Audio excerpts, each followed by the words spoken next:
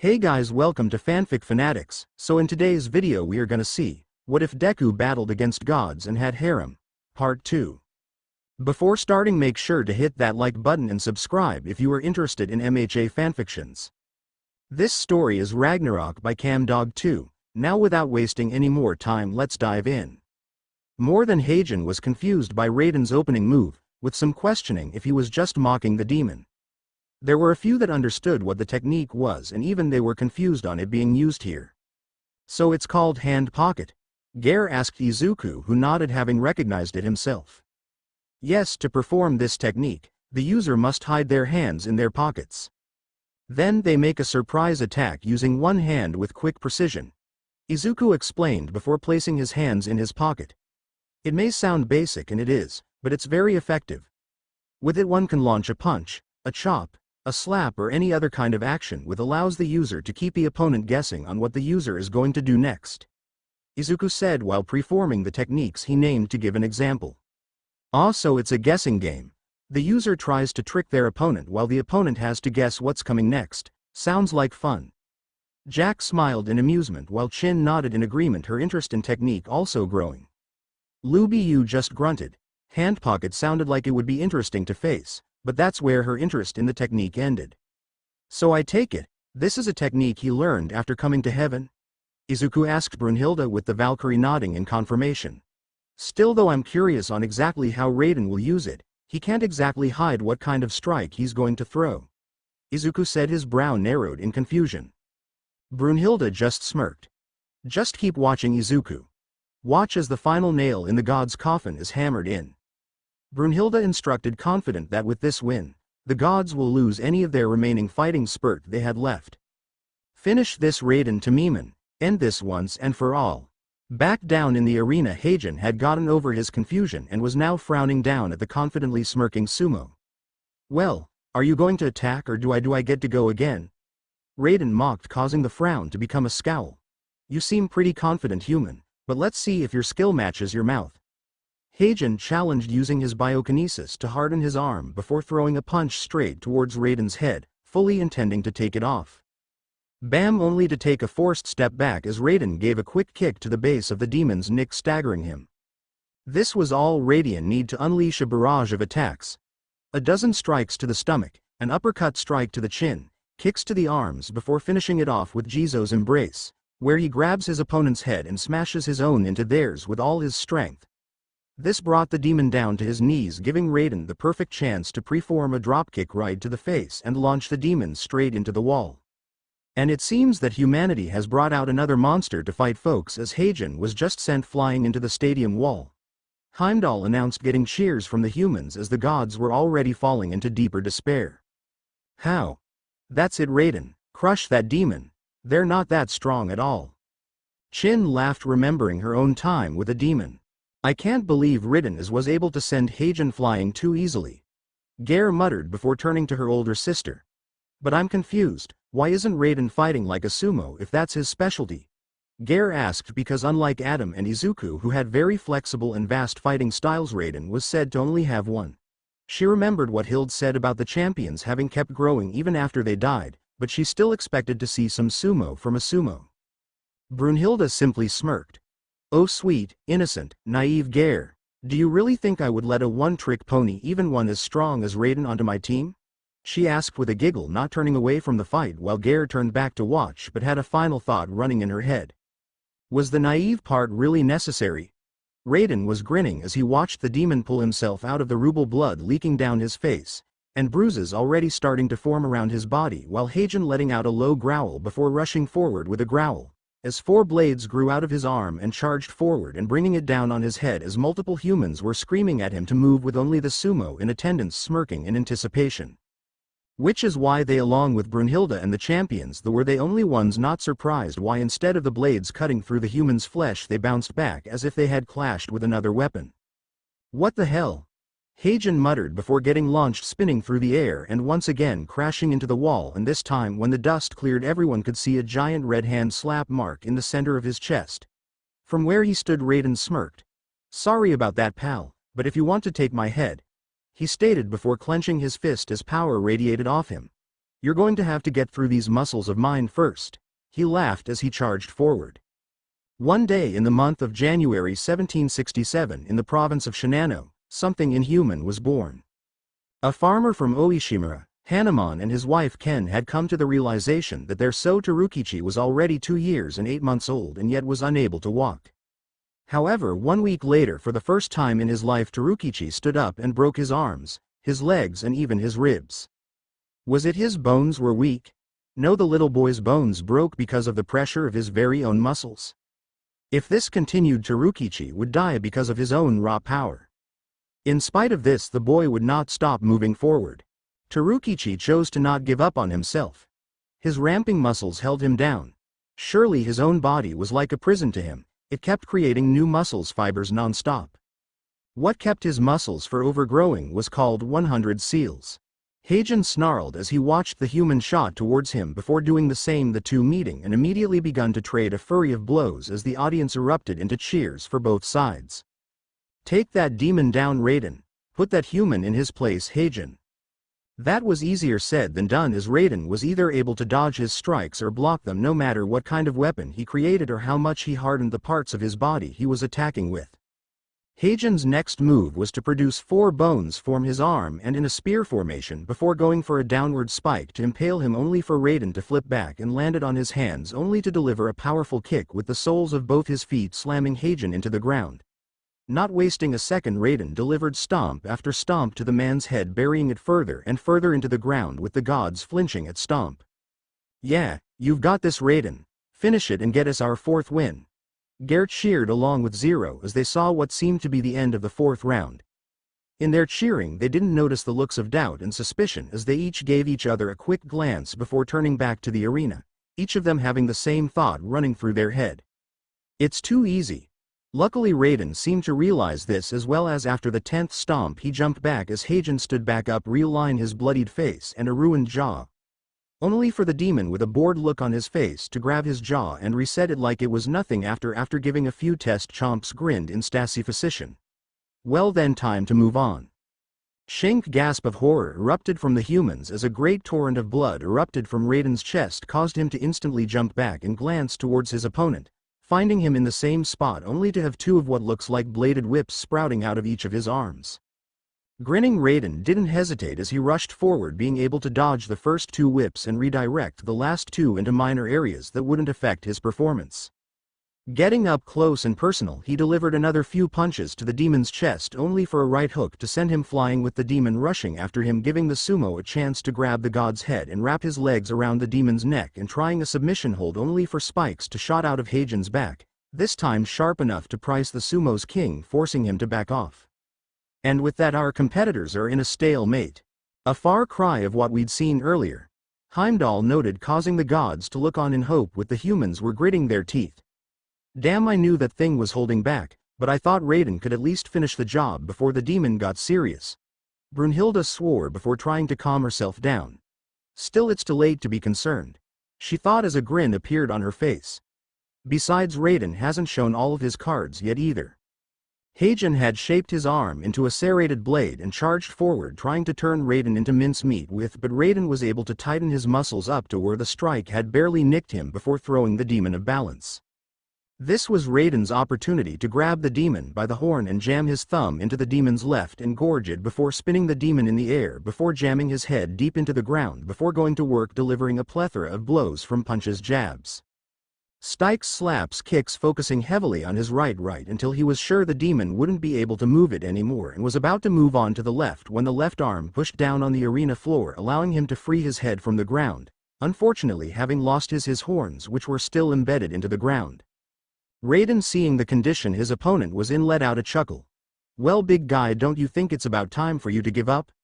I mean, your eye's gone. Horns in the rubble, and that arm of yours is looking pretty useless. Raiden said, pointing to the 3 points he mentioned. It was a good match, but maybe you should just walk away when you still can. Raiden suggested Heijin while looking down at his arm before letting out a tired sigh.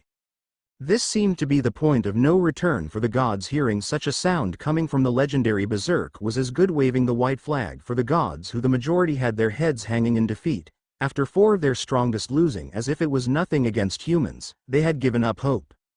Heimdall agreed that Heijen was about to give up and was merely looking towards the demon and waiting for the words of defeat to leave his mouth so he could call the match. And the demon did open his mouth, but what left his mouth wasn't an admittance of defeat. It would seem you along with everyone here seems to be under the impression that I was on the same level as the rest of these lowly gods. Heijen rumbled, getting more than a few scowls and insults hurtled at him. Said gods. For instance, where one would see a crippling injury. Here he grabbed his useless right arm. I see an opportunity. He finished before pulling hard on the limb and before the eyes of human and god alike tore it clean off, leaving blood shooting out of it. The audience went crazy, with many parents covering their children's eyes, but many were just watching in shock as after dropping the torn off limb and with a single tap to the danged shoulder the blood immediately stopped with the wound closing. What the hell is that lunatic doing? Halak demanded, recoiling in disgust along with Alvider, Zero and Gare, who all screamed in terror. Brunhilde? Izuku asked, getting a shake of the head from his partner who had a troubled look on her face. I don't know what he's up to. I've never researched the demon realm or its people. I had never thought of that the gods would allow one to participate in Ragnarok. Brunhilde muttered. Oh, that was my doing. Beelzebub admitted without shame, even as everyone turned to look at her. I thought it'd be best to throw another demon in the roster. The sin of gluttony told the group, whose looks only got worse. What, just because I was forced into this tournament doesn't mean I'm not going to do everything as flawlessly as possible. Beelzebub told the group, continuing on with the lie she told Izuku when in reality she merely wanted more research information on the legendary Berserker. And in a shocking display, Heijen has ripped off his own arm. What could he possibly be thinking?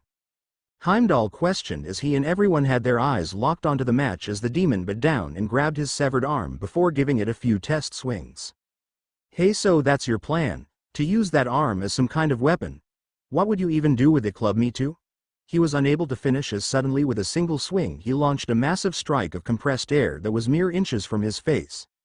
The strike continued on until it hit the wall, leaving a deep cut into the arena floor, and when he looked back he was shocked to see that the hand and arm had become a blade with a hilt growing out of the arm which he was now holding on to. So that was his plan. Izuku thought with a scowl as he observed the sword. Now he has a ranged weapon. Shin muttered before to Lu Bu, who nodded. Yeah, you and Izuku would be fine out there being able to match him, whether it be close or long range. But for people like Raiden, it's going to be tricky. The demon doesn't have to get close anymore. Lu Bu continued with a scowl. He can fire those compressed air slashes all he wants while staying out of Raiden's range. China's greatest warrior growled out. Meaning that Raiden will have to chase him down while also dodging and making sure he doesn't misstep. Plus I'm sure that sword has more than a few tricks. She fished, with Chin nodding. Damn it, damn it, damn it. Raiden thought as he jumped around frantically trying to dodge the barrage of flying slashes that he was being assaulted with. However, Raiden on pure instinct suddenly spun around and risked up his arms before using Mountain Recess, where Raiden puts up a wall of flesh by focusing his muscles into both of his arms as a way of defending himself. It didn't much, however, as Heijen, now holding a spear, pierced through the man's arms and allowing Heijen to land a brutal kick to Sumo's stomach, launching him air before morphing his weapon back into a sword and laughing to air slashes that hit, causing blood to flow from his chest as his injuries formed an X formation. The Sumo Barley had time to land before Heijen was on him again, this time welding a lance and let loose a barrage, but this time Raiden was ready and matched the barrage with a palm thrust that, thanks to his hardened muscles, was able to match. Finally Raiden saw an opportunity. He saw a moment where he extended his attack a bit too much, allowing him to grab his hilt with one hand and slam a fist into the left side of the demon's face, which was followed up with a barrage of jabs before having to back away to avoid the now knife from slitting his throat. Crouching down, Raiden leapt high into the air before straightening up and plummeting towards the arena and Heijen like a missile. What's he thinking? Buddha muttered as he used his pure enlightenment 8th consciousness to see just what the sumo had planned, and when he saw what Raiden had in mind he couldn't help but grin. Buddha? Zero asked, seeing the look. Just keep on watching, little buddy, was all he said before going back to the match. Heijen watched his foe get closer and closer, and the sumo could reach his target. His leg was grabbed by the demon and startled, spying around in the air, intending to build up enough velocity before slamming him into the ring and causing to splatter. However, that was put on hold when Raiden's free leg slammed into the demon's head. The surprise attack caught the demon off guard and was powerful enough to cause Heijen to loosen his grip, allowing the sumo to get free, and using the built-up velocity he slammed both his fist down onto the demon's head with such force that the arena struck as the demon collapsed. Raiden was on top of him in a second, unleashing a powerful stream of punches to the face. Heimdall was moments away from calling the match when a purple glow suddenly came from the demon, and a second later Raiden jumped back. And just when it seemed that Raiden once more had victory in the grasp of his hands, he suddenly retreated. What could have caused this? Heimdall questioned with Raiden T's king. Isn't obvious? He asked while pointing towards the demon, and with Heimdall looking over, his mouth dropped in shock.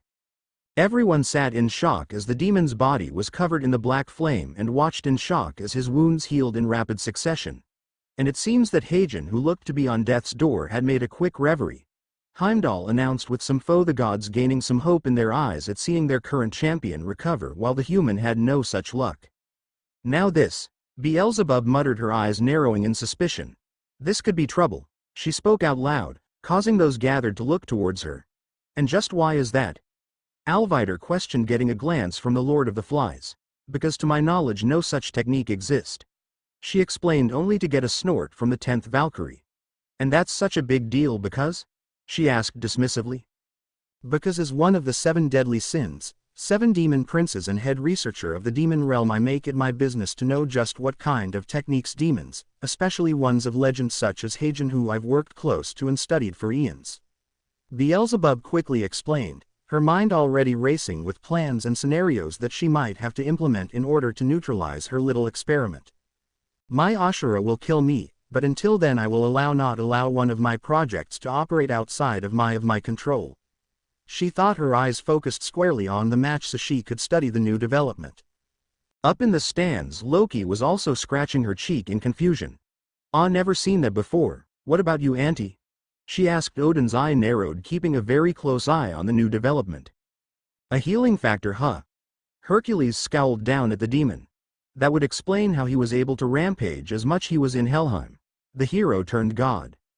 Raiden meanwhile was cautious as he observed the flames that now surrounded the demons. Black flames, huh?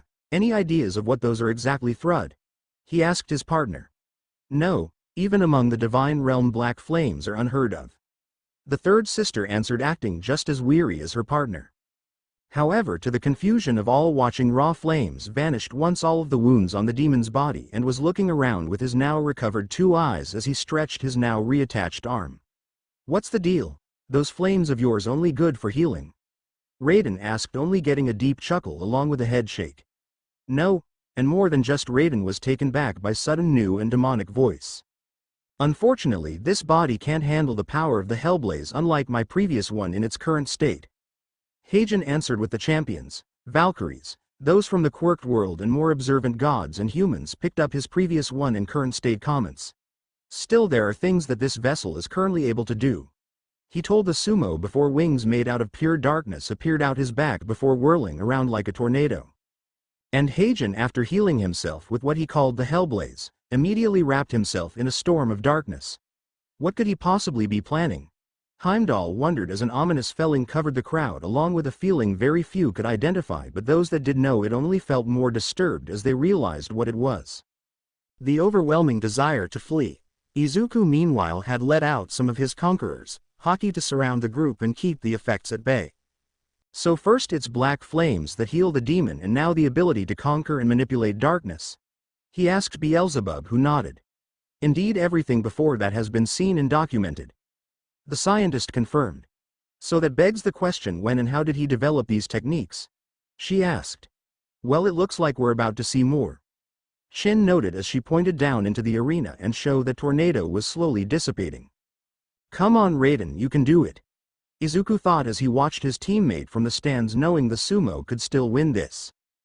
Down in the arena, Raiden had gotten back into his fighting stance as he watched the darkness slowly dispel. I will admit I never understood why my son would use a technique like this, when instead of just relying on his absolute full power. Heijen spoke as the darkness finally faded, allowing himself to be seen. Until now, that is. What the hell? Raiden muttered as he looked over the demon's new fashion choice, which Heijen noticed and smirked at. Like it? I believe my son called it his assault mode.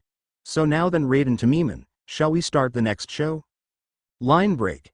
There it is, the signal.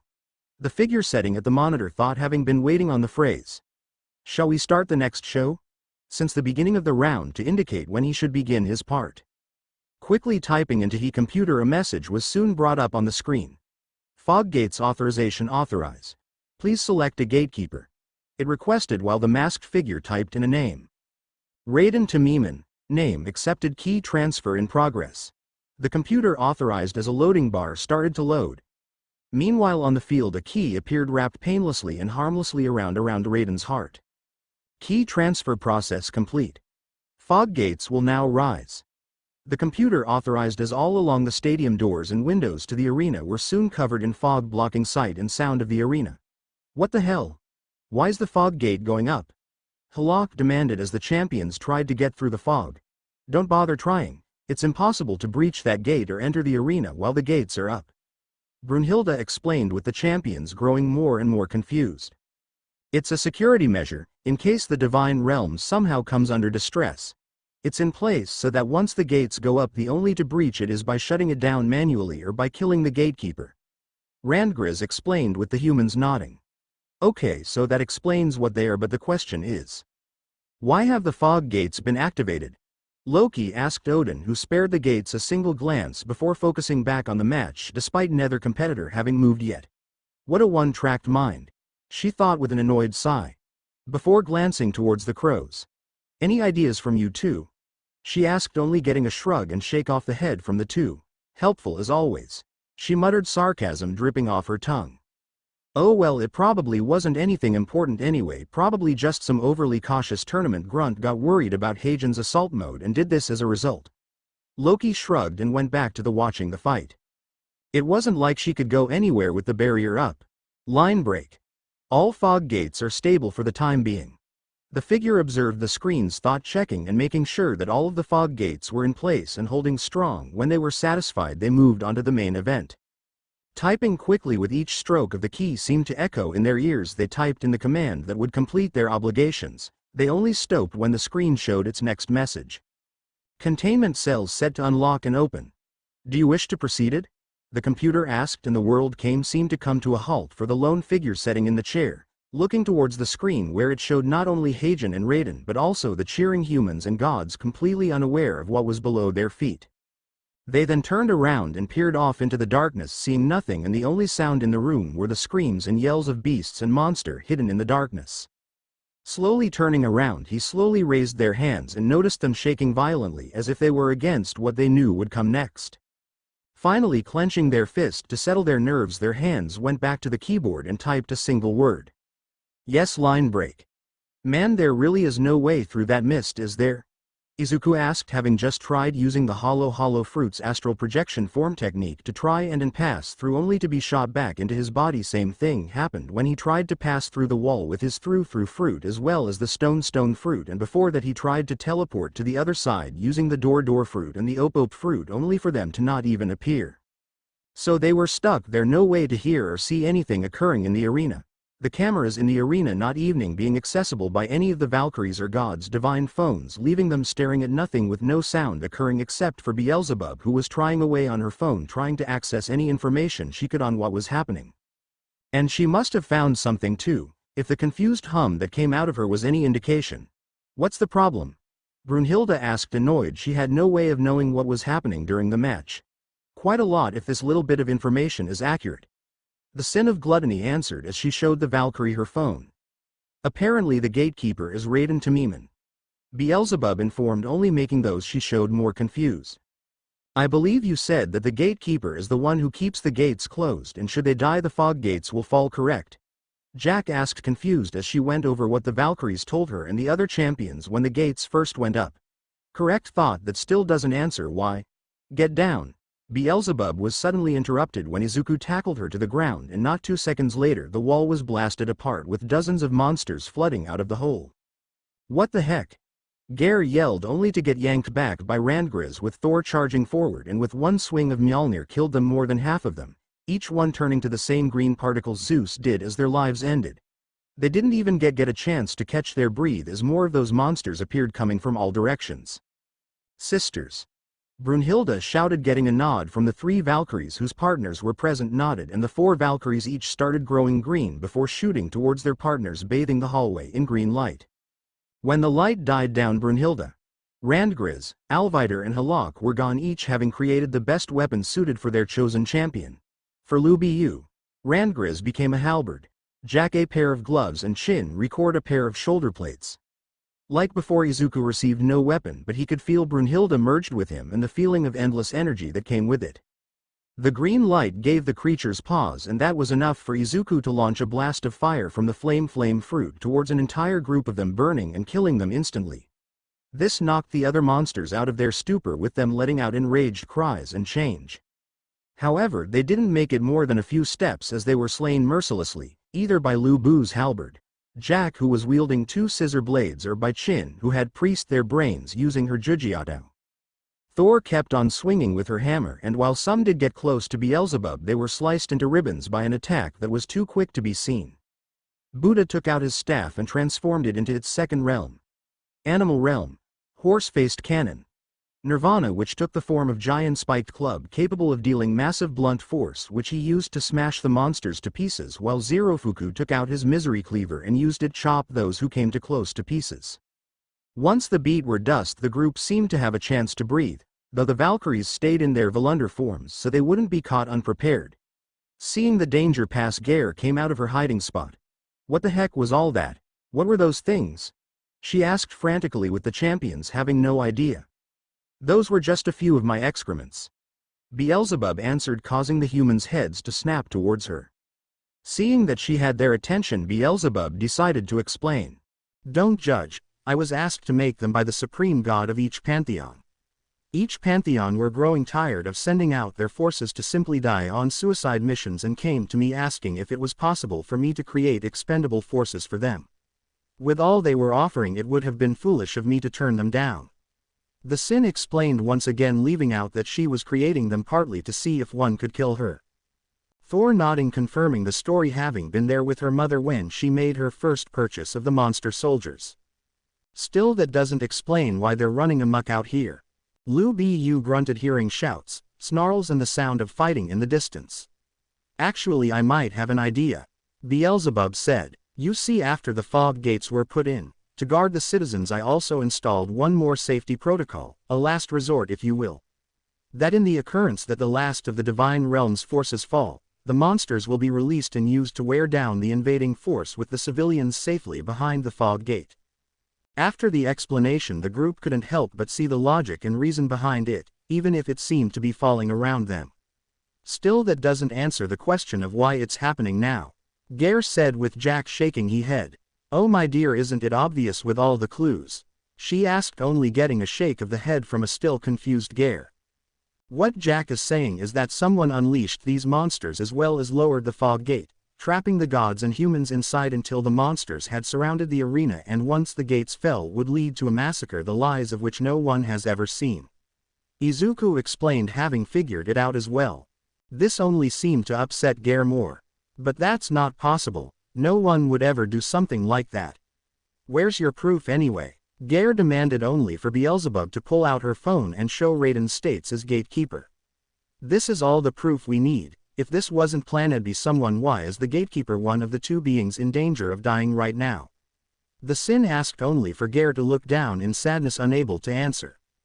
She, however, messed the narrowed eyes of the champions and 2 goddesses. They held a silent conversation over just who could have done it. But they didn't have any more time, as more monsters ran around the corner, only for Izuku to fry them with lighting. Damn it, there's no end to them.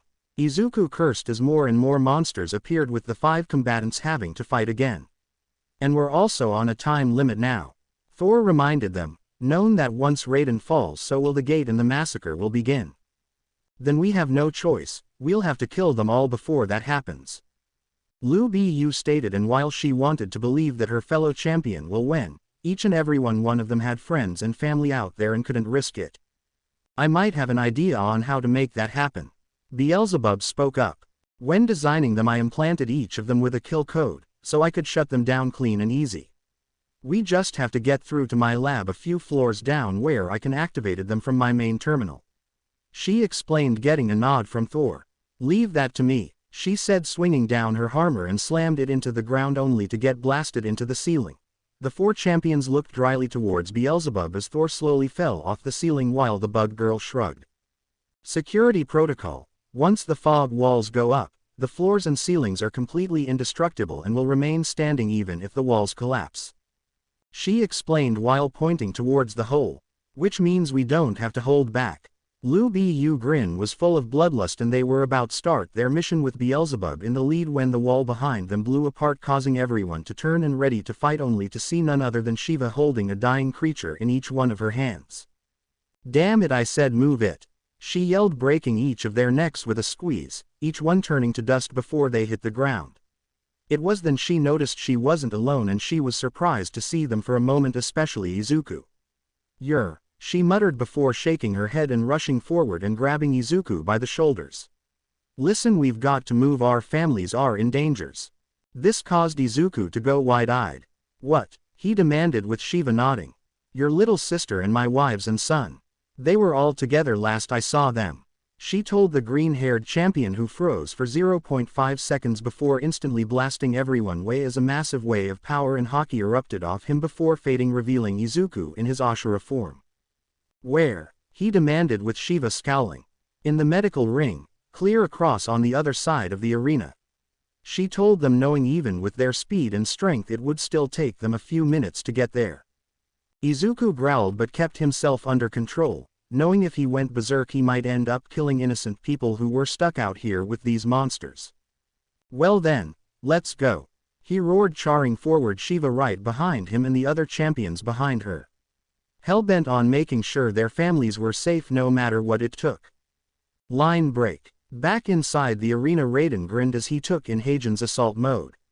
Well, looks like you're finally going all out. Raiden challenged. Well then, he said, slapping his chest and grabbing some of his skin. I'll do the same, he declared as power coursed through his body. Everyone in the arena watched from fascination to horror as Raiden seemed to grow bigger and bigger as he struggled under the weight of his own muscles. Thrud, he called, and not a second later wristbands appeared on his knees, ankles, wrist and elbows. Slowly he began to shrink back down, and when he was done he actually looked smaller than when he started. Around the stadium everyone was confused while the humans were worried. Was this what you were hoping to achieve by that little stunt? Heijin asked, sounding more amused than confused. Raiden silently raised his fist, reeled it back and punched. Boom. It was a blink and you miss it moment. 1 second Raiden was about to throw his punch and the next a sonic boom echoed throughout the arena, forcing everyone to cover their ears and brace themselves from the air pressure as everyone snuggled to see what was happening. When they could see again, jaws dropped in disbelief as in front of Raiden, whose fist was extended outwards, was now a deep trench that led to the stadium walls that now had a demon-shaped hole in it with Heijin nowhere in sight. Raiden, seeing the results, merely smirked. Oh yeah, I'd say I achieved it. Hearing that, humanity immediately cheering for Raiden, once again seeing him launch the god across the arena without even touching him. And it seems Raiden isn't out of tricks just yet, for after a bizarre display he was able to send the legendary berserker flying with just the air pressure from his fist. Heimdall announced, only fueling humanity's cheering. Well, isn't that a familiar sight? How does it feel to be the one watching it instead of performing it? Gran Torino asked All Might, who merely scratched the back of his head sheepishly, an embarrassed smile on his face. Kind of refreshing if I'm being honest. All Might admitted while looking towards the arena. Plus it gives me hope. He added, getting a small chuckle from the old pro before noticing his student momentarily frown as he glanced to the entryways and the fog surrounding them. Forget about it for now. There's nothing that can be done about right now. Gran Torino reminded the former symbol of peace, who gave a reluctant nod. Right after the gates went up, several pros and students went to check out the gates only to discover that nothing could pass through them, and despite some protest decided against trying to use force. Like I said, forget about it for now, Torino said dismissively as he turned back to the match. For all we know, the kid is working with those Valkyries to getting those blasted things down, or they're up to prevent any more destruction from leaking out, we just don't know. He ended with a shrug. And All Might reluctantly agreed, not seeing anything else he could do but sit and watch the match, hoping that the situation would resolve itself without issue. All over the statism, humans and gods alike attention were divided between watching the match and staring nervously at the fog, most having noticed it by now, and both sides grew nervous. The humans because they had not idea what the fog was, and the gods because they knew what the fog represented. Only two, however, had their eyes focused squarely on the match and knew the importance of what Raiden had just done. Hanuman and Ken Seki watched on with proud and happy smiles on their faces as their son was finally able to release and use 100% of his power for the first time since he was born. "You can do it, son. Show that God who the strongest really is." Hanuman cheered his son on, not a doubt in his mind that he was about to win. "Show everyone what you can really do," Seki added on. And although their cheers should have been lost in the crowd, he still tuned and with a grin shot them a thumbs up, one they instantly returned before turning back right in time for Heijen to pull himself from the wall, smirking all the while. "Well, it does appear you still have some tricks left," he acknowledged as darkness grew on his arms and legs. "Very well then, let's begin again, shall we?" With that, Heijen shot forward, his clawed hand being enhanced by the darkness only to be met with a series of rapid-fire jabs before Raiden slammed a fist into the demon's chest, taking a series of shadow stabs to the chest from the claws on his feet. The two moved back slightly before going at it again, with Raiden slamming his fist into the demon's cheek only to get slashed across the face in return. Heijen gave a chop to the sumo's shoulder only to take a kick straight to the groin, causing the demon to hunch over. This gave Raiden a chance to raise his fist high into the air before slamming them down on the demon's back before starting to run down a series of kicks on the demon's back, all attempting to break the demon's back only to jump back as three guillotine blades sprouted out of Heijen's back, with Raiden stopping just short of having his foot taken off.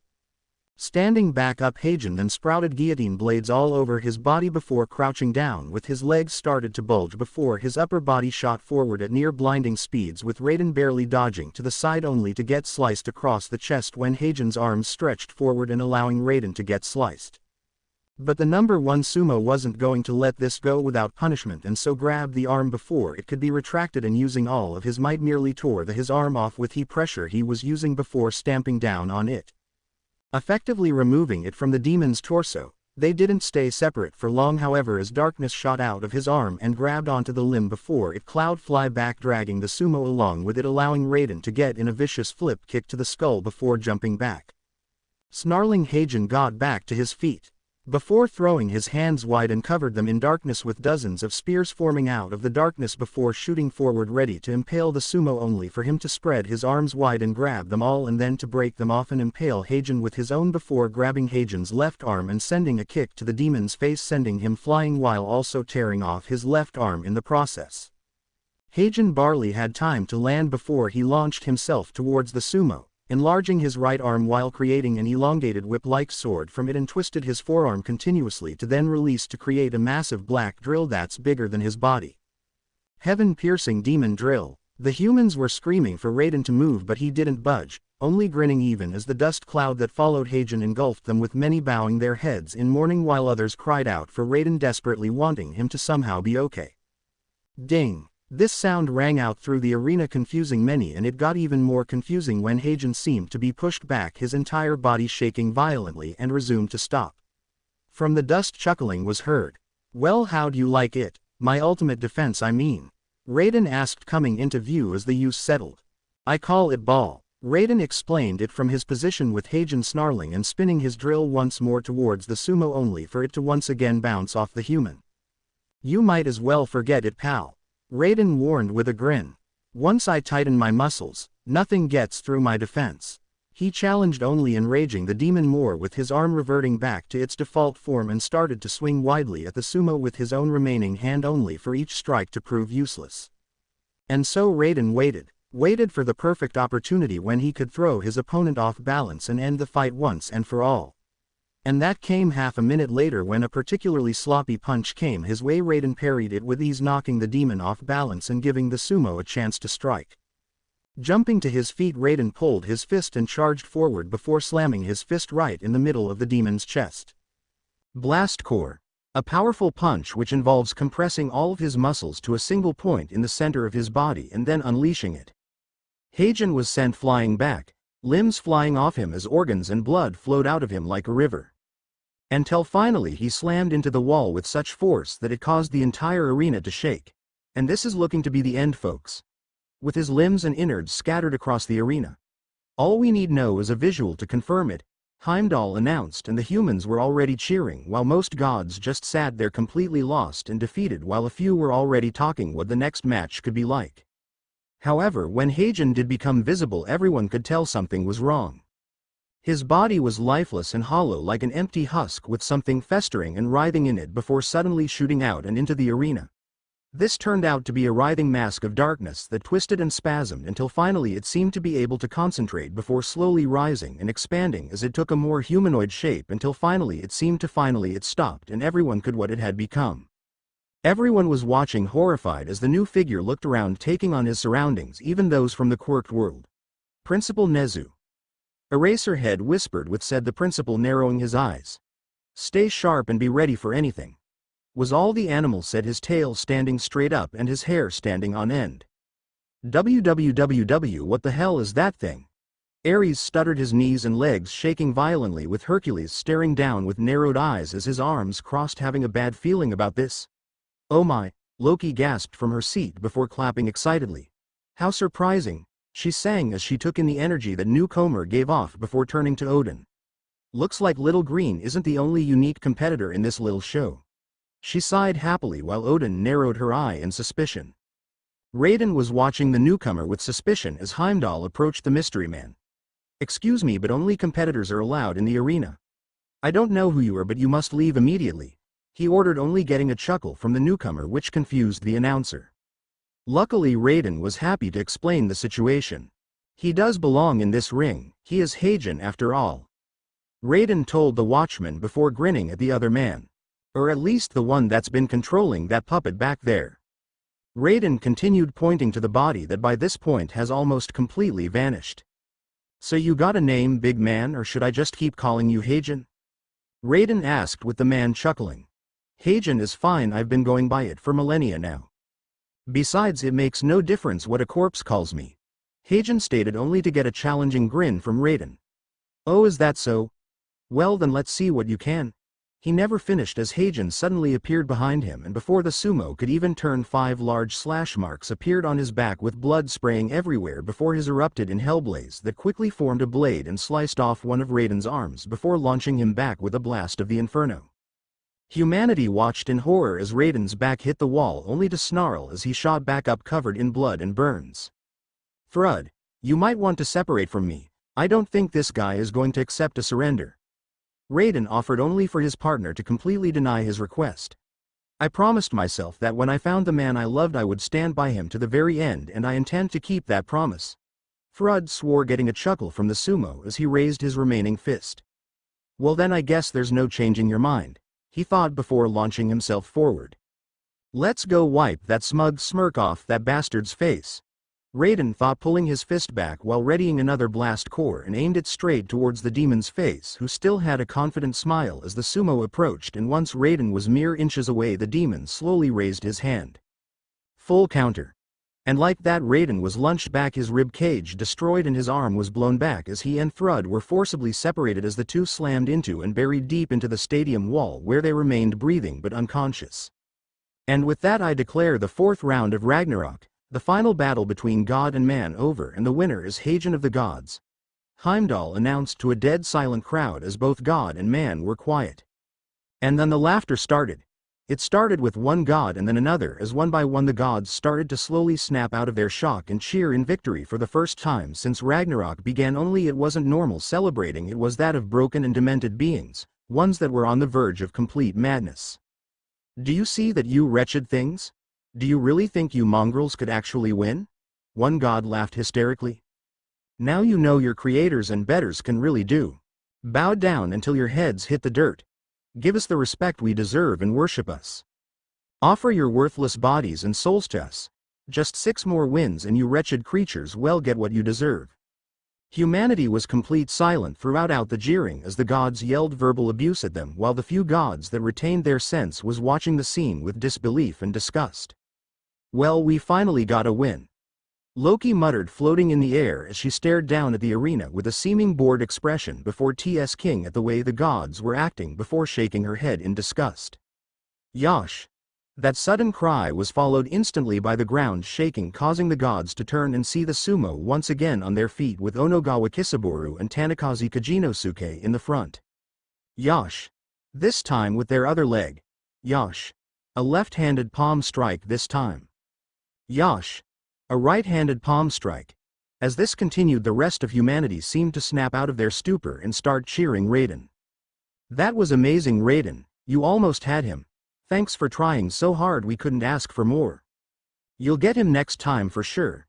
As some of humanity were cheering for the uncurious Raiden, some in turn glared at the jeering gods. Don't think you've beaten us just because of this one match, it was just a bad matchup. Yeah, we're still up 3-1. Izuku, Adam and the rest of human champions well beat him and the rest of your chosen gods, just you wait. If the gods thought this one victory would destroy humanity's spurt, then they were very much mistaken, having underestimated just how strong the will of humanity truly was. Crap! Mirko cursed as she threw her head back. I was sure the sumo had that demon for a second there, she complained as she looked towards the sky. Yeah, it sucks, but there's not much you can do now but move on and hope they can get back to winning during the next match. Hawks said, his eyes already drifting towards the counter, and was just waiting for Heimdall's go-ahead to spin. Wait a minute. Endeavor spoke up as he narrowed his eyes at the field. Look towards the field. He instructed, causing the pros and students to do so. Mirko also did this lazily at first, but then her eyes widened at seeing what was happening before they narrowed dangerously. Oh hell no. More and more of the audience were back to watching the stadium and watched as Heijen approached the downed champion and Valkyrie and hoist them up by their necks. Hey, now the match is over. You can stop. Heimdall tried to intervene only to wilt back from the glare he was given from the demon. There are no rules against this, correct? He asked, getting a shake of the head. No, then I will continue on. He answered before turning to the gods. 3 times the gods have humiliated and bested by these low-life worms, and finally we managed to say things straight and earn a victory. However, I don't belie that's enough. He roared before raising his captives up high. So what say we make them pay with the lives of these 2 heretics? Heijen questioned, and for a moment even the gods were stunned by the proposal, while the humans were too terrified to move except for a particular group who one by one slowly stood up and started making their way to the stairs. The gods' silence, however, when there was a cry of, "Yeah, do it," a male god roared, a mad look in his eyes and matching smile. "Make them pay for humiliating us," he continued, which spurred on others. He's right, they need to be punished for thinking they can defy us. Death to the heretics. A second one shouted, and soon they all took up the chant. Death to the heretics. Death to the heretics. Death to the heretics. Death to the heretics. Death to the heretics. Death to the heretics. As the chant was going on, Heijen smirked. Well, that answers that, he said, gripping the necks of the 2 even tighter. Won the count of 3 then. He laughed, getting cheers from the gods and screams of horror from the humans. No, wait, don't do it. Hanamon screamed out in horror while Seiki buried her face in her head, not wanting to see the death of her son. Neither noticed as several people passed them by as they moved closer to the arena. One, yeah, showed those pathetic creature what a god truly is. A dragon-looking god laughed as he and the rest were eager to see a human finally die like they were supposed to. 2.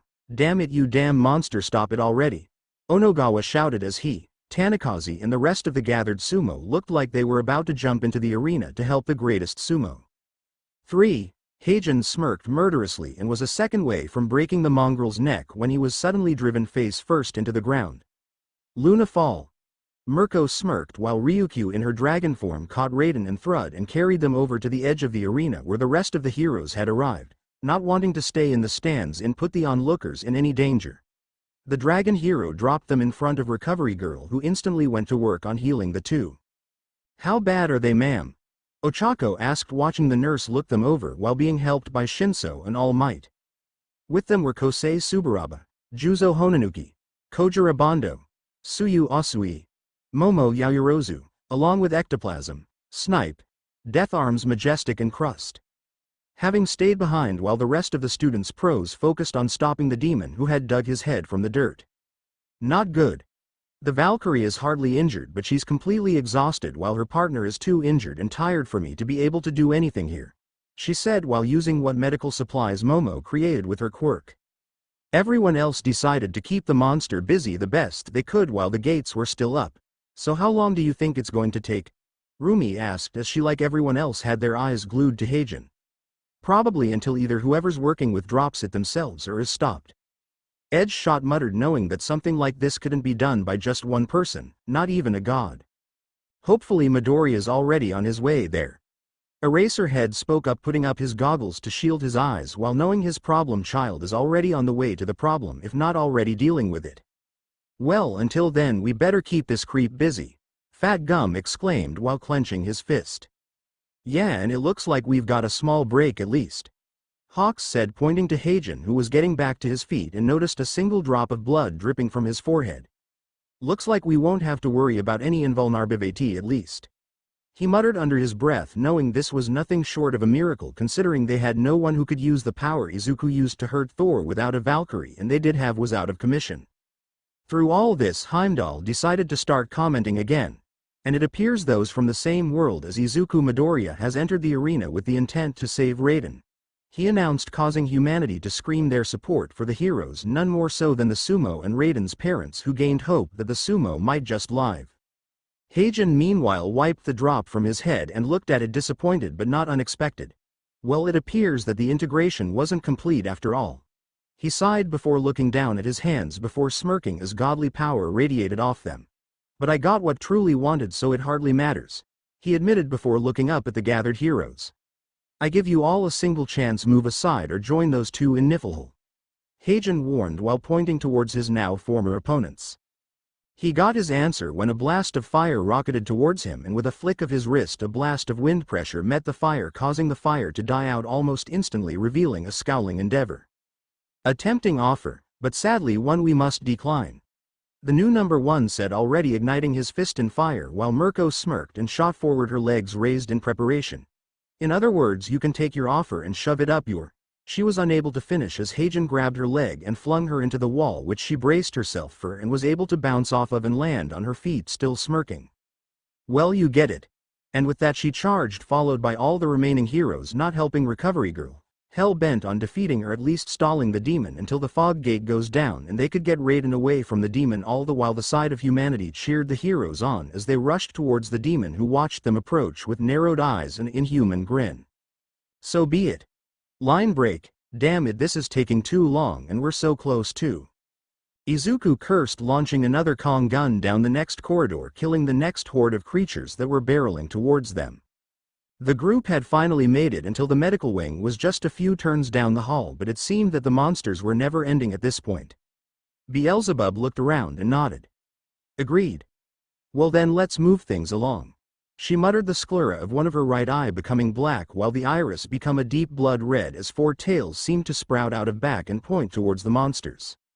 Slowly she raised her hand and cracked a single finger, causing the four tails to fly off her and turn into cyclones of death that barreled in four different directions that turned any monster they came into contact with into mincemeat. "Well, at least I know what defended her earlier," Izuku thought, recalling what happened to the monster that first approached her. "As expected from the mother of all ghouls," Brunhilde muttered in Izuku's head, sounding troubled just by the sight, before Izuku turned back, turning his hand into a shotgun and started blasting the monsters down one after another. However, a commotion from the left drew all their attention as someone seemed to be cutting the monsters down at a rapid pace, and over that they could hear a shout of, "Gare! Gare! Hey Gare, you're there, right?" A young man's voice called out, getting wide eyes as the last of the monsters separating her and the source were killed, revealing three newcomers. Soji Okita, 1st Shinsengumi Unit Captain. Kojiro Sasaki, history's greatest loser. Isami Kondo, commander of the Shinsengumi. Soji's face upon seeing Gare lit up as he waved widely. "There, your partner. Where have you been when I needed you?" he demanded, only for Kojiro to speak up. "Never mind that now. Lady Gare, please perform Volunder with Sir Okita," he requested while predicting the monsters' moves before slicing them down. Hearing this, Gare frantically nodded her head. "All right," she exclaimed before rushing towards the first unit captain, who grinned seeing this, which only got bigger as he noticed the Valkyrie's body start to glow green. "Volunder. The exclaimed as one before exploding in a burst of green light, and once the light died down, Soji was alone, and where Gare once was now a katana that could only be her. Perfect. He thought, a mad grin on his face, which only got worse when he looked towards a group of advancing monsters hungrily. Not being able to hold it in any longer, Soji shot towards the monsters, taking a deep breath as he did so. First form. Water surface slash. Soji thought, slicing dozens with a single swing before pivoting and performing the move again before reacting it once more, cutting down close to 50 monsters in under 10 seconds. Whoa. Izuku thought, momentarily distracted with Brunhilde smirking in his mindscape. That is Gare's powers to turn emotion and personality into the elements themselves. She explained, getting a whistle from Izuku.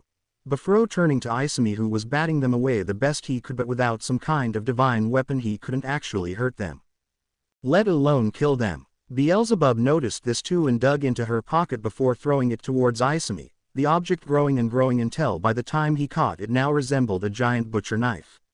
That should prove more useful. The Lord of the Flies promised, an armored blade growing on her shoulder and over his arm and hand, allowing her to slice another 5 into pieces. The man gave it a few test swings, each one taking out multiple monsters at once. With that battle continued, with the group making ground little by little, each wanting to unleash their stronger attacks but unwilling to risk it in such a narrowed space while in a group. Finally they made the final turn and saw the medical wing, with thankfully the door seemingly sealed shut. Unfortunately, the entire hallway was filled with monsters who were trying to smash down the door and force their way in. Izuku was about to blast them apart with an earthquake. Shiva stepped in front of him. Enough of this, she growled before raising 2 fingers and started moving carefully and gracefully, with lighting appearing on her fingers as she did so, before ending the move by pointing it at the group of monsters, blasting through them and reducing them all to green dust. Their way's clear, now let us move. Shiva rushing forward, not noticing Izuku's quick look as he raced after her.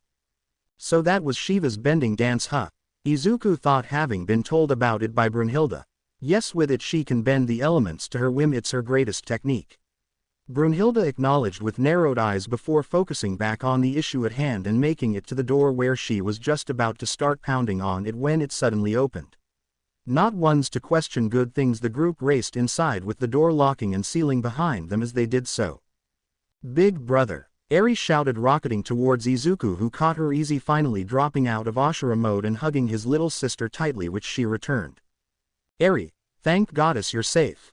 Izuku cried before checking her over for injuries.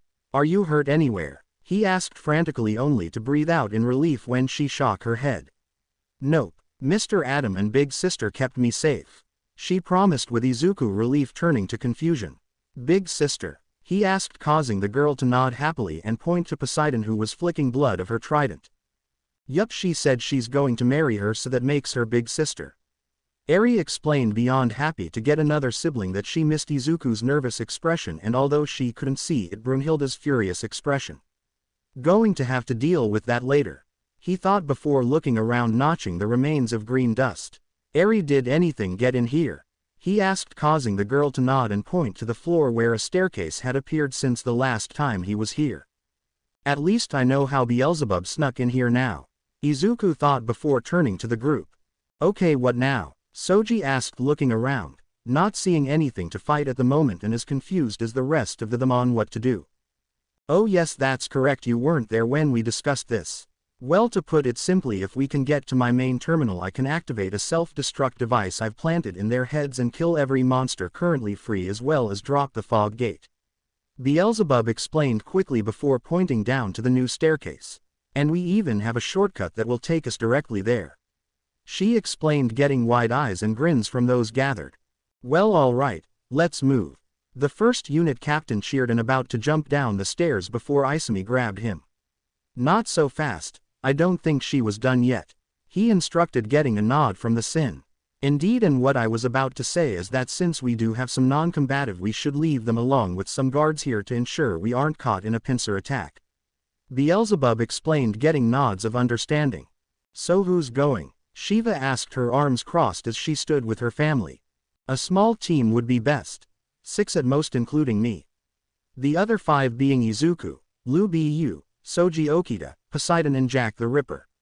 Beelzebub getting some wide eyes from the humans, having never revealed who Jack was. Said serial killer hummed as she shook her head. As entertaining as that would be, I believe my talents would best serve here setting up surprises for any other monster that should come across this place. She suggested with the scientist nodding, seeing the logic behind it. Very well, though I do wish we would have someone of your talents with us. Now who to replace you with? Beelzebub muttered, looking over those gathered, and was about to make a choice when a voice spoke from the door. If that's the case, then perhaps I could lend my services.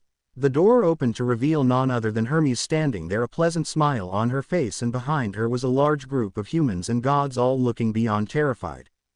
Hermes, what the hell are you doing here? Shiva asked, with Hermes now directing her smile towards her. Well, I was watching the match when the fog gates went up and then the monsters started attacking, and well, one thing led to another, and before I knew it I was leading this merry band to the medical wing, hoping to take refuge. She explained while watching the maids tend to the new arrivals. Regardless, your skill set will replace the Rippers quite well. Beelzebub nodding in agreement to the change before turning to Poseidon. What about you, sea tyrant? Are you able to fight? She asked, getting a nod from the sea goddess, who moved towards the group only to stop when Eri was looking between her and Izuku in concern. Kneeling down, Poseidon gently patted her head. Relax, Eri, your brother and I will be safe, and I promise you we'll both come back to you. The sea goddess spoke softly, as those from the Hindu pantheon was more stared on in shock. I will never get used to see that, Shiva muttered before noticing the six were making their way to the staircase. Well, might as well make ourselves useful as well. Come on, Thor, let's go protect the steampunk woman while she lays those traps of hers, Shiva said as the three left to prepare for any more surprises.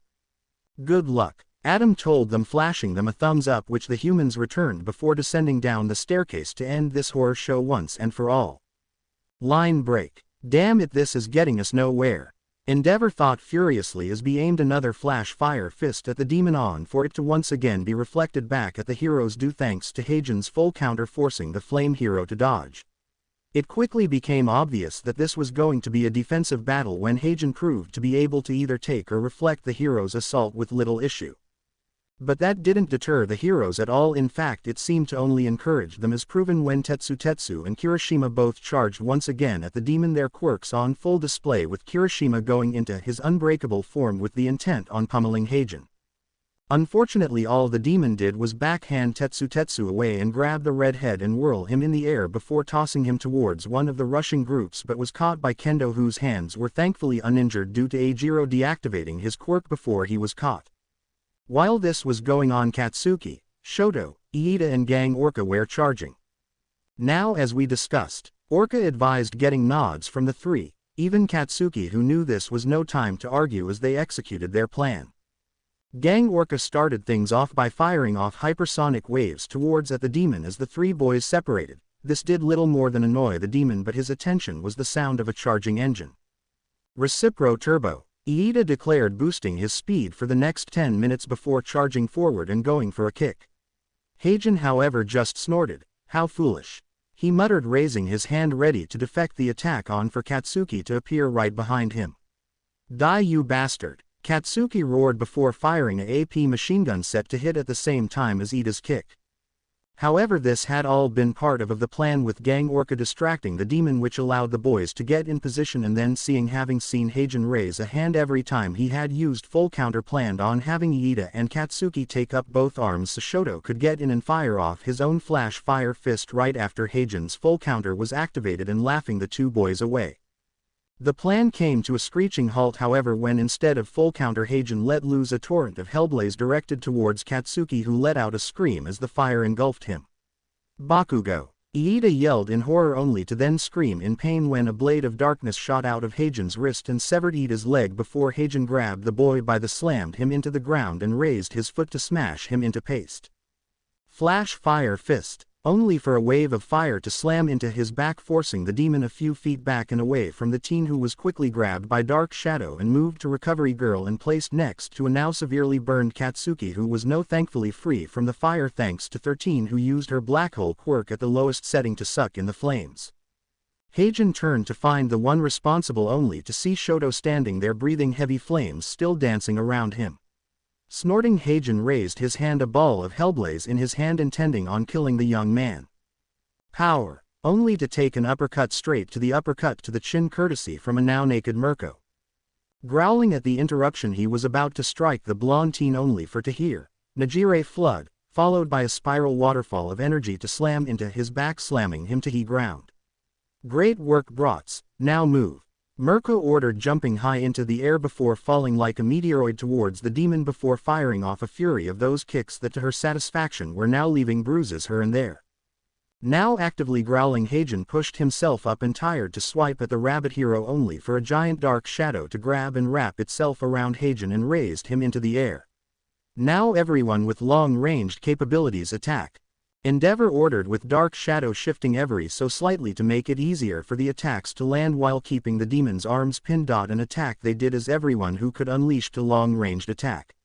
Endeavor with his fire, Hawks and his feathers, Kamui Woods with wooden spikes, Gang Orca blasting another hypersonic wave, Gunhead an endless barrage of bullets, Present Mike letting out a sonic scream, and Snipe firing off clip after clip of bullets towards the demon.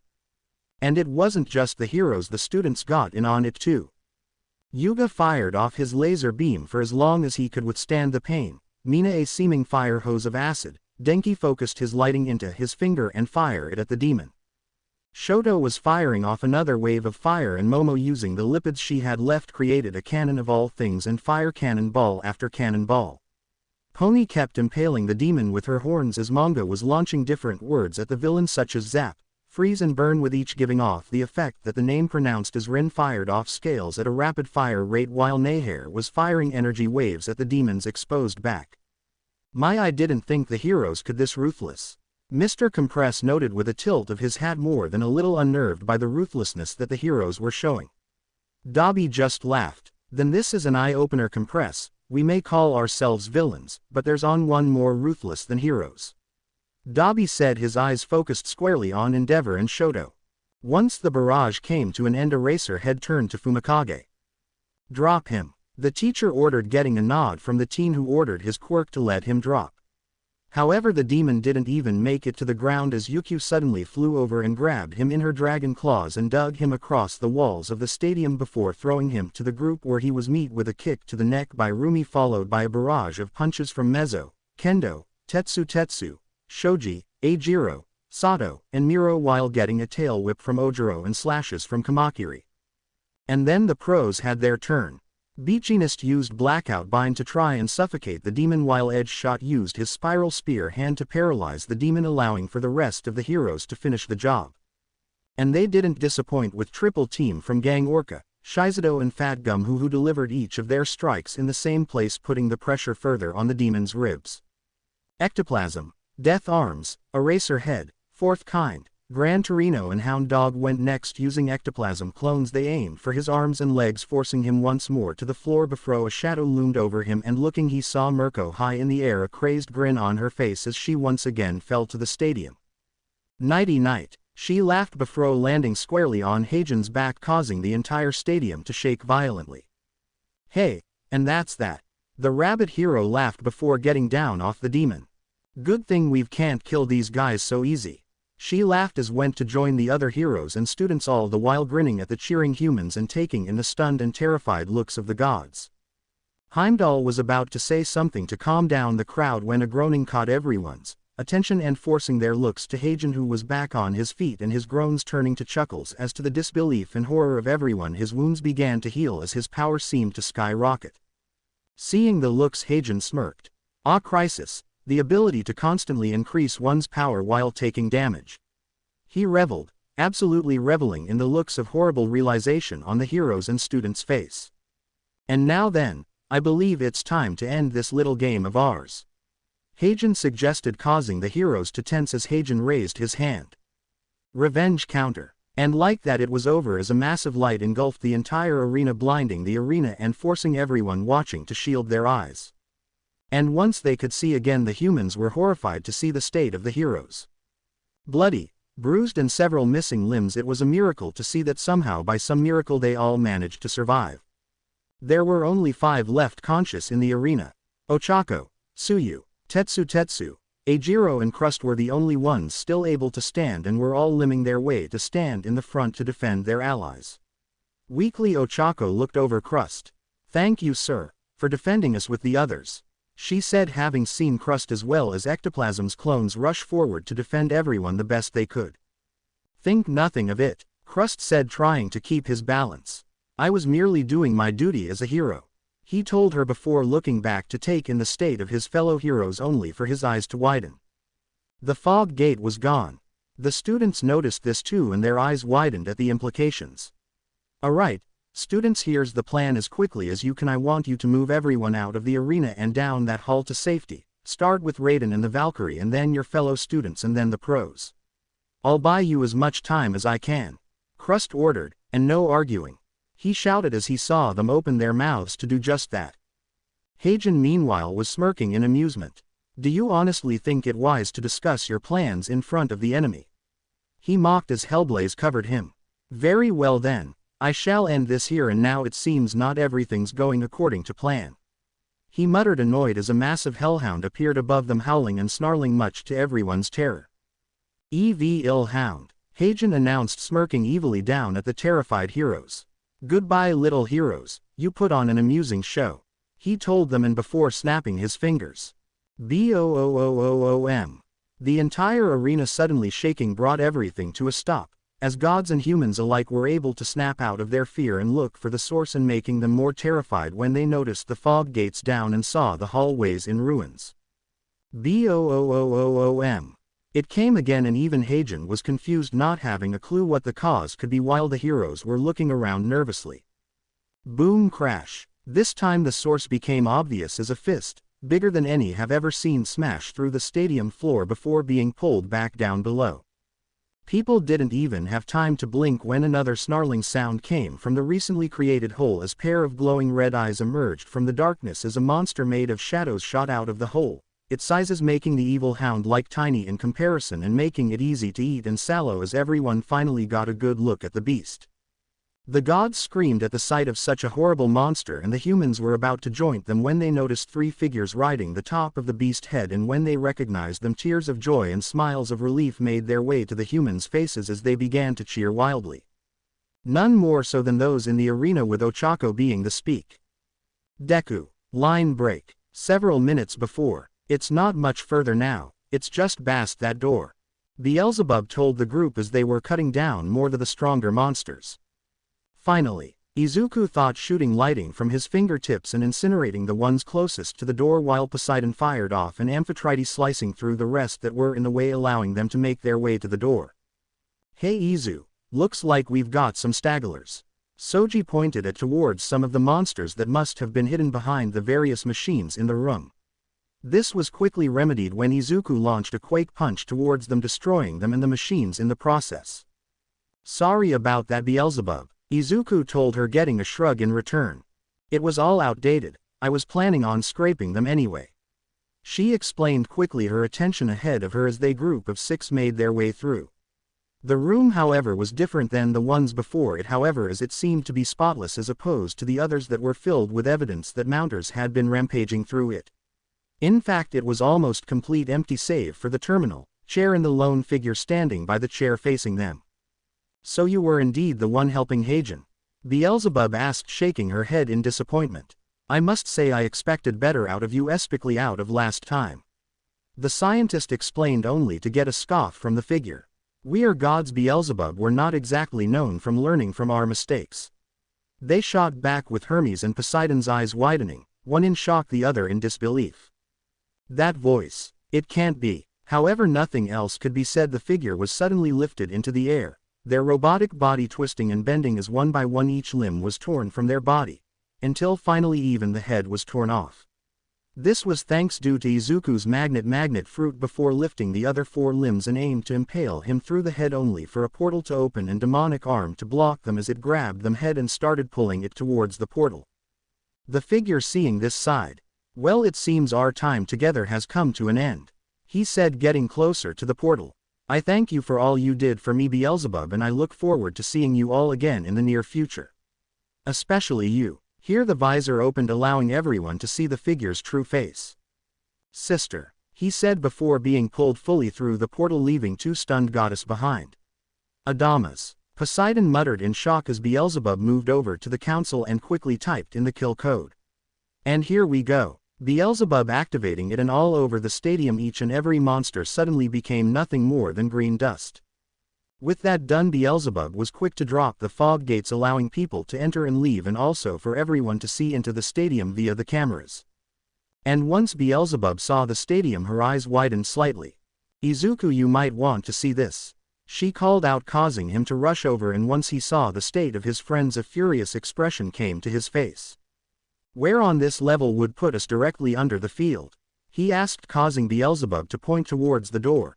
"3 rooms back that way," she answered, and Izuku was about to run off when Lu Bu suddenly grabbed his shoulder. "The gods can clean up here, me and Soji are going with you," she told him, getting a nod of agreement from Soji. Izuku nodded in return.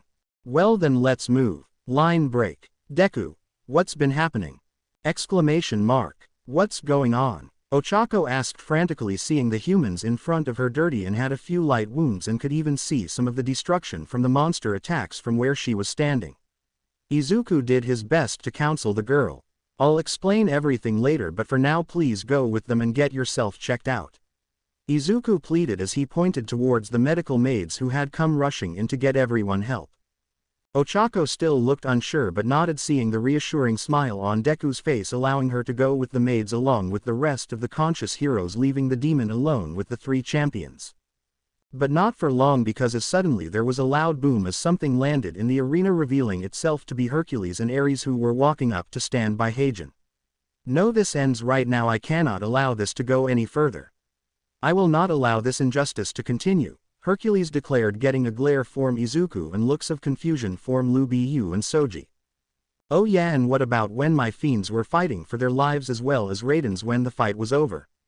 Izuku asked, having quickly figured out what had happened and wanting to know just how the big guy was going to bullshit his way out of his one. All Hercules did was cross his arms. "They had no Valkyries and thus no way to kill Heijen, so I didn't see any need to interfere on his behalf, but now that there are there of you, I had to step in," he explained, getting a vein to throb in Izuku's head at the bullshit he just heard. "I'm pretty sure he was talking. Why did you, who seems to love justice, didn't help the humans when Demon Boy was trying to murder our champion after the match was over?" Soji was more clear, only to get a look of understanding from the hero turned god. "Ah well, that's easy to explain. As a representative of the gods and a military man, it wouldn't do for me to stand in the way of my allies, even if it were doing something that goes against justice." Here he directed a glare towards the demon, only for his focus to go back Soji, who burst out laughing so hard he was in tears. "Ha ha ha ha ha ha ha ha ha ha ha ha ha ha ha ha ha ha ha. What a fucking idiot." The Frist unit captain laughed while ignoring the outraged feeling coming from Gare. "I mean, what kind of justice follower gives a shit about his representative?" He continued to laugh and was soon joined by Lu Bu. "Stop that at once. Hercules is the only one of you mortals that is truly worth anything," Ares declared, only getting a smirk Lu Bu, who managed to calm herself down. "And why the fuck should we? He's the enemy who's fight for the very beings that want to eradicate humanity." Lu Bu shot back, ignoring Hercules' bullshit denial about doing it to save humanity. "Yup, Lu Bu's right," Soji nodded. "We're all here to fight for our side, and it's clear where he stands," he explained before a grin came to his face. "Hey, here's an idea," he muttered before drawing his sword and pointing it at the 3 gathered gods. "It's have round 5 right here and right now, and make it a 3-on-3. And a point for every opponent you manage to down," Soji proposed, and Lu Bu smirked, drawing her halberd, completely on board with that idea. Izuku meanwhile said nothing but instantly went into Ashura form as he got ready to fight. "Oh, if you want to join your friends, then I shall be more than happy to oblige you." Heijen laughed while Hercules smirked as he called his club. "Yes, an epic battle between 2 teams of warriors, a true challenge," the reed head declared, with Ares trembling in fear, knowing he had no chance against Izuku nor against the other 2 if Adam and Shiva's fights were any indication. Luckily he didn't have to answer, as a powerful force slammed down onto the arena, facing only the god of war to his knees. "Enough," Odin rumbled, flying high in the air. "The match for round 5 has already been decided. she declared before turning to the spinner, which had indeed made a selection. It was a sword and shield, meaning killing was permitted, but what drew everyone's gaze was who was competing. Hercules versus Lu Bu. Suddenly the arena was filled with a huge uproar coming from none other than Lu Bu's army, cheering their liege on to victory already. With that settled, Odin turned to Heimdall. "We will take a few hours to rebuild and gather what has happened, understand?" she asked the announcer, who nodded frantically, already rushing off to see to repairs. "Well, that's a shame. Come on, you two might as well as head to the recovery wing to check on everyone," Soji said, disappointed, with his hands behind his head as he headed for the medical wing with Izuku following. Lu Bu was about to do the same when Heracles called out to her. "Wait a minute, Lu Bu, this battle is not necessary," Hercules told her, and for a second she actually thought he might just forfeit and give her the win, thus pushing humanity closer to victory. That went out the window, however, with what he said next. "The gods are destined to win this battle, and the longer it goes on the angrier they're going to get, which will make it harder for me to connive them to spare the humans. So please forfeit the match now and connive the rest of the champions to do the same. I'm positive I can convince my fellow gods to spare you and the rest of the humans," Hercules pleased, truly believing humanity had no chance despite the current score towards Lu Bu, who remained silent as the rest of the arena until, after breathing out slowly, she asked a simple question. "Where do you want to die?" This question unnerved every god in Atenche, even Hercules, who took a step back. I don't understand." He tried to speak his mind but couldn't. Lu Bu, however, explained with her next statement. "The arenas for these matches can be whatever we request so long as both parties agree. I'm allowing you to choose the next arena and thus the place you're going to die, so choose wisely." With that, Lu Bu turned and left the arena, leaving behind the gods standing there, all confidence from their win, leaving them scared and concerned for their hero. Line break. My, now that was indeed entertaining as I thought it would be." A childish voice laughed as they, along with a small group, sat deep in the demon realm. Adama's head in the center. "Indeed, and it proved just as beneficial to my research as I thought it would, though this little contest has already shown the situation is much worse than I previous beloved." A second voice spoke in a monotone voice, the sound of scratching heard by all. "Enough." Adama suddenly spoke up from the center. "I have upheld my end of our deal, so now you uphold yours," he demanded, getting a dark chuckle in return as Heian appeared from a portal. "Indeed, a deal's a deal," he laughed, picking up the god's head and headed deeper into the realm, followed by the rest. "Now then, our part is done for now, so let us sit back and enjoy the show." Line break. "Oh my, is that what happened? Seems like I missed a real party," Loki said, having gathered in a private room with Thor, Hermes, Odin, Shiva, Aphrodite, Poseidon, Ares, Hercules, Buddha and Zero, with each that was active during the breach, telling what happened. "It's a tragedy, Loki. All those innocents dead and we were complete unaware for what was happening," Hercules said, looking close to crying. "Not like you could have done anything even if you did know," Loki thought dryly. "If I may, where is Beelzebub? This is her mess after all?" Aphrodite asked, her voice laced with annoyance at the ugly shape the arena was in. "Working to make sure this never happens again," Hermes answered, knowing Beelzebub was fast at work to make sure Adams and Heian couldn't do something like this again. "Now then, what shall we do about Adamas and Heian?" Ares asked, getting a scoff from Shiva. "Isn't it obvious we go hunt those two down and turn them into dust?" She snarled. "Not going to those that threatened her family live. There will be no punishment," Odin said, suddenly getting a pissed look from Shiva, which Odin returned while unleashing some of her power, causing Shiva to shudder at the distance and stand down. "Heian is still in Ragnarok and I will not allow something to interfere with one of our fighters," Odin ordered before turning to Poseidon.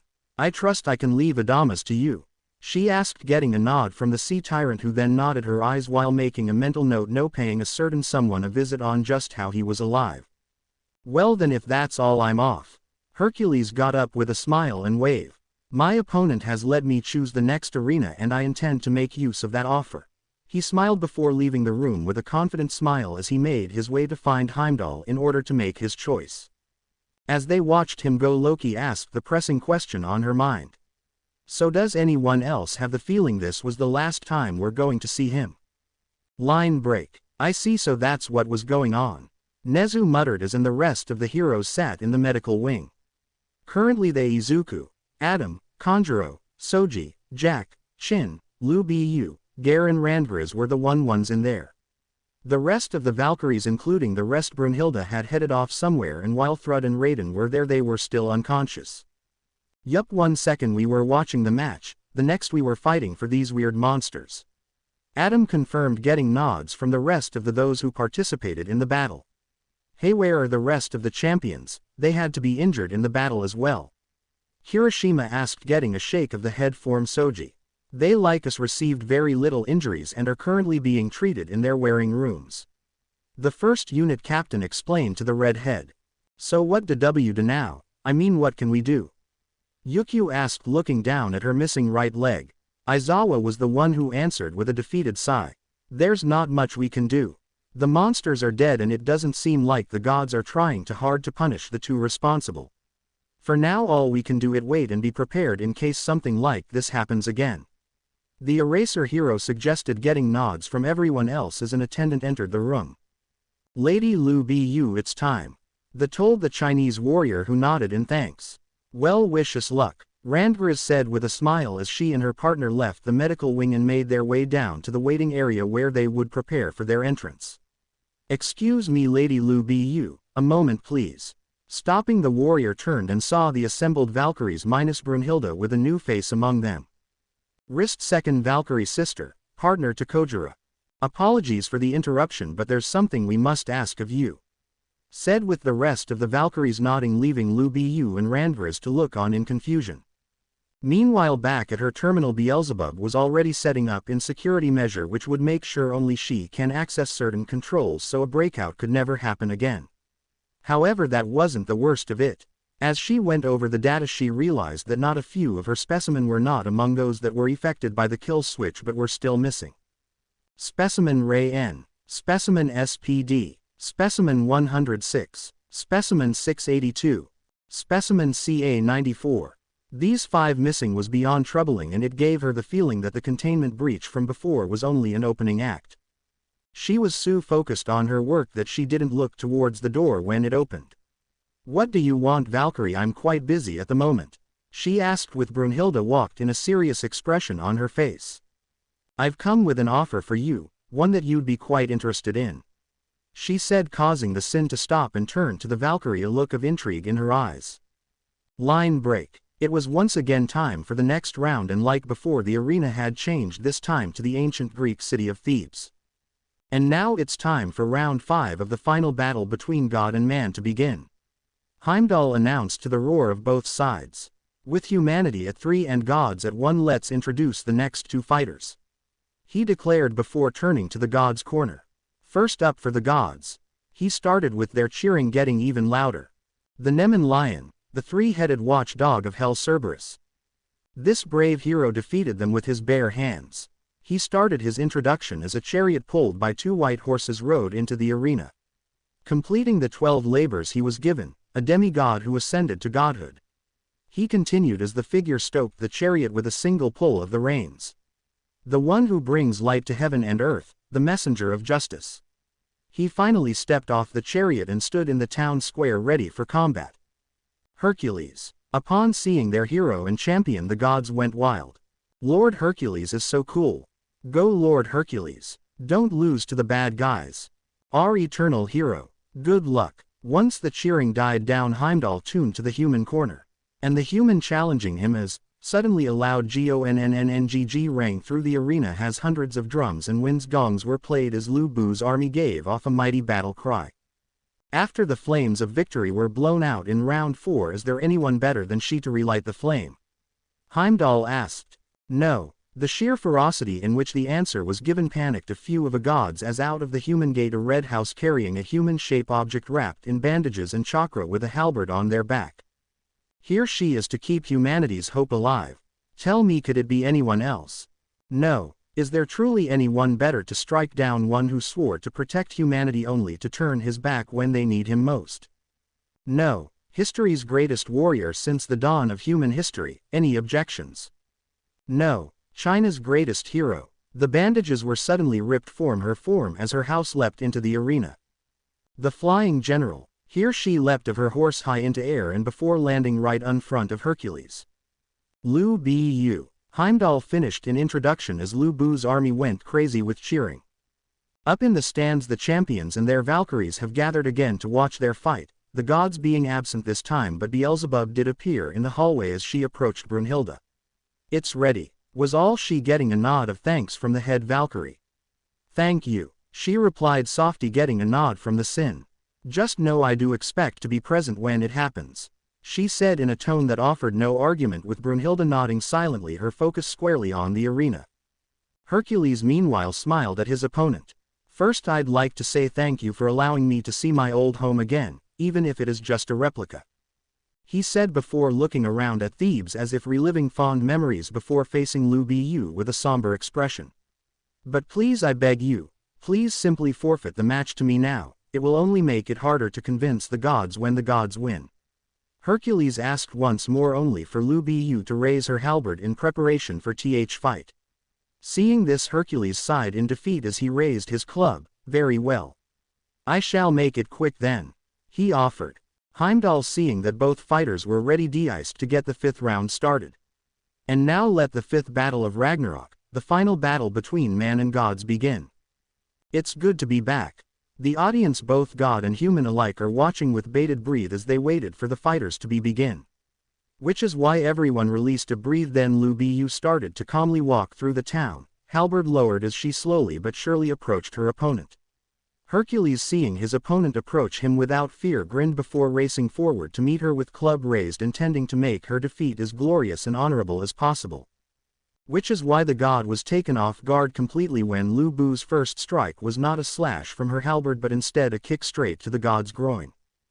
Doubling over in pain, Hercules was unable to stop the leg sweep from knocking him off balance, nor the double slashes from the flying general, resulting in blood to burst from the god's chest in an X formation before Lu Bu used the kinetic energy and grabbed the god's face and slammed him down through a fruit stand and into the ground before raising her halberd ready to cut the god's head off, only to have to guard against a blow from the god's club, sending her flying back and skid across the street before finally stopping around 7 meters away. And Hercules narrowly avoids a quick end by decapitation and sends the general flying back. Heimdall announced to the roaring approval of the humans at seeing the god on the run already, none more so than Lu Bu's strategist Shen Gong. "My liege, everyone is here just as we were whenever you were on the battlefield. Our thought," before tears started to spill from his eyes. "To think, I'd get to witness you in battle again." Here he could no longer hold back the tears. "I've never been so happy," he cried. "Ha! Lu Bu's army is as loud as ever." Zhang Fei laughed as he turned back to the battle before letting up an entire barrel of alcohol and emptying in a second. "But I can't blame him," he laughed. "Nothing beats watching humans beat down the gods while drinking good booze." He laughed, getting a hum from his companion. "Well said, but still to bestow upon her the title of greatest warrior is a bit much, don't you think?" Liu Bei questioned before turning to Guan Yu, whose shoulders Zhang had been setting on. "A title like that would be more fitting for you, wouldn't it?" Liu asked as Guan titled his head in consideration. "If we were taking in terms of military strategy. However, in terms of military prowess, I have to admit the best in our time has to be Lu Bu," the giant of a man declared as he continued to watch the match. Hercules by his point had recovered and smiled as he gazed down at the X-shaped wound on his chest. "A fine start, though I must ask why you felt the need for the kick to my groin. Honorable warriors such as us should never resort to such an underhanded tactic." Hercules lectured the warrior, who almost snorted in disgust at the man's words. "It would appear he's forgotten exactly what is on the line for humanity." Lu Bu thought before smirking at the man. "Oh, I do apologize," she said, sarcasm dripping of every word. "I just got a little too excited there for a moment." She continued, this time not being able to hold back the snort when she saw the god smile and nod in understanding before continuing on, and surprised everyone when she stowed her halberd onto her back. "Tell you what, let's slow things down a bit and work our way up." Lu Bu smirked as she got into a fighting stance, and the smirk only got wider when she saw the god's eyes sparkle with approval as he placed his club on the ground. "What a marvelous idea," he grinned in excitement, raising both his fists above his head. "Begin whenever you're ready," he challenged, with Lu Bu smirking before charging forward. Hercules smiled, seeing the human approach him, saw that she raised her left leg to go for a kick and kick of the ground with her right leg to shot herself forward. "Sorry, but something like that isn't going to work," Hercules told the warrior, who brought his fist down to smash her into the ground, only to be surprised when Lu Bu suddenly got out of her kick stance and kicked off the ground with her left leg, sending her flying towards a building, which she quickly bounced off of and shot towards Hercules, who was still in the motion of his attack and was unable to stop Lu Bu's fist from slamming into face, sending the god tumbling through the street until he finally stopped and coughed up blood. The god didn't have the chance to get up, however, as Lu Bu appeared in front of him and immediately started to stomp down hard on the god's throat, trying to immediately break it, much to the approval of the human spectators. "Ha ha, that a girl, show that moron who's boss." Zhang laughed as he went to take another drink as he listened to Lu Bu's army roar in approval, none more so than Chen Gong. "Brother Hercules." Gare was less enthusiastic as she watched her brother figure get beaten, before turning and saw most of her sisters along with their chosen watched on uncaringly, and while she could see Hild sweating slightly, she watched on in silence and her arms crossed. That's interesting," Adam muttered as he started his check. "Lu Bu's damaging Hercules, but she's not using the Volunder," Adam said, only to turn to his partner Raginleaf when she got their attention.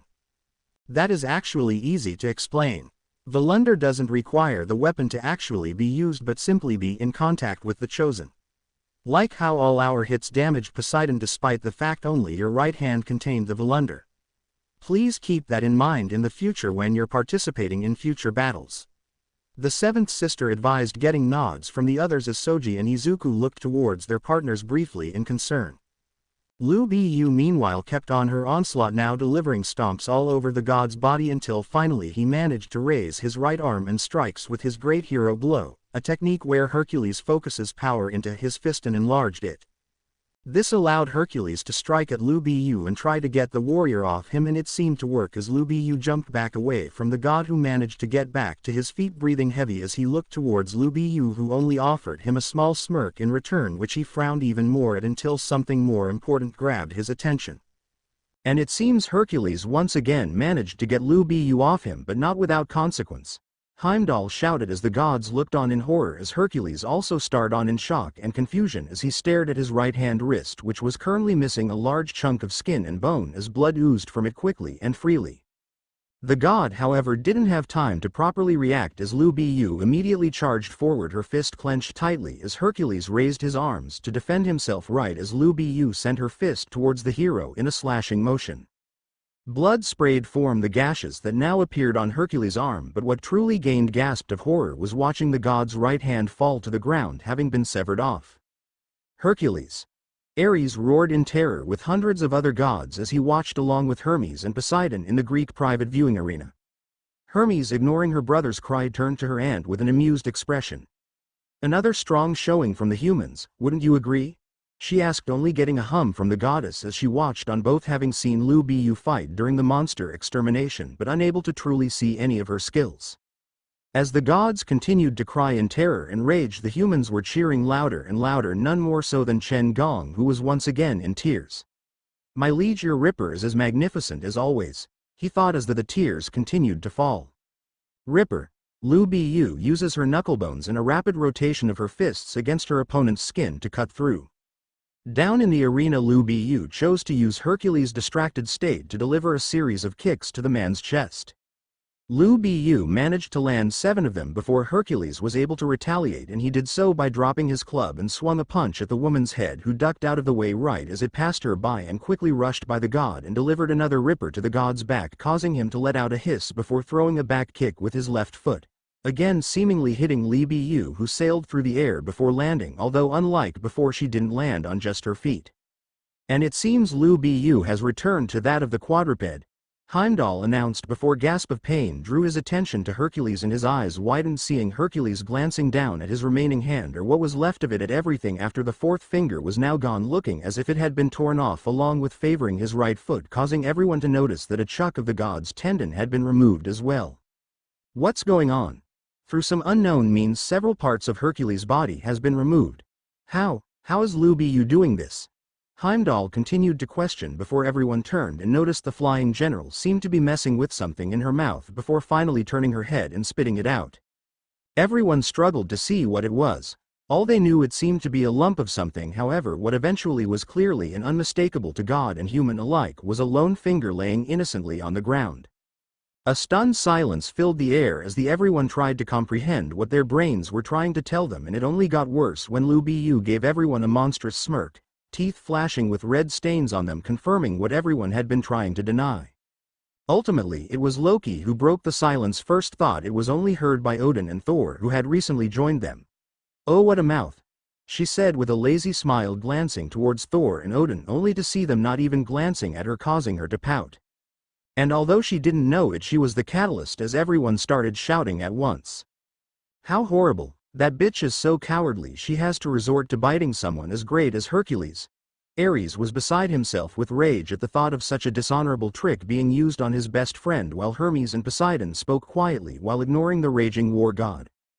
"I must say that is a clever trick considering how she seems to prefer to fight, and one that can deal a devastating amount of damage," Hermes observed with Poseidon nodding. "Most people don't even realize it, but the jaw is a part of the body we strengthen every day merely by talking and eating, but for Lu Bu to have that much strength to bite chunks of flesh off a god so easily and quickly along with those teeth of her means those bites are probably even more dangerous than we think," the sea goddess explained before relaxing in her chair a bit. "On top of that, Lu Bu doesn't seem to suffer from that whole honorable warrior nonsense that so many before and after her seem to suffer from." Here Poseidon threw a glance towards her nephew before shaking her head in disappointment as she turned back to the match. However, she did smirk as she overheard Hermes' next comment. "I believe that should have been obvious when she started this match off with a kick to Hercules' groin." Hermes laughed slightly. Poseidon couldn't agree more. Back down in the arena, Lu Bu smirked as she noticed Hercules standing completely dumbfounded at what she had done. "What's the matter, cat? Got your tongue, because I know I haven't bitten that off yet," she taunted the god, who finally seemed to snap out of his stupor and glare at the Chinese warrior. But just as he opened his mouth to berate the woman, Lu Bu's foot shot out, grabbed the torn-off finger between her toes and tossed it straight towards the god, who had no time to react as it flew straight into his mouth. Gulp. Hercules just stood there shocked and stunned at the fact he just in essence self-canalized himself, which gave Lu Bu the perfect chance to shot forward, grabbing 2 glass bottles of wine that were on another vendor stand and prepared to rip one of them into the god's throat and the other to smash through the god's skull and into his brain.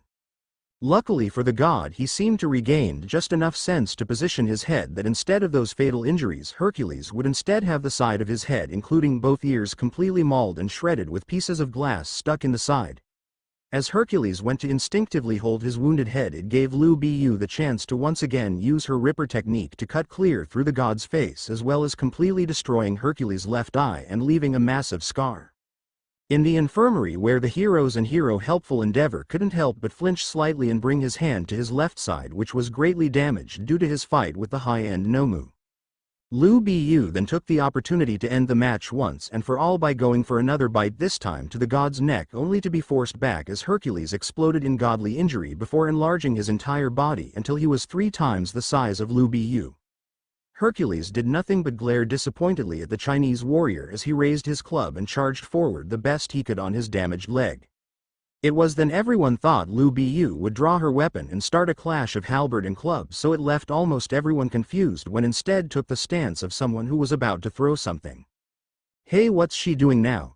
Zhang Fei asked, confused, having never seen the warrior do anything like that before. No one around him could answer either, having never seen the moves themselves. Only one person recognized the stance, and that was Chen Gong, who was once again in tears. "My liege," he cried in his head as he thought back to the time he first saw it used. Flashback, "My leggy, are you sure this is a good idea?" Chen Gong was never one to question the orders of his general. In fact, this is the first time he had ever given her plans and strategies so much as a second thought, as he tried to execute his part in each of them the best he could. However, this might be the first, and God's hoping only time he had to second-guess her. 3 days ago, the army had reached a massive fishing port town which they had hoped to restock in their supplies in before moving on to their next battle. The only problem was that the town was in a state of poverty, with money running very low at the moment, and everyone was scraping by the skin of their teeth. The cause of this was simple. For the past few months there had been a sharp decline in fish, leaving the town's economy to plunge as a result of their lack of their main resource. And it didn't take long for Lu Biyu to discover what the people of the town thought was responsible. A monster. Most of the army wanted to call bullshit and leave then and there when, as if called, a dealing noise rang throughout the town, causing all in the town to cover their ears to stop themselves from going deaf. And it was coming directly from the ocean. "My liege?" Chen asked as he watched Lu Biyu head further into town. "Where are you going?" he asked, although he was almost certain he already knew. And his suspicions were confirmed a second later when Lu Biyu answered, not breaking her stride for a second. "To the docks, I need a boat."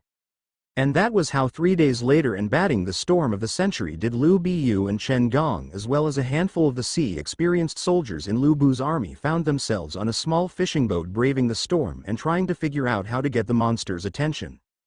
Bam bam, and it seems they had succeeded as they were suddenly hit with something that launched them into the air, with the soldiers clinging to what they could even as the ship broke apart into scallage. The last thing Chen saw before falling into the water was his mistress diving head first into the waster, halberd in hand, ready to fight whatever was down there. The cold water seemed to knock half of the air Chen managed to get into his lungs as soon as he hit the water, as he searched around desperately for his liege, absently noting the other soldiers swimming desperately for the surface to much needed air before finally locating her. Barely visible through the murky and dark waters, but he did see her face, a look of annoyance on her face as she looked down at the dark abyss, her hands empty, before directing her glare towards right in front of her, and when Chen followed her gaze he nearly lost the rest of his air. What in the world is that? He thought, frantically terrified. The second he takes his eyes off the beast it would devour him, but it seemed to only have its dead eyes on his liege, who he saw, after finally being able to tear his eyes off the monster, saw that his liege, instead of looking to flee, merely raised her fist as if to throw the halberd she no longer had. The beast seemed to notice this as well. It reared back and charged, its mouth open and ready to devour the general. Chen only had time to scream as water causing water to flood his lungs as he watched as the two mighty creatures finally clash. Flashback end. Compared to that time and that monster, this is nothing for my liege, as he watched with a confident smile and crossed arms as he watched the god get closer and closer to the warrior. Try as much as you want, God, but it won't save you from General Lu Biyu or her powerful strike, he thought as he watched the god getting closer and closer. The strike that bested that gargantuan monster in a single blow, but wasn't named until after my Beija's passing. Hercules was right on top her now, his size nearly 4 times the general's size, as he was barreling down on her, and yet the general didn't move a single muscle, and it wasn't until the god and general could feel the others breathe that she finally made her move. The whale burial technique performed, taking on a stance resembling that of a person throwing a harpoon, in the form of a vicious punch. And the punch hit true as it collided directly with the god's stomach, causing Hercules to instantly freeze seconds before he was able to land the first of his blows, before, without any further movement from Lu Biyu, was instantly launched back through building after building, getting blasted so far he landed outside the arena where various gods had to move in order to avoid being crushed under the massive god's body. Hercules. Ares screamed, terrified after seeing what happened, only for it to be drowned out easily by the roaring of humanity, as everyone showed their approval, none more so than Lu Bu's army, as they cheered, raised their banners, and performed on hundreds of different percussion instruments. Big brother. Gare, however, was in no mode for cheering as she watched her beloved older brother getting ripped apart in all different manner of ways. However, she also gained a large amount of fury when she listened to some of her sisters. "Yeah, that's the way. Beat that lughead into the dirt like the worthless insect he is." Wrist yelled, her raging persona in full control, as she wanted to see Lu Biyu beat down the hero-turned-god even more. Locke, however, didn't agree with her older sister. "Fuck that, the psycho just needs to put the finishing blow on that bastard so we can move on." The 11th oldest Valkyrie only to glare at Gare with a raised eyebrow as the youngest Valkyrie whirled around, glaring at them with tears streaming down her face. "Shut up. Shut up right now. How could you say such horrible things about Hercules? He's a hero, he's always so kind and gentle, always caring." Gare shouted at the top of her lungs, with Izuku quickly putting up a soundproof barrier with the clam fruit, knowing this could get really angry, and it was proven right with Gare's next statement. "He's our big brother, for heaven's sake." Slap. All those inside the barrier were stunned into silence as Wrist slapped Gare with everything she had, sending Gare flying into the wall, only to be grabbed by the throat by the enraged as she watched her youngest sister struggle in her grasp without mercy. "What did you just say?" Wrist hissed, rage dripping from her tone before turning to her sisters. Did you hear that? Apparently Hercules is our brother. She said, mockery now joining her tone as her sisters watched on, too shocked to move, having never seen Wrist. That's funny because I don't remember being there when he was born. I don't remember seeing him growing up. Here she dropped Gare roughly onto the ground, causing her to cough as Soji went to check on her as the third turned to look at her oldest sibling. What about you? What exactly is your connection to the god of fortitude? She asked, with the oldest not even blinking as she answered. A true hero worthy of godhood who I have the honor of calling my brother. The oldest Valkyrie answered coldly as she looked towards her younger sibling. Hurst, however, only looked at her with narrowed eyes. Oh really, are you sure it's just that? Hurst asked, only getting a further annoyed look from the oldest. Of course I am, what else would he be? She asked, with Wrist merely scowling as she hissed out her reply. A new Siegfried. In an instant the air turned cold as everyone stood there, either too scared or stunned to move, as they all watched Brunhilde for her reaction. It seems that oldest Valkyrie seemed to have been frozen as well, as she remained perfectly still for several seconds until finally slowly and almost mechanically took a step forward. What did you just say? It came out as a deathly hiss that promised endless pain if Hurst answered wrong. The third Valkyrie didn't flinch as she answered.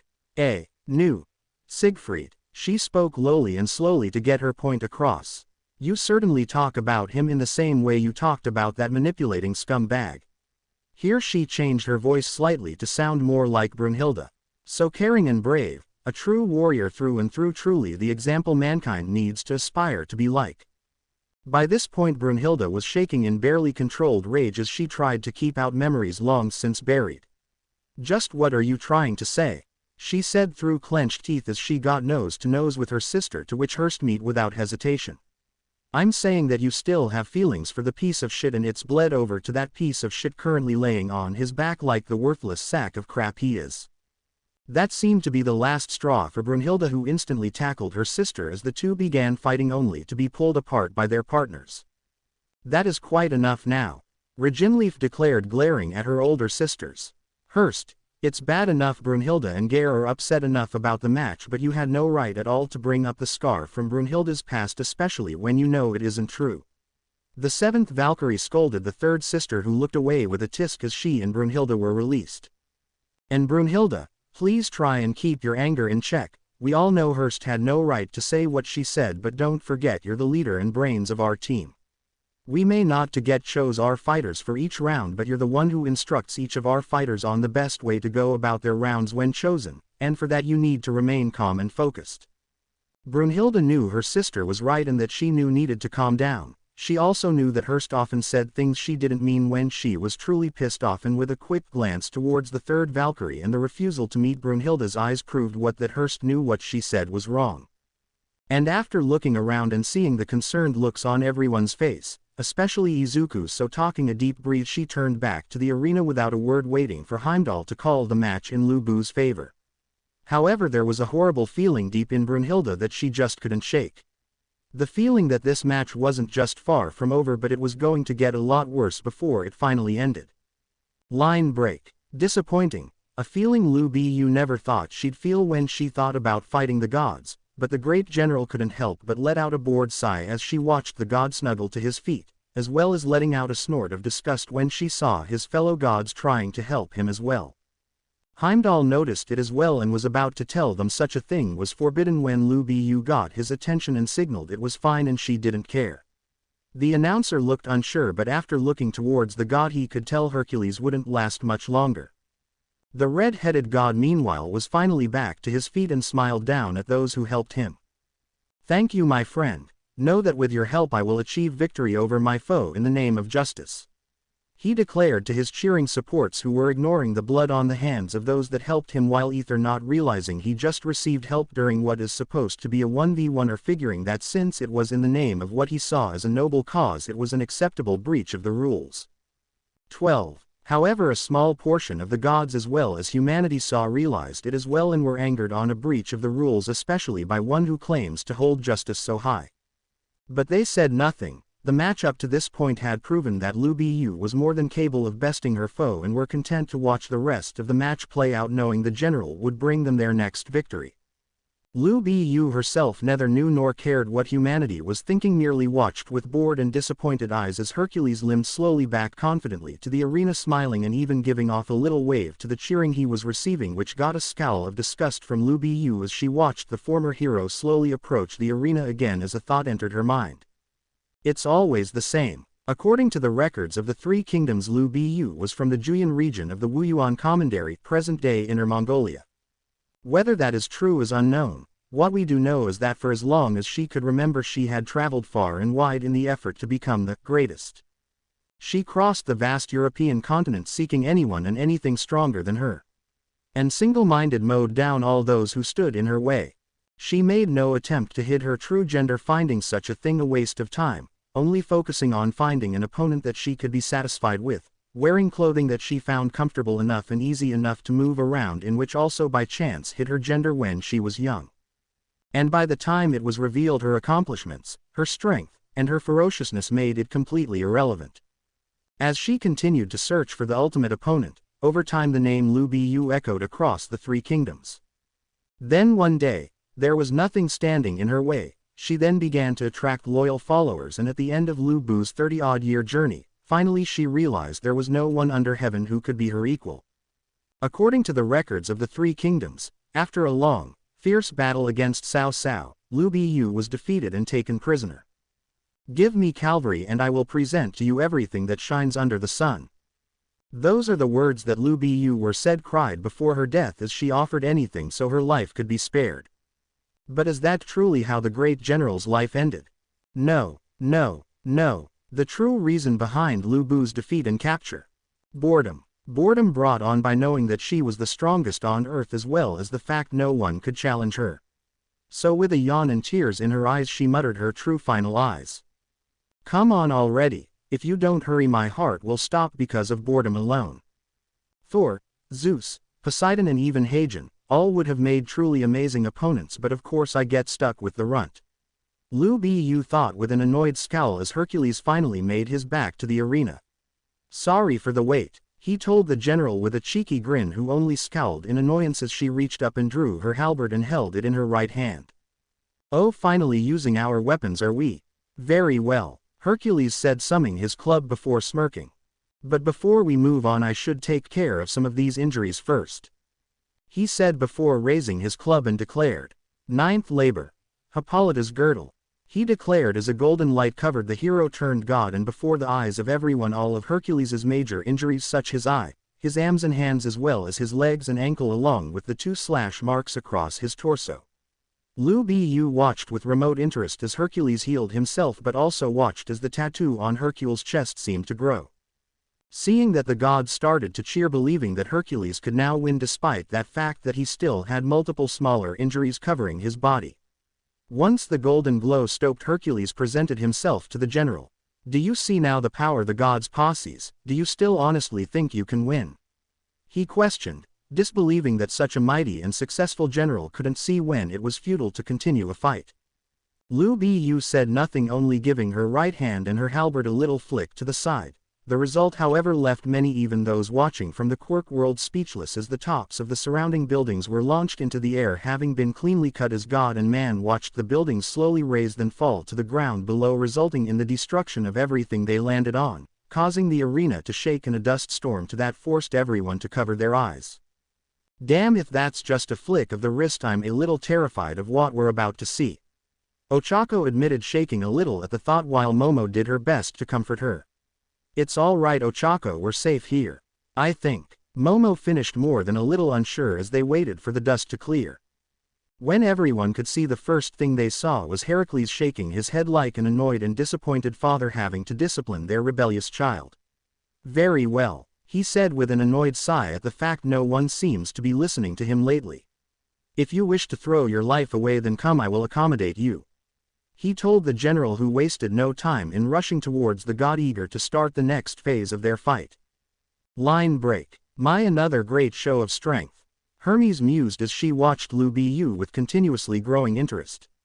Indeed, when bare-handed she fights like a savage animal, and a brutal one at that. But when it comes to wielding her weapon, she lets her true skill show.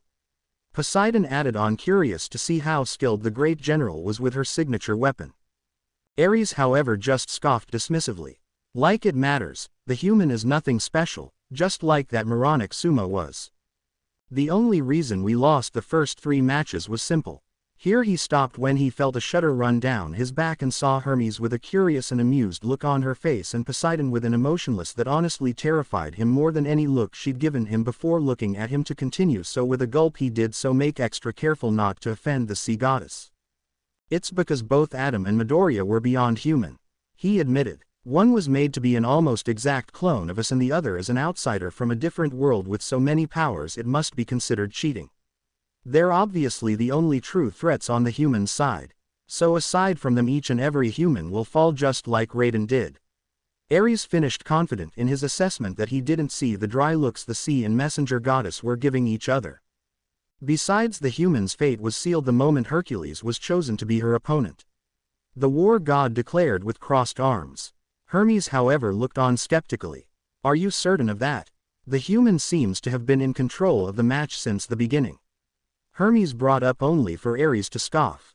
Please, the human might have been getting a few lucky hits in, but now that Hercules is getting serious nothing can stop him. Ares declared as he looked down into the area and upon his friend. That's the kind of man he is and always has been.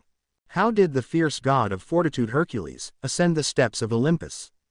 The boy who would later be known as Hercules, Alcides, possessed a body weaker than any other. That boy, who was weaker than any other, at the same time possessed a more righteous soul than any other. No matter the opponent he faced, Alcides would stand in the vanguard and fight for the righteous.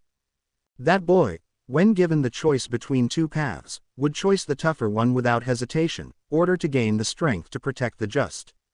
Until finally, they were no longer any fool who would belittle him again.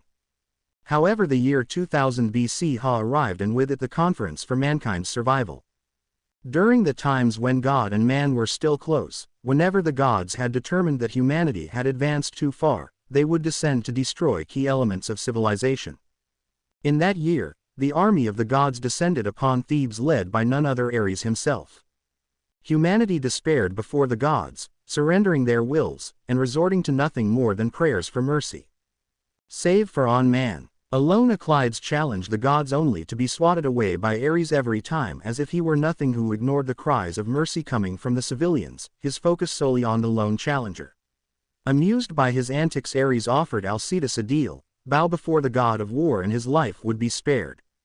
Alcides refused and declared he would wager his life by consuming ambrosia, the blood of Zeus. Legends say that if it were to be consumed by a true hero, it would grant an eternal body. But should anyone else drink it, the only thing waiting for them would be instant death. Without hesitation he poured the entire thing down his throat and within seconds was screaming and looking as if his entire body was being torn apart. For a brief moment everyone of Thebes thought Alcides had perished, only for the young warrior to emerge from the mist, his body now ready to truly defend his phone from those that would threaten it. And then before everyone's eyes Alcides fought and single-handedly wiped out the god's army, as well as fighting Ares to a standstill. However, before any final moves could be struck, the fight was interrupted by none other Zeus himself, who did the unimaginable. He asked Alcides to become a god. Alcides after a moment agreed under a single condition: that the gods would no longer harm humanity. Zeus accepted. That moment marked the end of the age in which the gods interfered with the affairs of humans. And so for the next 4,000 years man no longer feared an invasion from the gods. Alcides was accepted as one of Zeus' children. Out of respect of Zeus' wife Hera, he was bestowed her name. And so he became Hercules. Ares smiled as he reminisced on his meeting with Hercules, however it turned to a scowl as a bored voice rang from above. My, what an interesting story, Loki said, yawning as she floated above the Greek watchers, having grown bored watching with her non-reactive aunt. But it's unfortunately not going to stop us from losing yet another round, she said, letting out another yawn as she watched the match, waiting for it to be over. This immediately sent Ares into a rage as the lowly trickster was doubting his friend's victory, while Hermes looking towards Loki with an amused expression. Oh, you don't sound too upset about such a thing, she noted lightly, with Loki giving off a shrug. Can't really get mad over a match I knew was lost from the very start. she said with hiding a smirk as she glanced towards Ares, who was growing redder and redder. Besides, she added, her smile growing just a bit unhinged, I had no idea humans could this fun. She squealed as she kicked widely in the air in excitement where she floated. Honestly, at this point the only thing she was fearing at this point was having to wait another 1,000 years before she got her chance to play with one, and themselves hoping it would buy her little green bunny. Enough, Ares shouted, taking a swing at the goddess who lazily dodged. Hercules is not going to lose to some lowly, worthless human. The war god declared, his determination and will are too great to lose to some battle-crazed cannibal. Here Ares shouted as he pointed towards the god in question, who still had a small lingering golden glow. And it's proven by that right there. Lazily Loki tuned to Ares. And just what is that anyway? She asked with only the smallest amount of interest as Ares opened his mouth to answer. Only for someone to beat him to it. A very dangerous double-edged sword. This caused everyone to turn, one with dangerously narrowed eyes, to the entryway as a new figure entered the room. Hades, Greek, uncle, Ares shouted, jumping far away from him in fear as Hades sat on the couch behind Poseidon's throne. Ah, welcome Lord Hades, always a pleasure. Hermes greeted with a smile and bow. I take it you've heard of your brother's death? She asked, and her smile grew a fraction of an inch when she saw her uncle let out an annoyed but fond sigh. Yes, I was watching, I heard his musical number. He muttered. Ah, so you're not here for revenge? Hermes asked, getting a shake of the head from Hades. Then may I ask why you've decided to join us here? The messenger asked, with Hades barely sparing her a glance. I am a competitor in this tournament. Humanity's already proven to be quite strong. If I am called, I would like to have as much time as possible to prepare. Hades explained, with Hermes nodding in understanding. It was then the sound of something crunching reached everyone's ears, and Hades turned to see Poseidon gripping her armrest so hard they were cracking again. Sister, he asked his younger sibling, who after a moment of silence and stillness spoke. Adamas. Instantly Hades' face went blank as he turned back towards the match. We'll talk after the match. He told her simply, his eye on the match. Hey, wait a minute. Loki spoke up, reminding everyone of her presence. You said that Golden Glow was a dangerous double-edged sword, but from what I can tell all it did was stretch out his tattoo, so what gives? Why is it so dangerous? Loki asked, growing more curious now that she now knew the supposed stakes. Simple. Hades spoke, his eyes not leaving the two fighters as they raised their weapons to begin again. As you said, the more Hercules uses 12 powerful techniques, the more his tattoo will cover his body, and should it cover his entire body, Hercules will die. Hades explained the situation towards the trickster, who looked towards the arena with renewed smile and interest. As that's so. Line break. The first clash of the two warriors' weapons resulted in a shock wave that blew the wreckage away as the arena shook. And it seems that the competitors have began again, folks. Heimdall shouted from his column at the edge of the arena, with the audience at the edge of their seats. Hercules, grinning at what he finally saw was an honorable match, jumped back slightly, before charging forward, his club raised high as he prepared to smash his opponent to pieces. However, before he could make any real progress, Lu Bu was on him, swinging her halberd to take off his head, forcing the god to cancel his attack to block the blow. However, Hercules couldn't block what followed, which was a series of quick thrusts from the ancient Chinese hero, resulting in cut marks to appear all over the god's body. This caused the god to flinch just enough for Lu Bu to get in a powerful kick that sent the god flying through a few buildings. Oh yeah, you go Lu Bu. You've got this in the bag. Finish the fight and get us back on track. All around the stadium humanity shouted their support. There were a few in the crowd who thought differently. You can do it, Alcides. Castor, Hercules' oldest and closest friend, muttered as he and the rest of the citizens of Thebes watched the match. Gotta say, this is a hard one, cheering for the gods, that is. Alcides' old bullies admitted with a smirk. Yeah, but even if we're the only, we believe in Alcides. Because he is our hero. Back in the arena, Hercules shot out of the building, his club raised high, intending to take the general's head off, only for her to easy side set it and counter with a thrust which was blocked by Hercules' club. The two jumped back to get some distance before charging again and once again clashing in the middle. And they're back at it once again, people. These two just can't be stopped. But by the looks of it, Lu Bu has the advantage. Heimdall announced, seeing that while both were still using one hand to swing their weapons, Hercules seemed to be struggling slightly more. This caused the gods as well as those from Thebes to grow nervous as they noticed this as well, each slightly worried for their friend and hero. Hercules, however, was far from feeling depressed or nervous. In fact, he was happy, ecstatic even. Finally, after thousands and thousands of years, he had finally found an opponent. A true opponent who he could give his all to in a fair and honorable duel before claiming victory. Hercules, along with almost everyone else, was frozen at the sheer absurdity at what just happened. The Hercules just got a wad of split lopped right into his eyes by his opponent. However, this almost gave Lu Bu a quick and easy opening, which she gladly took by ramming one of her fingers straight into his other eye, gorging it out while at the same time giving another 2 kicks. One to the nose, causing it to break with blood rocketing out of it, and one to the groin, strong enough to send him into the air. This snapped the god out of his shock, but it was too late as he was immediately impaled on the warrior's halberd, with each thrust from Lu Bu forcing the weapon into the god's stomach. Alcetus. Castor screamed in alarm as he watched the savage act and watched as the monster who was slaughtering his friend getting coated in his closest friend's blood while cackling like mad. Sitting far away from them, Zhang Fei laughed like mad. Ha ha ha ha, she hasn't changed a bit, has she? The old general laughed as he watched what was happening. Indeed, and like always, both friend and foe alike seems to be surprised by her chosen methods of attack. Guan Yu noted as he watched both, and humans watch on, shocked that such a powerful fighter would resort to such cheap and dishonorable methods of combat. This caused Liu Bei to shake his head, but with a small dark smile on his face. It never seems to dawn on people that when Liu Bu says she loves all manner of fighting. Here the ancient warlord shot the impaled god a look of malice. It includes fighting dirty as well. Over in the god's private section, Ares was shaking in fury and fear. Not again. Please, not again. The god of war thought. I already lost father today, don't take my best friend as well. He thought, grabbing the edge so tightly it was turning to dust. And it only got worse as when the monstrous woman, fully covered in the god's blood, threw him off the halberd and instantly began stomping on his head and neck. Well, looks like round 5 is over. Loki noted as she watched Heimdall run over to pull the Chinese warrior away so he could check on Hercules.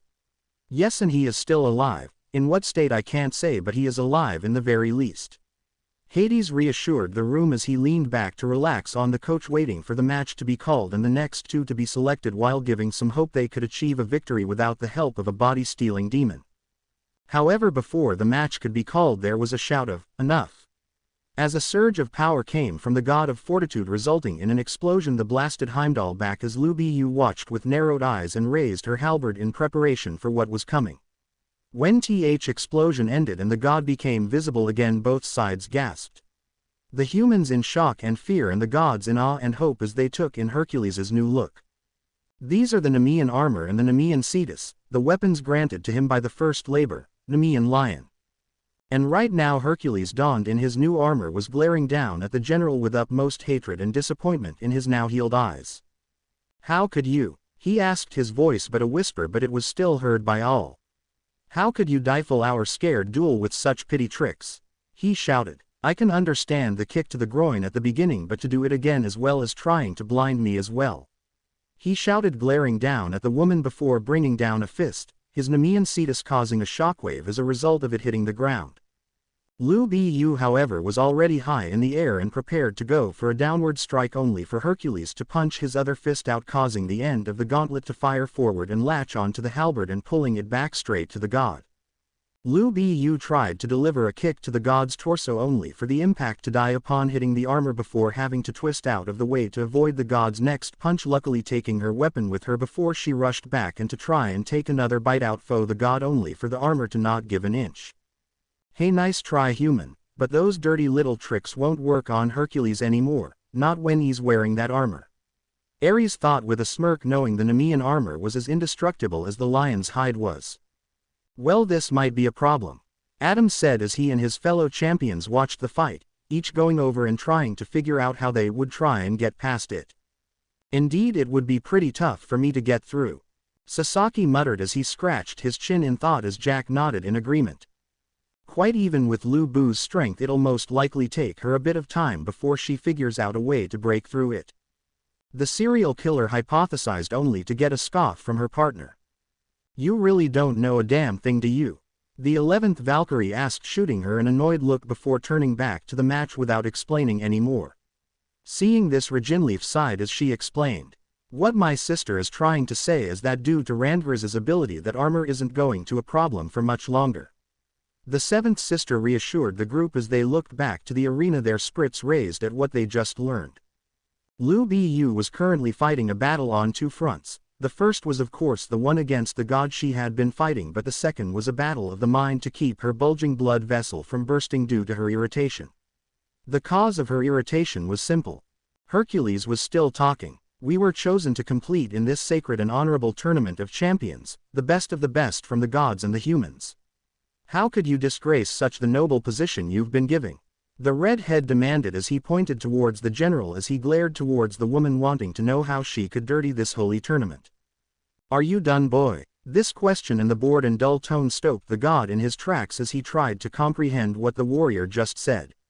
What did you say? He asked, believing he must have heard wrong.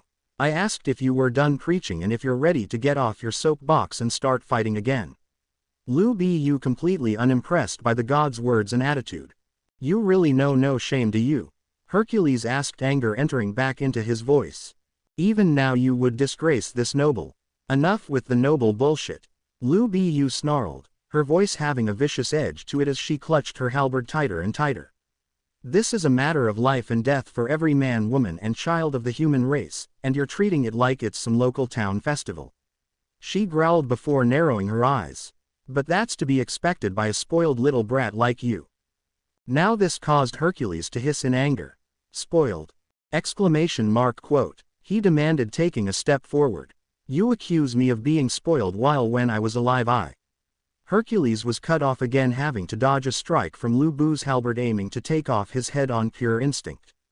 Exactly. Thanks for proving my point. Spoiled brats are always making excuse after excuse and never taking responsibility for any of the consequences resulting from their actions. Lu Bu explained, only making Hercules and the other gods angry.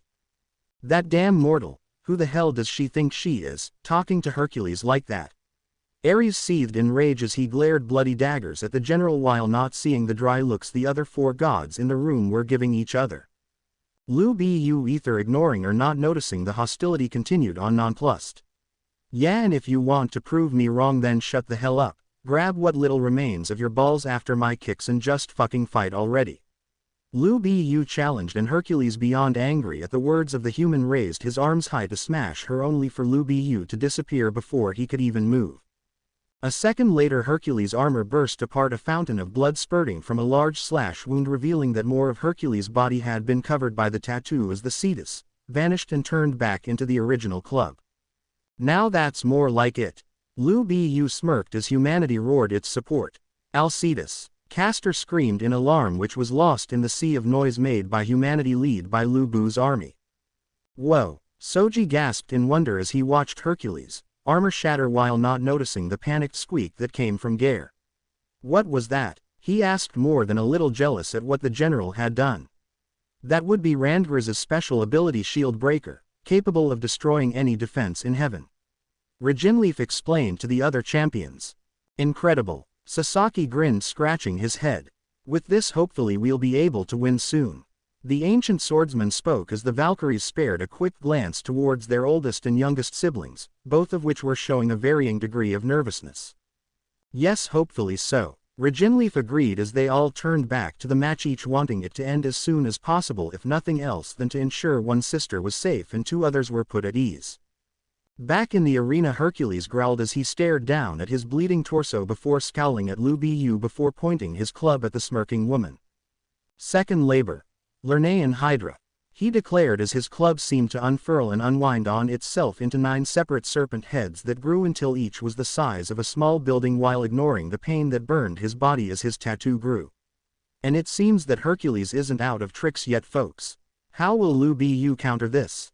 Heimdall questioned as he watched the match with great intensity along with the rest of the spectators.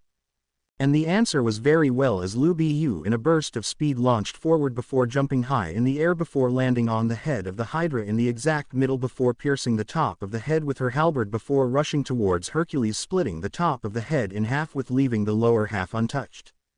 Oh, now that's clever. Jack praised seeing what the Chinese warrior had done, confusing Gare, which only increased when she saw the champions nod in agreement. Jack, seeing the look, explained it to the youngest Valkyrie. You see, Gare, it's become widely known that should you chip off the head of a Hydra, two will take its place. The way Lu Bu is choosing to attack it, make it so that while it's doing damage, it won't trigger the head's regeneration ability. The serial killer explained to the youngest sister. And that seems to the case as Lu Bu rushed closer and closer to the god, all the while being chased by the other heads who had started to split their acid blood Icky, which the general was able to dodge, only resulting in the acid hitting and burning the middle head. A couple seconds later Lu Bu had reached Hercules and with one mighty swing gave another brutal strike across against the chest before jumping behind the god. It's at this time Hercules noticed the Hydra heads still heading straight towards Lu Bu, and therefore Hercules at high speeds forcing the god to cancel out the labor. Right after this though he felt a harsh burning sensation at the base of his neck before the feeling of blood pouring out and flowing down his back before something slammed into his spine, causing him to tumble and fall and watch as Lu Bu, who had blood gushing from her mouth, spit something out, showing Hercules just what caused the burning sensation in the first place. Truly enraged now, Hercules slammed his hand onto the ground, stomping his fall and forcing himself back up. Third labor. Serenian Hind. The god shouted before disappearing from sight. The audience, both god and human alike, blinked, wondering just where the hero turned god, disappearing before the shock to all watching. Lu Bu was suddenly sent flying into a building by some unseen force. And Lu Bu was suddenly blasted into a wall. Could this be due to Hercules' next attack? Heimdall shouted, causing the gods to grow slightly more hopeful and the humans to look on with somewhat nervous expressions. Come on, my liege, I know you will prevail. Chen Gong thought as he and the rest of the army watched as their general emerged from the hole she made and looked around, trying and find her opponent, only for something to slam into the side of her head, sending her flying again. With an annoyed grunt, Lu Bu slammed the tail end of her weapon into the ground, facing her to stop flying before in one solid sweep of her halberd caused a massive dust cloud to surround her. After that she simply waited and watched the dust cloud for any change of flow to how the dust was moving in the air. And finally it came from her left. There was a slight shift in the cloud, and that's where Lu Bu aimed her halberd ready to pierce the god. Only to hit nothing. Nice try, came the voice from behind, causing the human to turn, and to the shock of everyone there were two Hercules in the air, clubs raised ready to smash the general. Lu Bu wasted no time and tried to strike the now two gods, only for them to fizzle out of existence the moment they were hit.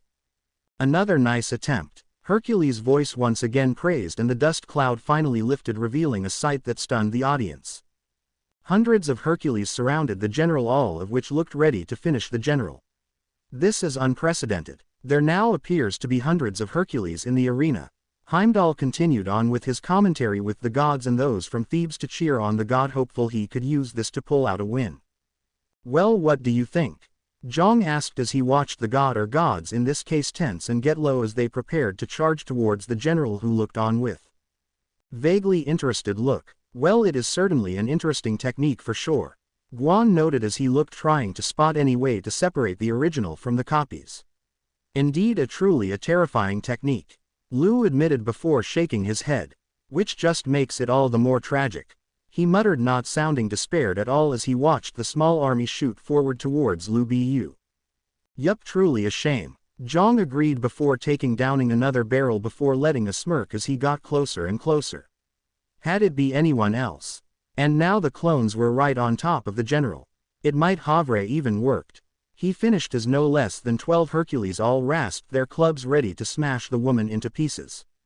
Only for Lu Bu to have vanished. Looking around wildly, the Hercules didn't seem to be able to find the warrior, only for a shout to get their attention. Up there, a god from the stands shouted, pointing to the air, and Hercules followed it until he saw what they were pointing at, and his eyes widened, seeing the general floating high in the air. Is she skywalking? Izuku asked incredulously towards Brunhilde, who managed a small smirk despite herself.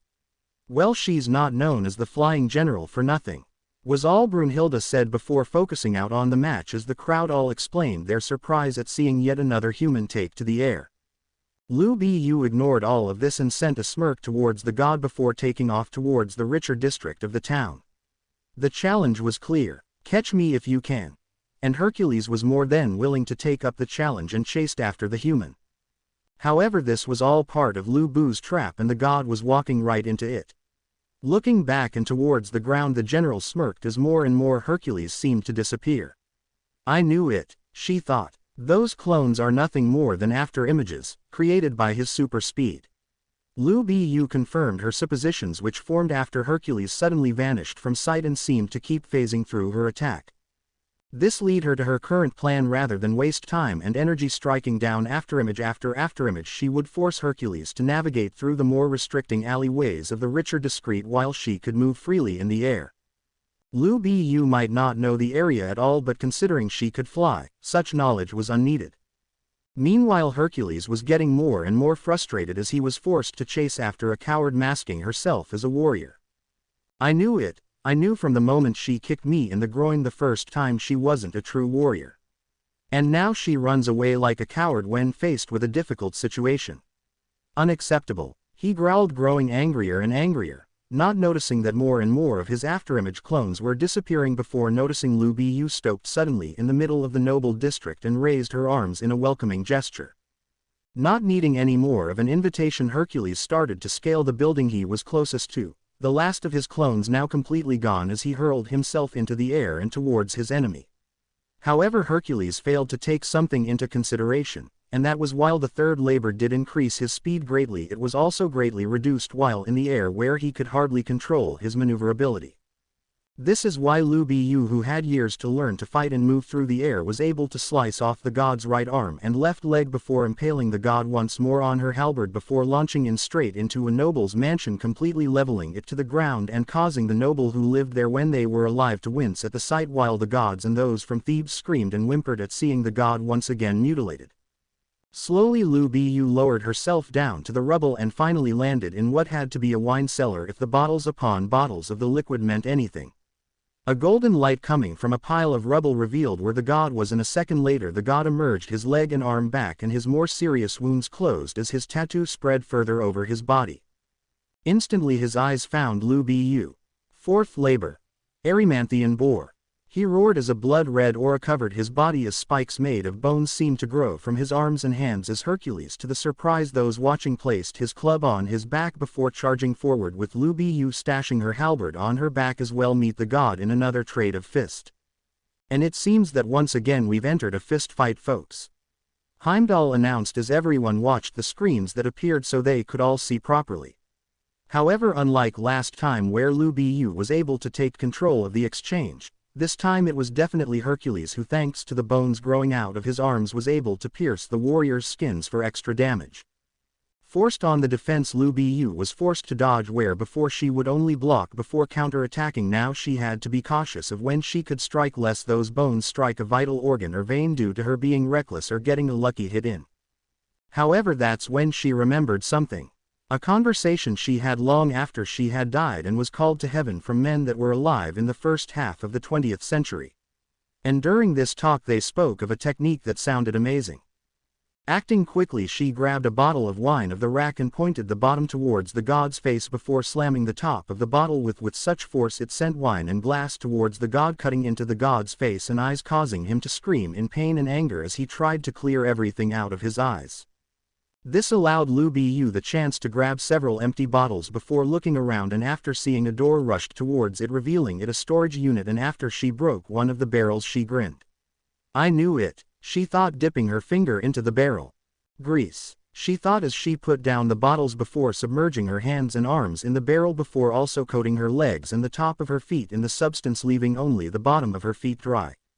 Meanwhile, to those watching, most were completely lost on what the woman was planning. However, there were some who did recognize the preparation steps and what the result would be.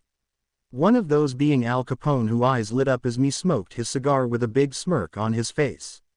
Oh, so that's what she's up to, and it looks like she's even talking it a step forward, he noted before letting out a chuckle as he shook his head. I almost pity the big bastard. Back with Lu Bu. After making sure everyone was covered, Lu Bu carefully threw the empty bottles into the air before, after a few precise strikes, broke the bottles into hundreds of small shards which rained down upon Lu Bu, who made sure it covered her grease-covered arms and legs. This simple but brutally effective technique goes back to the 1920s, in the earliest days of Prohibition, when Al Capone was still just a minor hoodlum, Gangs would use this technique in their bloody battles over turf, against rival gangs. Upon completing her weapon, Lu Bu smirked, and it was just in time too, as the wall behind her collapsed with Hercules charging forward, his eyes damaged, but still working as he charged forward, his arms raised to punch the general, with Lu Bu doing the same, with both slamming their fist into the other's jaws, resulting in both their heads cutting stab wounds as a result. Following this, Lu Bu delivered kick to the god's side, with Hercules slamming a fist down on the warrior's shoulder trying to break it. This didn't happen, however, as Lu Bu counter with 2 rippers onto each arm, causing blood to spurt out of both. This caused the god to unfortunately stagger and take a single step back, which gave Lu Bu a chance to counter-attack, which she capitalized on. Punch after punch and kick after kick, Lu Bu, with the addition of the glass shards and throwing in a ripper here and there, doing more and more extensive damage to the god, embedding more and more glass shards into Hercules until Lu Bu's arms and legs were completely devoid of glass, with Lu Bu ending the brutal assault with a vicious uppercut, sending the god flying back onto the streets. Alcides. Castor screamed in horror as humanity celebrated along with Lu Bu's army, led by Chen, as they watched the tattoo move further along as he healed himself. He's running out of chances, Hades noted as he sat on the couch and watched the tattoo's progression. Less than 10 if I had to guess, Hades noted, trying to estimate how many tries the god of fortitude had before the tattoo claimed his life. Ares, hearing this, continued to grow nervous. Come on brother, you can do it, Ares thought, sending his prayers to his brother in all but blood. Lu Bu reached the surface 10 seconds after Hercules, but in that time the god had managed to get a considerable amount of distance away, and Lu Bu's feet had barely touched the ground when Hercules announced his next attack. 5th labor. Augean stables.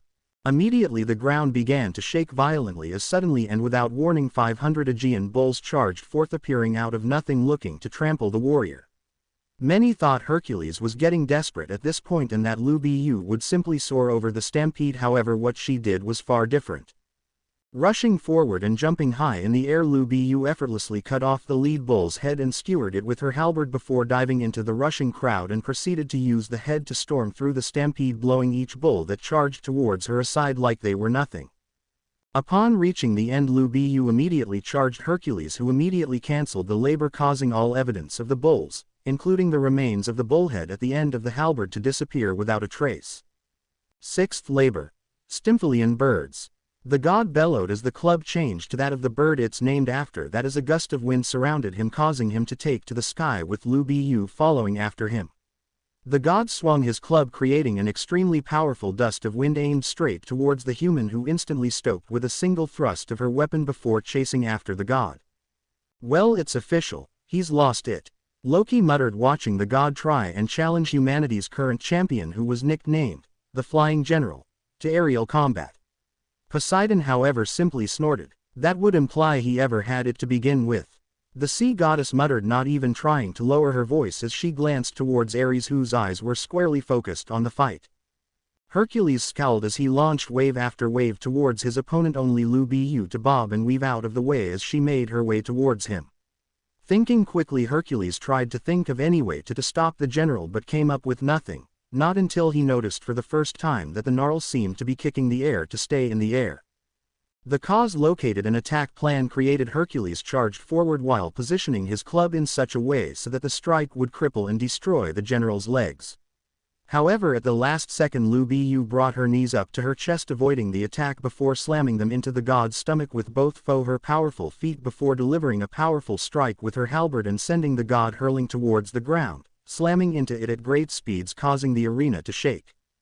Alcides. Castor shouted, terrified, as he watched his friend clutch his arm clearly broken and stumble out of creator as he tried to think of a plan. Damn it, I'm running out of time, he thought, looking towards the sky where Lu Bu was slowly descending. As well as space, he thought as he noted his tattoo now took up the majority of his body. The Cretan bull won't do a thing to stop her, so next up is the mares, Hercules decided before bringing up his club. 8th labor. Mares of Diomedes. The god declared in a flash of light 2 pure white horses and a chariot had appeared, with Hercules occupying the chariot. Hercules entering his chariot with a grin before turning to Lu Bu, who had landed on a nearby building. Now you, call your stead so we maybe continue our match fairly and with honor. Hercules ordered, causing the crowd to go silent. Loki, however, broke that silence when she slapped her forehead. Of course he would say that. She muttered in annoyance, fully believing that Hercules would give up an advantage if only so he could keep his useless honor intact. Lu Bu, however, wasn't one to look a gift horse in the mouth, and with a whistle the neigh of a horse echoed throughout the arena, followed by a loud galloping before the red hare burst from the human side entrance and into the fake city before heading directly towards Lu Bu, who after leaping into the air landed perfectly on the horse and took off down the open road with Hercules right behind her.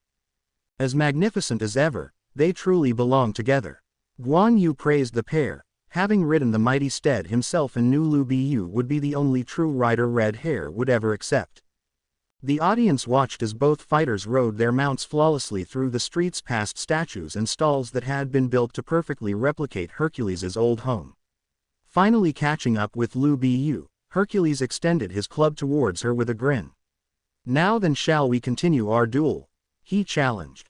Lu Bu responded calmly and without a word sliced off the arm holding the club, stunning Hercules with the sudden amputation and causing the gods to scream in fear as they watched the arm flop on the ground as both parties rode away.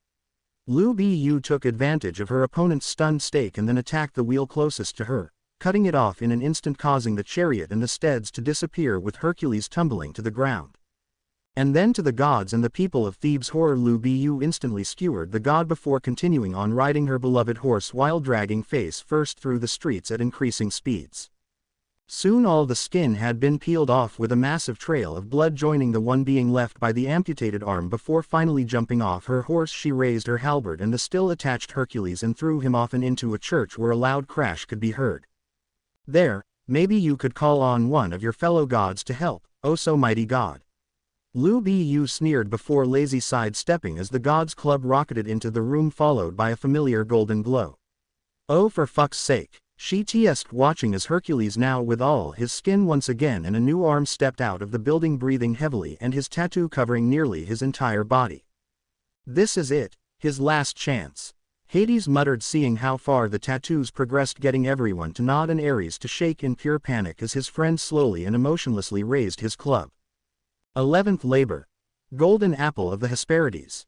It was barely a whisper, but everyone still heard it and watched as the ground shook and opened up as a colossal beast emerged, a dragon with 100 heads and a tree that bloomed golden apples on its back. This was Ladin, guardian of the golden apples, and was currently glaring down at the tiny incompression as the warrior and the red hare watched on without a hint of fear. Hercules simply glared down at the warrior and pointed towards her. "Go," was all he said as the beast charged forward, ready to consume the human.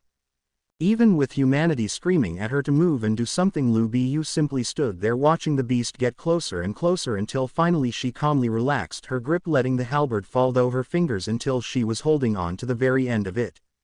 Chen, seeing this, instantly jumped to the railing. "It's finally happening, our lord is holding her weapon by the very end. Which means it's coming," Chen thought with wide eyes, knowing his liege would soon gain victory in this fight. One spring Lu Bu released, she was alone, unrivaled. Yet she continued to hone her art of war. Her stance, her power, her swing. Lu Bu simply continued swinging her weapon like a maiden waiting for her love, believing one day he would encounter the most formidable enemy ever. Oh, how many months and years had passed. Then one day, after countless years and broken weapons, Lu Bu's Fang Tianji sliced the sky in two. With her superhuman strength, Lu Bu applied tremendous centrifugal force to the weapon, giving birth to a new technique. However, with no opponent worthy to use it on, all Lu Bu could do was give the attack a name, and that name was the Sky Eater. The dragon was gone in an instant, not being able to survive the assault, with Hercules getting swept up in it as well as he disappeared from view. Well, that's it. If he didn't die from that, then there's no way he could live through using another labor, Loki stated, knowing that the god had at last lost the battle. "No," Hades said, his eyes narrowing even as everyone turned to him. "There's still one thing left he can do," the eldest brother said, causing Loki to blink before looking back to the arena, none so much as looking towards Ares, who had been frozen solid for the past few minutes. Back in the arena, the light finally faded, allowing everyone to finally see what became of the god's hero. In essence, if they didn't know those who died turned into green particles, they would have been sure he was dead. His entire body was covered in blood, His legs were gone as well as his right arm, with his left arm barely attached to the rest of his body. Alcides, Castor shouted at the top of his lungs with tears running down his face as the people of Thebes and the gods all despaired over seeing him in such a state. As they cried, Lu Bu stared down at her opponent as her mind drifted back to the conversation she had with the Valkyrie sisters right before the match. Flashback. I'm sorry sisters, but could you repeat what you just said? Randgriz asked, believing she must have misheard what her sisters just said. What, are you deaf or something? Locke demanded before grunting angrily. We're asking you to spare the bastard if at all possible. The 1th sisters repeated their request, disgusted that the words left her mouth in the first place. It must have shown because Lu Bu and Randgriz raised an eyebrow in confusion. Believe us, we have no love for the god of fortitude, but it's Brunhilde and Geir we're worried about. Losing someone they view as family will be hard enough, but for it to be done during such an important time could be devastating to them and their partners. Ragnarok explained their reasons for doing this to the pair. Now this Lu Bu could understand. The Valkyries were essential in their battles of the gods, and if Izuku had to fight a death match or Soji had to fight at all and their partners were incapable of performing Volunder, they were essentially screwed. Lu Bu simple glanced at them before answering. I'll see what I can do, she told the sisters, who nodded at the answer. That's all we ask, Ragnarok told her, letting the two pass and prepare for fight. Flashback end. Lu Bu huffed as she turned on her heel and began to walk away. Call it, she told Heimdall, who was quickly approaching and after a moment nodded. Up in the stands, the Valkyries and the champions watched as the announcer was about to speak. Oh, thank goodness, Big Bother is still alive, Geir said, her hand on her chest with relived tears pouring down her face. While Brunhilde, not showing that level of emotion, was feeling equaling amount of relief. As for the other Valkyries, they simply looked at each other and nodded as the champions were already starting to celebrate. Well, looks like she was able to pull it off, Rist noted, now back in her timid persona, as Ragnarok nodded as she fixed her glasses. Indeed, and it looks like our sisters are still fit for battle. The 7th sister noted, seeing that Brunhilde and Geir seemed all right for the most part. Well, that's a relief, Alvidar scoffed as she looked away. We've already got enough going on as it is without the added baggage of family drama caused by that. 12th labor. Hound of Hades, Cerberus. Came the cry from the arena as Hercules, using the last of his strength, tossed his club into the air, with it twisting and degrading before finally shifting into a large ominous dark portal. Son of a bitch. Everyone watched as the arena seemed to darken before 3 pairs of eyes emerged from the portal, with them belonging to none other than the guard dog himself, Cerberus, who wasted no time and bit down on the god's arms and finally his head, resulting in Cerberus to burst into a muck that covered Hercules from head to toe and changed his appearance. Still not done, boy? Lu Bu asked, now completely bored as she watched the god, now greatly healed, was still looked like he was struggling. This question, however, seemed to give him the burst he needed. Never, he exclaimed, straightening up. No matter what gets thrown in my way, I will always raise again, Hercules declared as Lu Bu raised her weapon in preparation. For I am a follower of justice, Hercules screamed before launching himself forward. And as long as I live, justice will. Hercules would never finish that sentence because as soon as the god was in range, Lu Bu brought her halberd down, a one-handed strike like every strike before it in the match, and cut the god from head to toe in two, his body disappearing into green particles. Hercules! Ares roared to the heavens, tears streaming down his face as he continued to pound the edge of the railing in rage. Big brother! Geir cried, her eyes flooding with tears as she dropped to her knees in despair, while behind her Geir was biting her lip so hard blood was pouring out of it as she kept punching the wall in anger. Alcides! Castor broke down as he and everyone from Thebes all hugged and clung to each other in mourning at the death of their hero. All 3 of the cries, however, were drowned out by the roars of humanity celebrating another win, with the cheers being led by Chen, which only got louder when they heard Heimdall's announcement. And the winner of the 5th round of Ragnarok, the final battle between man and god, is Lu Bu of humanity. Magnificent, my liege, I never had a doubt, Chen screamed at the top of his lungs as the army played a song of victory and celebration. Ha, that a girl, and way to make it show too. Zhang laughed, emptying the last of his barrels. As expected, Liu Bei said calmly while he smirked that all-knowing smirk of his. Indeed, an amazing fight from an amazing warrior. Guan Yu said before pouring sake into 3 dishes and passing them to Zhang and Lu. Let us toast, to the great warrior in history, to Lu Bu. To Lu Bu. On the god's side there was only 2 things happening, crying and silence. Crying for the lose of one of the greatest and most beloved gods of them all, and the silence as the feeling of defeat finally struck true. To many of the gods this was the final nail in the coffin. The defeat and even worse death of Hercules cemented it in many of the gods' minds that humanity couldn't be bested, that they have truly surpassed their creators, and that to fight any more would only result in more defeat and heartbreak. However, like before, there was a small group of gods who couldn't help but feel different. Well, we lost again, a god muttered to those around him, not exactly sure how to feel right now. Yeah, and this time he ended up like dying like Lord Zeus. His companion added, with the first one nodding. Yeah, so why don't I feel that bad about it? He asked, with a goddess behind them answering. Because like with Lord Zeus, Hercules' death was completely avoidable had he just stayed down. She answered, with those sitting around them nodding, agreeing with her. Meanwhile, up in the private viewing arena, Loki held out 4 fingers on hand and a single finger on the other. 4-1, it's 4-1. She muttered, looking at her fingers before looking at the arena. Which means I've got at least 3 more chances to get picked before this little game ends. She said before looking towards Ares. You going to be okay, Buckethead? She asked, only for the war god to punch the ground angrily before storming off.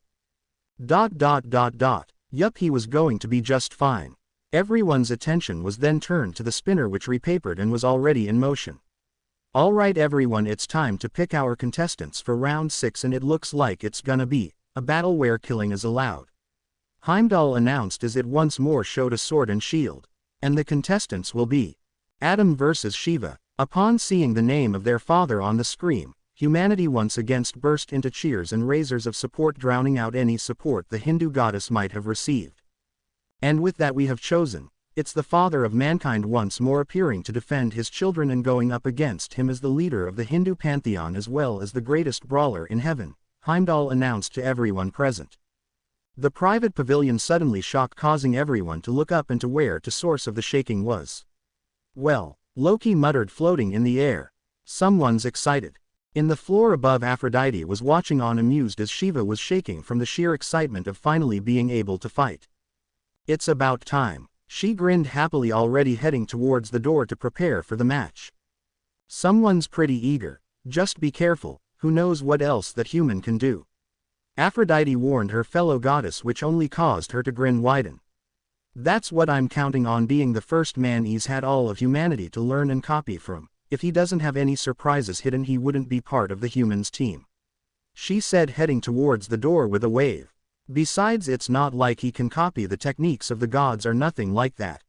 She said with a laugh. Only to stop dead and silent at the door. Neither goddess said a word as what Shiva said as initially as a joke sunk into their heads. Hey, you don't actually think that human can copy our moves, right? She asked the goddess of beauty, who merely stared back. I think an already difficult fight just became next to impossible for you. The blonde-haired goddess admitted, with Shiva letting out something between a laugh and a sigh as she exited the room. Just great. Over with the champions, they were also discussing the match. So it's Adam and I against Shiva? This should be a relatively short and simple fight then. Reganleaf noted as she looked towards her partner, who nodded back. Even still, you two still need to show caution. She's the strongest of the Hindu gods for a reason. Jack cautioned the two, with them nodding in agreement, showing they've heard her words. Trust us, we know, and we will. Reganleaf reassured the serial killer before turning to her oldest with narrowed eyes. As for you two, she said, surprising the two with her tone. Look, I'm going to be perfectly honest. Right now you two are nothing more than burdens right now, so it would be better if you went off somewhere to mourn for a while. The seventh sister told the two, getting looks of disbelief from them as well as outrage from Brunhilde. Oh, don't look so shocked. You know it's true. Right now you two are barely holding it together. Halak said, speaking up. The last thing we need is one of you losing your shit in the middle of a match. She told them without her usual sneer. Yeah, and if you do lose it, you partners will also suffer as well. Alvider added on, with her younger sister also lacking her usual heat in her words. These always a 3-hour interval between each match so everyone can prepare for their fight. That means you have at least 6 hours to pull yourselves together before either of you would have to fight. That should at least give the two of you enough time to at least get through the rest of the matches if we can manage to the next 3. Regenleaf spoke up once again, adding to their argument as Wrist, still in her shy persona, ran up to them and squeezed both their hands. Please sisters, let yourselves do this, so if the time comes you'll be able to focus on your matches and save humanity, she said, hating seeing her sisters like this and couldn't bear the thought of losing them if they couldn't pull Volunder correctly. Brunhilde, as much as she wanted to deny the words of her younger sisters, knew they were right. She was barely keeping her emotions in check, and if she lost it, could end up costing her everything. Here she spared Izuku a glance and her sisters a moment's glance before sighing. They were also right, this was the best time to mourn and clear their heads. Like Regenleaf said, there was at least 6 hours before they had to fight again. That should at least give them enough time to calm down enough to get through the rest of Ragnarok if they keep winning. Gare. Brunhilde suddenly spoke up, shocking her as the youngest looked towards her youngest sister. Go to where we usually meet with Hercules. I will join you there shortly, she instructed Gare before facing her partner. Izuku, there's something you and I need to discuss, please follow me, she told her partner as she left the walkway. Beelzebub behind her with an excited look on her face as Izuku, after a moment of confusion, followed after them. Everyone took that as their cue to leave, be it to plan for their next fight in Adam's case or going to check in on Lubiu and Randgriz. All felt the need to do something now that they were that much closer to winning humanity's survival. Line break. Now that was entertaining. A voice left as that had discussed with Adamas head sat, still in the demon realm, but this time having watched the match from a conference room. Indeed, though I fear it might have riled up some of our more violent associates. A second voice warned, only getting a scoff from the first. Well, they can just go ahead and wait. They know their part and they know they'll just have to wait for a while. The first voice scoffed before grinning. So how's our little queen coming along? He asked, with the second figure chuckling as they brought out a controller and pressed a button. See for yourself, they invited as an image appeared in the air. The first figure was all smiles. Super. Line break. It was silent in the gods' waiting room as Loki, Poseidon, Hermes, Hades, Aphrodite, and Ares sat there waiting for the next match to begin. They sat in silence, each thinking their own thoughts. Out of everyone, only Ares seemed to be in a bad mood, which only got worse when a discussion started. So might I ask whatever became of that whole Adamas discussion? Aphrodite asked, with Poseidon shooting her a glare which the goddess of beauty already blinked at while Hades sighed. We agreed to wait until Ragnarok has ended before we discuss such a serious topic, clear heads and all that, he told the goddess, who nodded in understanding. Deciding to switch topics, Hermes asked a question she was curious about. So how does everyone feel the next round shall go? The messenger goddess asked, with Aphrodite humming. Well, if a theory Shiva had proves to be true, then I dare say humanity will win again, she told the group, causing them to grow curious and Ares to grip the handles of his seat. Oh, and what theory would that be? Loki asked, curious, getting a smirk from the Greek goddess. Why, that Adam is capable of copying moves from the gods themselves, she told the assembled gods and goddess, whose eyes widened in disbelief before Loki burst out laughing. No wonder Shiva isn't here, she must be scrambling to think of a way to win. She continued to win before a look of realization hit her and she suddenly pouted. Ah, if that's true, then means they only need 2 more Viceroy to win. I'll never get a chance to fight this time around, she moaned as she crossed her arms. That means I won't get a chance until next time, she whined. There won't be a next time. The sudden roar from Ares caused everyone to look at him and see he was glaring at Loki. Why, after all the pain and misery that they've caused them, would we ever do this again? I say, in the next 1,000 years we just rid the earth of the humans and be done with it, he roared to his fellow gods, not caring who they were. However, instead of the angered looks at his disrespect, he was expecting. All he got were groans from Hades and Poseidon, an amused look from Hermes, and laughter from Loki and Aphrodite. What are you laughing at? He demanded of the two, with Poseidon being the one who answered. Your idiocy, nephew, was all she said, causing Hades to explain further. Ares, once Ragnarok is initiated, it replaces and humanity is once again voted to be destroyed. A new Ragnarok will instantly be started, Hades told the war god. In addition to that, should one lose in a past Ragnarok, they can never again represent their side again, even if they lied after their match. Hades continued, causing Ares' eyes to widen in horror. Then that means. He trailed off, his eyes darting towards Poseidon, who only nodded. Both Thor and myself are unable to fight for the gods ever again. She confirmed the war god's fears as he sank to his knees in despair. So what you're telling me is that for the rest of time our only two choices are to either let them live or keep fighting them with the chance to lose more gods in the process? Getting a nod from the others and a "You got it" from Loki, causing the war god to sink lower and moan in despair. Line break. Izuku ended up finding everyone in the infirmary along with the others from the quirk world. "Hey Izuku, glad to see you." Eijiro greeted his friend as he and the rest were already looking much better. Those with missing limbs were already in the process of growing them back. Izuku smiled at his red-headed friend. "It's good to see you too, Eijiro. How's everyone feeling?" he asked, getting words of reassurance that everyone was doing fine. Hearing this, Izuku smiled as he looked towards the far corner of the room where Thor was resting against the wall. "Thank you for staying with them during the match, it means a lot to me," he told the goddess, who nodded, having volunteered to watch over Izuku's friends while they were recovering. Deciding to change topics, Chin spoke up.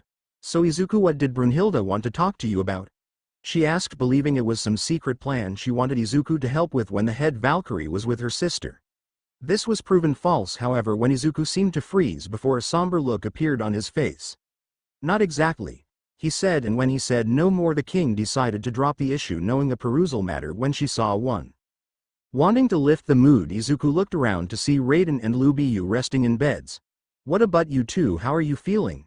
he asked, getting the same answer from them both. Disappointed. Izuku couldn't help but sweat drop at the answer, and although it was for different reasons, Izuku could guess why they were feeling that way. After that, the assembled group simply talked. None really felt the need to go find Adam, as each had complete within the first man. Line break. It was time for the 6th round. The stadium was back into one similar to the first 2 rounds, and Heimdall was ready to begin. Fist fights. One of the oldest ways to do battle, if not the oldest, and although it, like everything, while having evolved through unimaginable ways throughout time, it has remained the same at its core. And it's time to see what's bound to be one foe, the greatest ever recorded, the Watchman announced, getting roars from the crowd. First off, fighting for humanity, he brought down the undisputed tyrant of the sea in round 3. He's the father of man, and he's back to once again defend his children. It's Adam. Heimdall announced as Adam emerged from humanity's side, knuckle dusters already on his fist. The first man's reappearance caused humanity to cheer wildly for their father, led by none other Adam's family. However, what many humans were surprised was the fact that gods were now sitting among the humans, having noticed and were unnerved by the aura that was sitting around the majority of the gods. And now, representing the gods, Heimdall announced as the ground started to rumble. "This woman," Heimdall went on as a herd of elephants emerged from the God's Gate with a figure riding one of their backs. "She creates for fun and can destroy the world on a whim. Make and break, fix and break. The world is her playground. What on earth do you want? Just try asking her that. No compromise, no consideration, and she couldn't care less. All she wants to do is destroy, destroy, destroy." The figure had by now jumped off the elephant and was calmly approaching the middle of the stadium.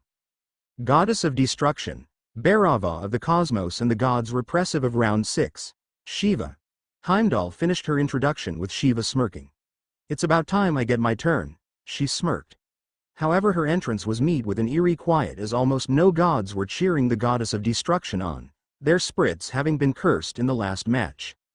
In fact, there was only a tiny group cheering for the Hindu goddess, numbering only 4, but considering who they were, Shiva would say they were more than enough. "You can do it, Shiva. We believe in you." Parvati cheered for her wife happily. Kali meanwhile spoke quietly but no less supportive. "Dear Shiva, I wish you the best." She spoke with Durga suddenly standing up. "HMPH, not even the first man can match up against our Shiva," she declared with full confidence. "You can do it, Mama." Ganesha cheered his mother own, causing her to smirk. "Ready to get annihilated?" she asked with a bloodthirsty smile while getting into her stance, causing Adam to smile with a gentle chuckle. "We'll see," was all he said as he raised his fists up. Seeing both fighters ready, Heimdall decided to begin, and now let the 6th round of Ragnarok, the final battle between God and man, begin. Shiva has been waiting for such a long time now, to the point it felt like that's all she ever has been doing. It all started with the meeting to determine whether humanity would be spared or not, where she waited for the vote to be casted so they could finish off the wretched things and she could begin waiting for whatever spices they evolved next to do something to entrain her. That was when the Valkyrie entered with her hilarious idea of beginning the Ragnarok, where she started to wait for the gods to kick the impudent half-human out after laughing in her face. Only for those idiots to agree after one let insult to them. And before she knew it, she was sitting in Valhalla Arena waiting for this little farce of a contest to be over while hoping it could be a little entertaining. Her mood didn't change when humanity's first contestant came into the arena to face Thor. Being just a boy, she thought nothing of him. Even with that little show of power when he entered the arena, she figured it was just another trick from the Valkyries. Her opinion didn't change much when the fight began, and although she was surprised when the boy revealed his powers, it ultimately meant nothing if he couldn't hurt Thor, and so she simply waited for Thor to turn him into a smear on the ground. And then Thor was sent flying into a wall, puking up blood as she flew. There were no words to describe the shock and disbelief she felt at seeing such an impossible sight. But as the match went on, her disbelief began to change to happiness and excitement. Finally an opponent showed up who might be able to give her the same kind of rush and fight she hadn't felt since she faced off against her oldest friend Rudra. That feeling only grew as the fight neared its end and Izuku brought out his final attack, a massive beast made of lightning that looked like it could wipe out any god if it hit them head on. When the dust cleared and Thor had been declared the loser, the excitement grew even more. A fucking human had just defeated one of the greatest warriors the gods had to offer and seemed to take minimum damage while doing so, and she had all her fingers crossed that she would get the change to fight him herself. But the universe seemed to want to spite her in that moment, but the boy in a death match against Zeus of all people, and she knew that her hopes of fighting the green-haired boy went up in smoke, and all she could do was wait for the inevitable and hope she could get a decent fight later. Only to have, once the match actually get started, her jaw hanging open as she watched, eyes full of awe and slight jealousy, what had to be the greatest fist fight she had ever seen. The way the two clashed literally shocked the heavens towards the end, with it ending with a sight she thought impossible: the king of the gods losing and dying, while laughing like a madman. That confirmed it for her. She needed to fight Izuku Midoriya as soon as possible. They boys seemed almost unstoppable, and that's the kind of challenge she loves, and once again she hoped that she would be selected to go up against the green-haired boy. Only to be hit with disappointment and a returning boredom when those chosen to fight not only didn't involve her, but they also didn't involve Izuku, causing her to sigh and begin to wait once more for the inevitable slaughter to get over with and hopefully a more entertaining match. After all, who could defeat the Sea Tyrant? The answer was the first man, apparently, as proven when Shiva, watched only complete and utterly lost as Adam, despite getting some serious injuries, was able to best Poseidon herself, causing her opinion on humanity to start to change. After all, if humans, despite one not being from their world, could prove a match or even surpass them in this case, maybe there was more to them than she first thought. She didn't really get a chance to observe during the fourth match after the barrier went up and the monsters were set loose, to focused on getting to and protecting her family, to give the match any thought. Though she did get to meet and fight beside the boy who piqued her interest, which she had to admit, once her family was safe, had been a plus. Once everything was settled and the fifth battle was announced, she intended to watch with far more interest. After seeing what the first man can do against the Sea Tyrant, she was more than a little interested to see what the one who had been called the strongest warrior in history was capable of against the man made a god. And she wasn't disappointed in the least. Liu Bu proved to be just as capable as the rest, despite have a slight distaste for the humans' dirty tricks when she was clearly capable without them. But still, Shiva couldn't complain, Liu Bu having proven herself to be just as much a capable warrior and champion for humanity as those before her, and she could hardly stand the wait any longer for her turn. And it turns out she didn't have to, as finally in the sixth round her turn had come at last, going up against the first man, not her first choice of opponent, but still one that she was sure was going to give her one of the greatest fights of her life, even more so if the crazy theory she had of Adam was correct. Which is why she had been practically vibrating with excitement for the following 3 hours and was waiting impatiently for the introductions to be done, the silence that followed hers not bothering her in the least when she heard her family cheering for her. They were more than enough any day of the week, and then it was finally time. The waiting was done. She had done it long enough, and it had finally paid off. In the second Heimdall started the match, she raised all 4 of her arms and charged. Adam didn't move to meet her and instead waited for the goddess to come to him before tilting his head to the side slightly to avoid her first strike before blocking her next 3 punches. The goddess of destruction grinned as she threw another punch, only for Adam to duck underneath it and go for a punch, only for it to be blocked by one of Shiva's arms. Gonna have to do better than that, human. She taunted, only for Adam to hum before using shave to disappear. Eyes wide, Shiva quickly looked around for her opponent, only for a fist to meet her jaw and send her back. Looking back, she saw Adam standing in the same place he had before disappearing the first time, with a smirk on his face. Better? He asked, causing Shiva to tisk before charging once again. A good opening, Izuku muttered as he watched from their chosen point with Chin, Jack, Sasaki, Raiden, Soji, Lu Bu and their Valkyrie partners. Using shave to suddenly move positions only to move back instantly when she looked away was clever, Izuku praised as he watched the two close-quarter specialists battle it out. Yup. The guy sure knows how to trick muscleheads like her, no offense. Soji directed the last part to Raiden, who seemed to have a similar mindset, to which the sumo didn't mind in the least. Back in the match, Shiva once more was throwing punches, to which the first man was either dodging or blocking. However, this time, once he saw a opening, Adam launched a quick kick to the Hindu goddess' legs at such speed that not only was Shiva unable to react in time, it also caused Shiva to stagger and stop her attacks. This gave Adam the opening he was looking for as he started to unleash his own barrage of attacks, from punches and kicks to finger pistols, rippers, to his own razor's edge and devil edge. Adam was relentlessly attacking the goddess' foe destruction torso, arms and legs, much to the horror of her family. Shiva. Her wives screamed in horror while Ganesha watched on in open-mouthed horror at his mother getting attacked. Adam then delivered a punch to her chin, launching her into air and positioning in just the spot Adam wanted, and as quick as a flash delivered a six-king gun to the goddess' stomach, causing her to cough up blood and get sent flying back, or would have got sent flying back if Adam hadn't grabbed her by the leg. Instead, after grabbing his opponent's leg, he pulled her closer to him, and once he could grabbed it, Adam took hold of Shiva's head with both hands and slammed his forehead into the goddess's own, intending to end the match with a headbutt. Bong! The sound rang through the entire arena as both sides thought it was once again over, only to the surprise of all watching, it was Adam's head that started bleeding. Shiva chuckled softly as she eased herself out of Adam's grip and got some distance. "Sorry, pal," she said with a smirk before pointing towards her forehead. "But you won't find anyone in heaven with a harder noggin than mine," she bragged before giving her dome a couple of times for emphasis, while Adam smirked while wiping the blood off his forehead. "Note," he claimed before launching a barrage of storm legs towards the goddess. Shiva, seeing the attacks start to close in, closed her eyes and started to sway, letting all the attacks pass her easily before pivoting and shooting straight towards Adam, who seemed to fall back until his heels barely touched the stadium floor before twisting slightly and giving the goddess a swift kick to the neck to send the goddess away, only for Shiva to grab Adam's arms with one of her hands and with all her might threw Adam straight towards the wall. Adam. Eve steamed in fear watching her husband fly through the air, only to breathe a sigh of relief when Adam hit the wall hands and feet first and launched himself off the wall and towards Shiva. "Hell yeah, Dad, that's how you do it."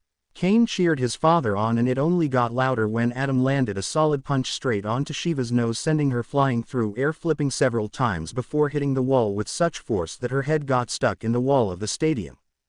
"Shiva!"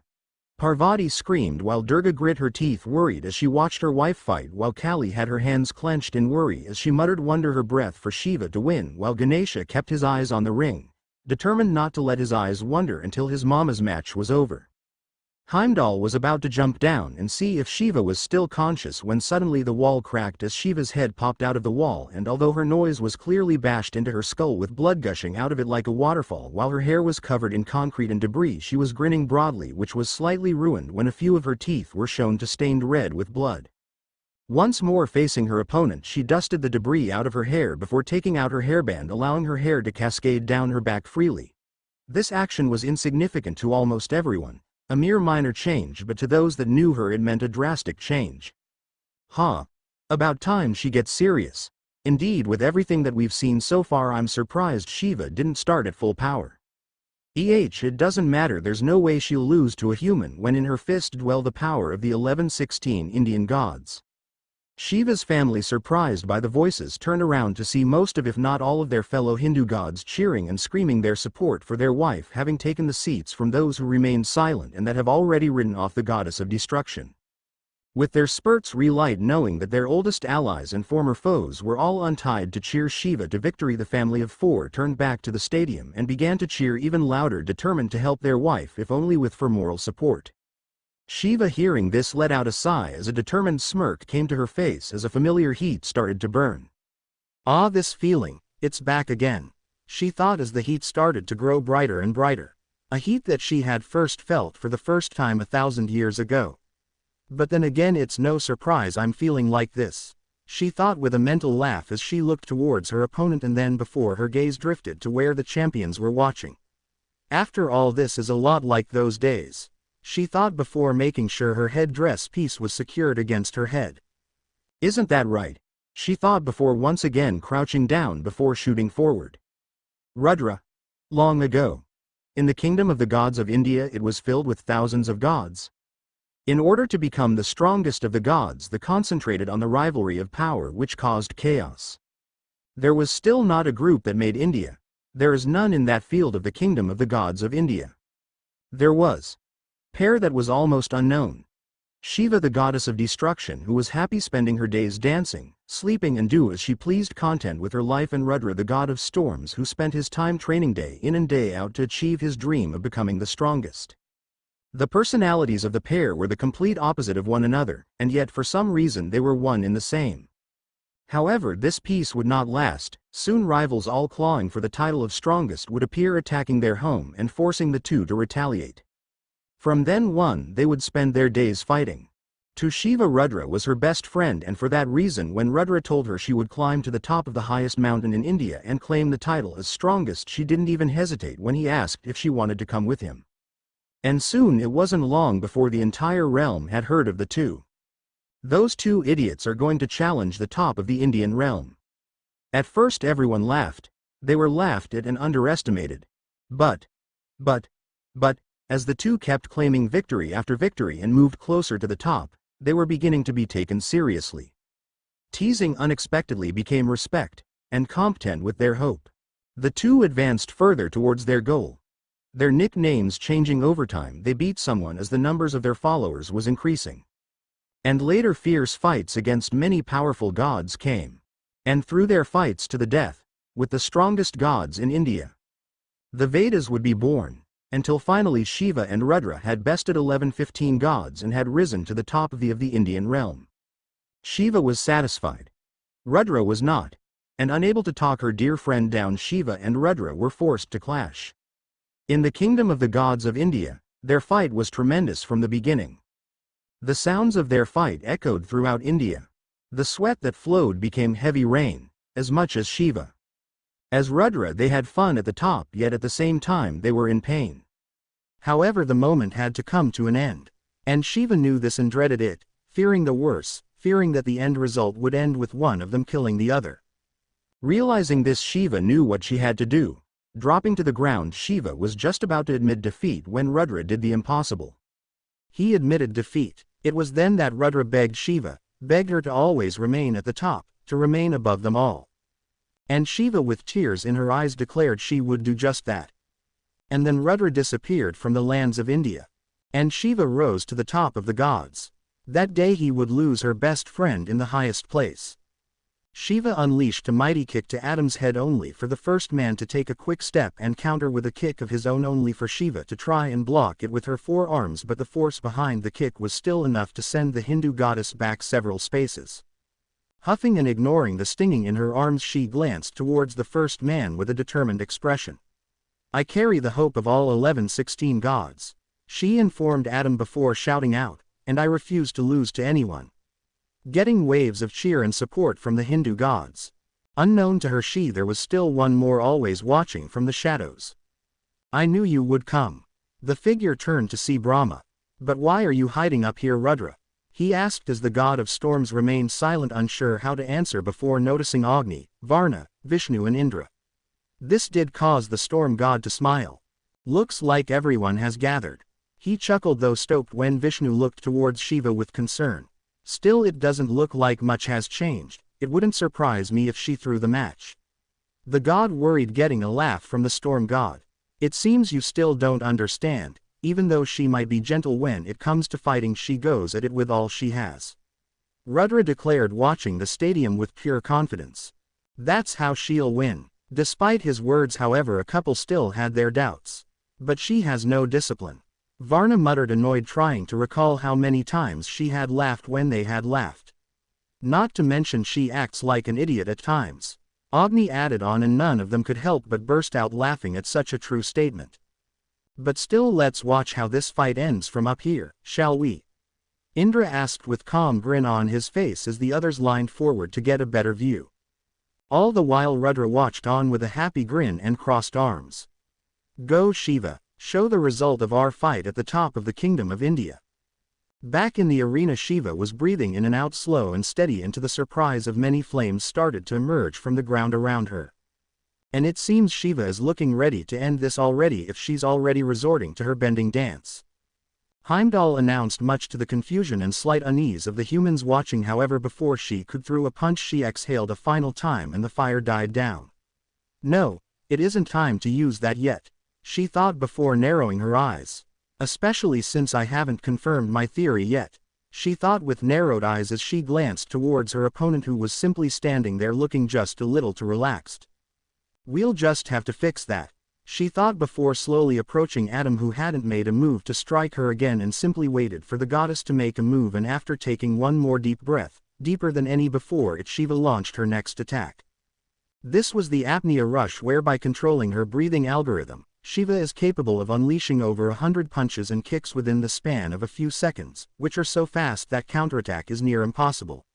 This allows her to melt walls, human bones, and even metal. Shiva is capable of holding her breath for 10 minutes while attacking, so her barrage doesn't end until her opponent lies in a lifeless heap of flesh. Shiva's ability to hold her breath for 5 minutes is an important part of this technique.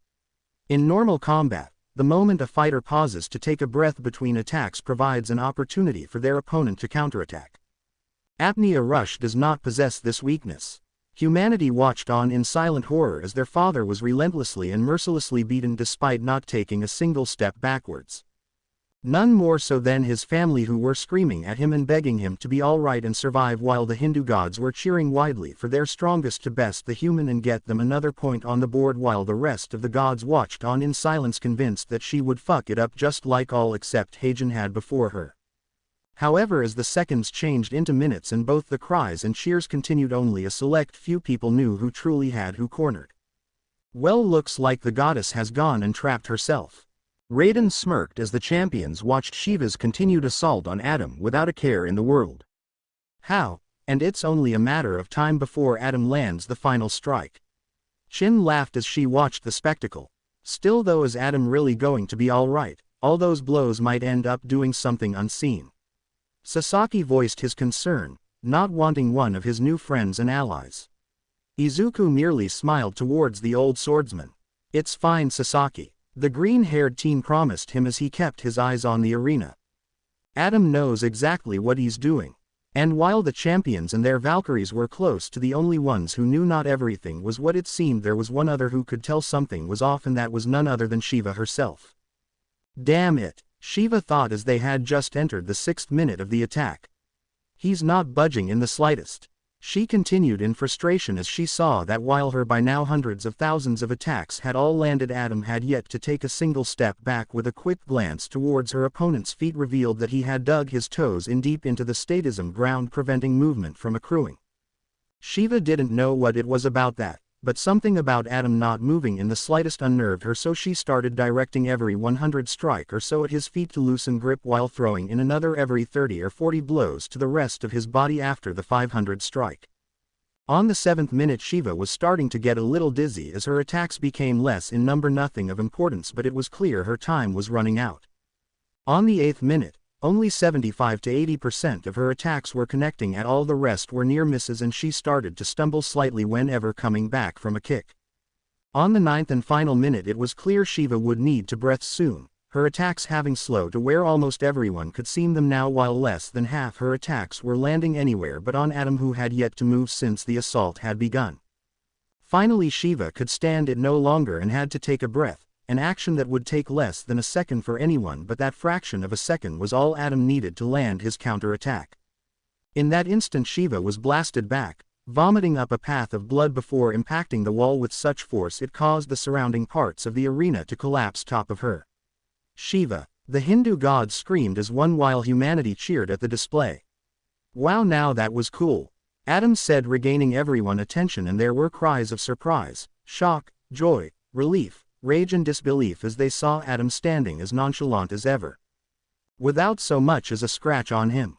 Against all odds and logic, Adam has emerged not only without injury but also looked to hit Shiva with the blast core used by Raiden Tamiman in round 4. Heimdall shouted at the top of his lungs, causing the humans to erupt into a storm of cheers. Hell yeah, you got this, Dad. Kane shouted, his face full of triumph as he watched what he knew was the end of the match. That was amazing, darling, Eve shouted, happy that her beloved Adam was safe. Just a little more, Papa. Abel shouted, happy to see his father once more winning his feat. Elsewhere, with those from the Quirk world who were back in their seats, Kaku couldn't help but let out an impressed whistle and gave a couple of impressed claps. Now that I have to admit is the greatest use of the two showery I've ever seen, Kaku admitted to the heroes who looked at him. Wait a minute, you mean Adam was able to survive Shiva's assault because of the technique Izuku used against Zeus? Setsuna asked, having been along with Kendo to Abara, who fainted from shock and fear at what she saw was the death of the father of all mankind. Yup, and I'm a little ashamed to admit I do find myself jealous at how he could use the showery techniques so easily, Kaku admitted, looking down at the arena and waiting to see if the goddess will emerge from the rubble. It was amazing, but something is bothering me, Hiroshima said, getting looks from everyone, causing him to scratch the back of his head, embarrassed. Well, I'm just wondering how exactly Adam was able to use that blast core move when I don't think Raiden did until after the fog gate went up when those monsters started attacking, so I was just wondering when he could have seen it. The hardening quirk user told the group, who blinked at what he said. That was a very good question, with Nezu humming. If I were to guess, it would have been before Ragnarok even started, or it could have right before the match to give Adam an edge. The principal guessed what was to him the most likely possibilities. Unknown to them, Raiden himself was currently screaming his lungs out, cheering from the stands. Oh hell yeah, that's the way, Adam. The sumo champion cheered on the first man, having seen Adam just use his trump card. I gotta admit I was skeptical when you said you wanted to show your blast core, but I'm willing to admit I was wrong. Thrud spoke to her partner, recalling how Raiden went to Adam and told the first man how he wanted to give him a little extra help in his match by showing him his greatest technique. Adam, who knew the defensive showery at that point and could use it to take the blow, agreed, and one punch later Adam had another technique in his arsenal. Yo, if you would kindly join us back here in heaven, Musclehead, the match isn't over yet. Soji called out to the sumo to snap back to reality just as Shiva emerged from the rubble, blood leaking down multiple points of her body and a deep imprint of Adam's fist in her stomach, which she rubbed gently as she emerged from the rubble. Son of a bitch, Shiva hissed as she did so, hacking up blood with each word. Looking towards her opponent, Shiva let out a grin even as blood dripped from her lips. Not bad, human. Not bad at all, but if you think that all it's going to take to bring me down, you've got another thing coming, Shiva declared, much to the relief of her family and friends, before closing her eyes and started to slowly follow the flow of the cosmos. Mind if I ask you a question? Only to immediately falter at Adam's sudden interruption, causing the goddess to stumble before catching herself and glaring at the man. What could possibly be so important to interrupt our fight? Shiva demanded, with Adam not keeping his face as emotionless. Why did you decide to keep fighting when you didn't have to? Adam, causing not only Shiva but also her family, the Hindu gods sitting in the human side as well as the humans, to blink in confusion. Adam noticed this and decided to explain further. What I mean to ask is that you, knowing the score, that 2 gods are already dead and that I am allowed to kill you, still chose to fight despite the fact that you have a family. I want to know why, Adam demanded, and suddenly everyone's attention was on Shiva. To their surprise, however, all she could answer with was a shrug and giggle. Sorry, but there's really no answer I can give other than I wanted to fight. I've been doing it for eons and I wasn't going to pass up on the fighting event of the century greater than, she exclaimed, getting laughs from the Hindu pantheon, expecting nothing else from the supreme goddess of the Hindu pantheon. Besides, she went on, laughing much more softly this time, I'm not worried about being killed by the same man who protected my family during the 4th match, she admitted, recalling it was Adam who was safeguarding not only his own family but hers as well. Adam's response was to merely hum. Well, there really was no reason for me not to protect them. and I wasn't going to let a family get torn apart if I can help it. Adam admitted, getting a grin Shiva despite the pain. Ah, they'll drive you completely mad, but at the end of the day we'll do anything for our families. Shiva spoke with a fond smile which Adam matched. Without hesitation or doubt, he added, sparing a look at his own family, recalling a memory from long ago. Once Adam lived his life alongside his fellow creations in the infinite providence of the Garden of Eden. Until that faithful day, the serpent accused Eve of eating from the tree of knowledge. However, in truth the serpent had tried to take Eve as his own. He had tried to test her faith to Adam only to be met with resentment and forged evidence. However, all assembled were gods, government, judges, prosecutors. In Eden, the land of the gods, the chances of a human receiving a guilty verdict was 99.99999. In the end, Eve was sentenced to be expelled from Eden. However, before the punishment could be handed out, the doors to the chambers opened, with Adam appearing and walking over the body of the downed giant set to guard it during the trial. However, what caught everyone's attention was what the first man was carrying: 2 baskets filled with apples. As the audience erupted into noise and demands about if he had plucked, everyone grinned the tree of knowledge. However, all went silent when Adam, without wearing, took a large bite out of an apple, much to the horror of those present, and it only grew worse when he spat it onto the floor in disgust while muttering a sour as he did so. Adam went on to do this with each and every apple until both baskets were empty, and the first man threw them aside without a care. He then kneeled down to his wife and told her they were leaving, which, with tears in her eyes and a smile, Eve agreed and took his hand. The serpent, however, was enraged and in his fury transformed into his true form to kill the humans for their heresy against the gods. Only for Adam to obliterate the serpent in a single attack. With that in front of all the assembled gods, the two left the heavens for a new start on earth, and they lived happily ever after. Adam had finally snapped out of his trip down memory lane when he noticed Shiva, with her eyes closed, started to move again, only this time it actually looked like she was dancing of all things. And there it is, ladies and gentlemen, Shiva's signature move. It's her hidden treasure of the Indian world of gods. Heimdall shouted at the top of his lungs as before everyone's eyes it seemed Shiva seemed to multiple. Hidden treasure of the Indian world of gods, this martial dance is Shiva's trump card and can only be performed by her. By dancing to the rhythm of the cosmos, Shiva is able to attack her opponent with far greater speed and power while confusing them. Its unpredictable rhythm allows Shiva to continuously attack her opponent with multi-hit attacks while her opponent is under the impression of being attacked by many enemies all at once. Shiva grinned towards her opponent. "Hope you're ready, human," she declared before rushing forward, causing it to look like an entire army was now approaching. "You've got this, mama." Ganesha cheered his mama on, ready to his mother beat the human. "Put that goddess in her place, Dad." Cain shouted his full support towards his father. Hearing the support from their children caused both the parents to grin before Adam used shave to meet the horde down the middle, resulting in a shockwave caused by the fury of multiple clashing blows. "Damn, and here I thought Adam was about to take this match." Soji muttered, annoyed as he scratched the back of his head as he continued to watch the match. "Think our boy is in trouble?" he asked, getting a shake of the head from Izuku. "No, as far as I can tell, Shaori seems to be able to handle Shiva's blows just as well as before." And Izuku's claim seemed to be right, as Adam, despite taking hundreds of hits, little if any at all damage had been taken at all, even when Shiva added in her Tandava, where her body starts to superheat and combust due to her intense dancing, did little than leave imprints of her fest. Adam's strikes, on the other hand, were hitting harder than ever. Thanks to the two Shaoris, Adam was able to launch attack after attack without being staggered in the slightest, with each blow drawing more and more blood. Shiva then tried to go for a dual hand strike with her upper left hand and lower right hand, with one going to strike Adam in the eyes and the other going for the nose. Only for Adam, in two swift uses of Ripper, to slice off not only the two attacking hands but the other two as well. Shiva, her family as well as the rest of Hindu pantheon screamed in horror as they saw the two hands hit the ground. Shiva didn't seem to care about her missing hand though, and tried to slam the stumps into Adam's face only to revive a whale burial straight to the jaw, shattering it and completely knocking out some of her teeth. That wasn't the end, however, as Adam grabbed Shiva by the leg and started to swing her widely around his body. And it looks the dress, ladies and gentlemen, the very move that was used to finish off Zeus. Heimdall announced, making the Hindu pantheon very nervous, and it only got worse as Adam swung her faster and faster as well as more widely before finally letting go with her moving faster than most could ever dream of keeping up with into the far side wall of the arena, resulting in the stadium once again shaking violently.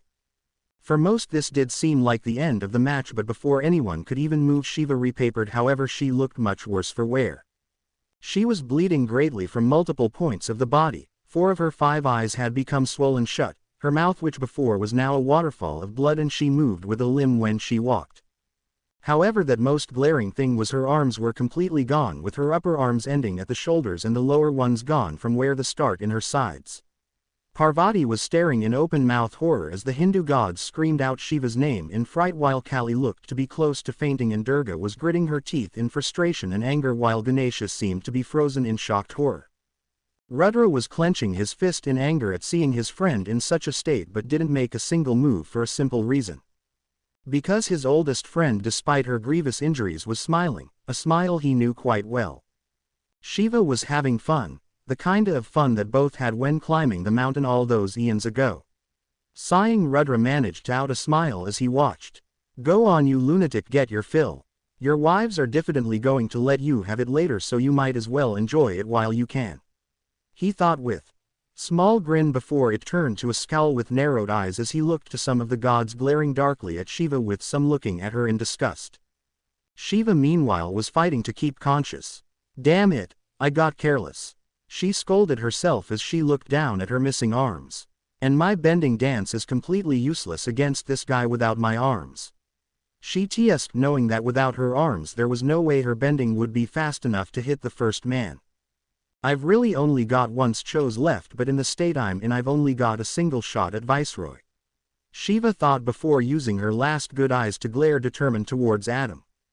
"Don't think I'm just going to hand you the win, not until you show me what you can really do," she thought, her heart beating faster and faster, which is exactly what she needed.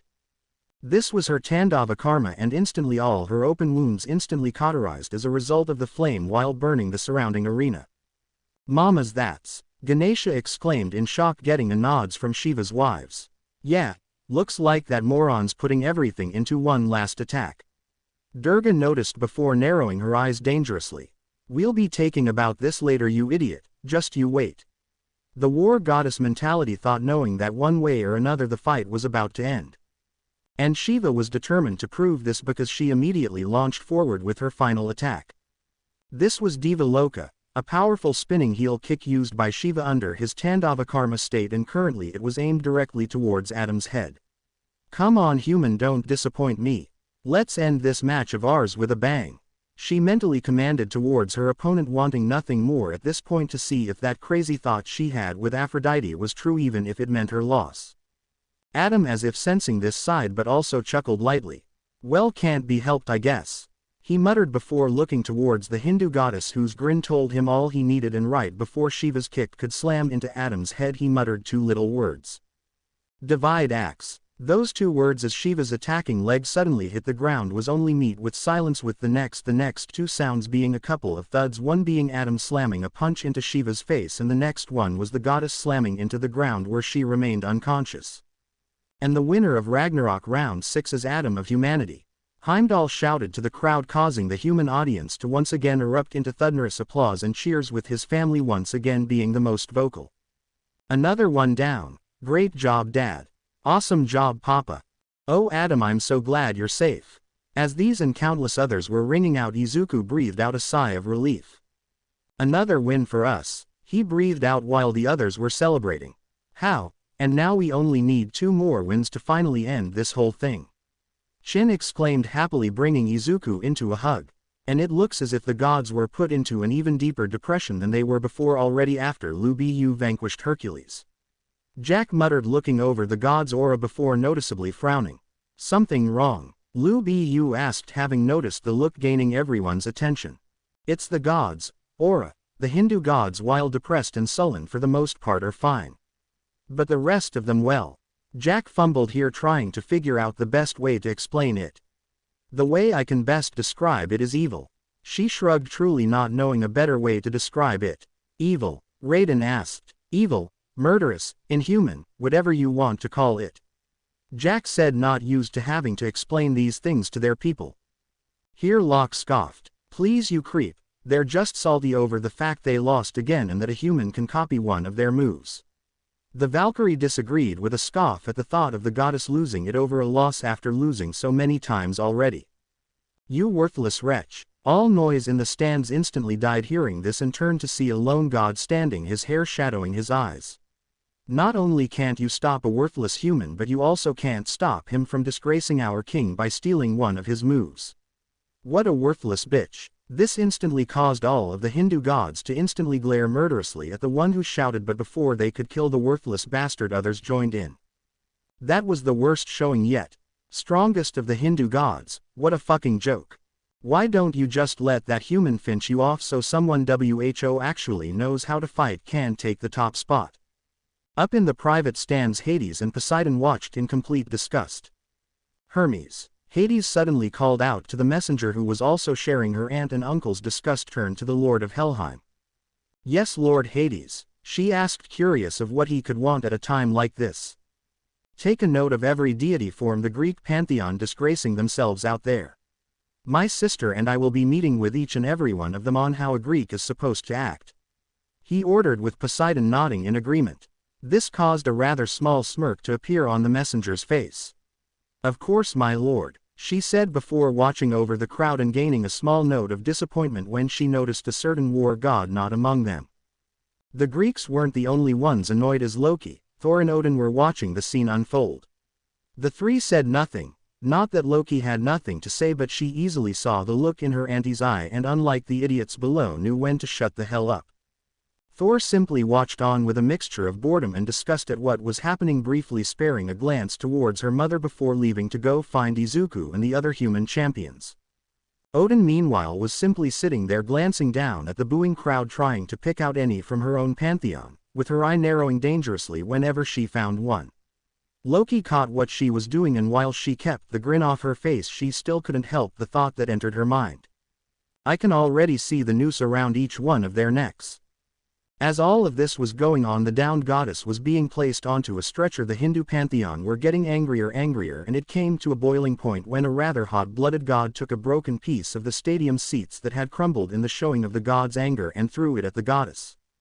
Had the piece actually hit the goddess, then it would have no doubt caused a war between the heavens that would have ended humans' problems with the gods in the worst way possible. However, much to the shock of the gods, that debris, when seconds away from hitting the goddess, suddenly disappeared.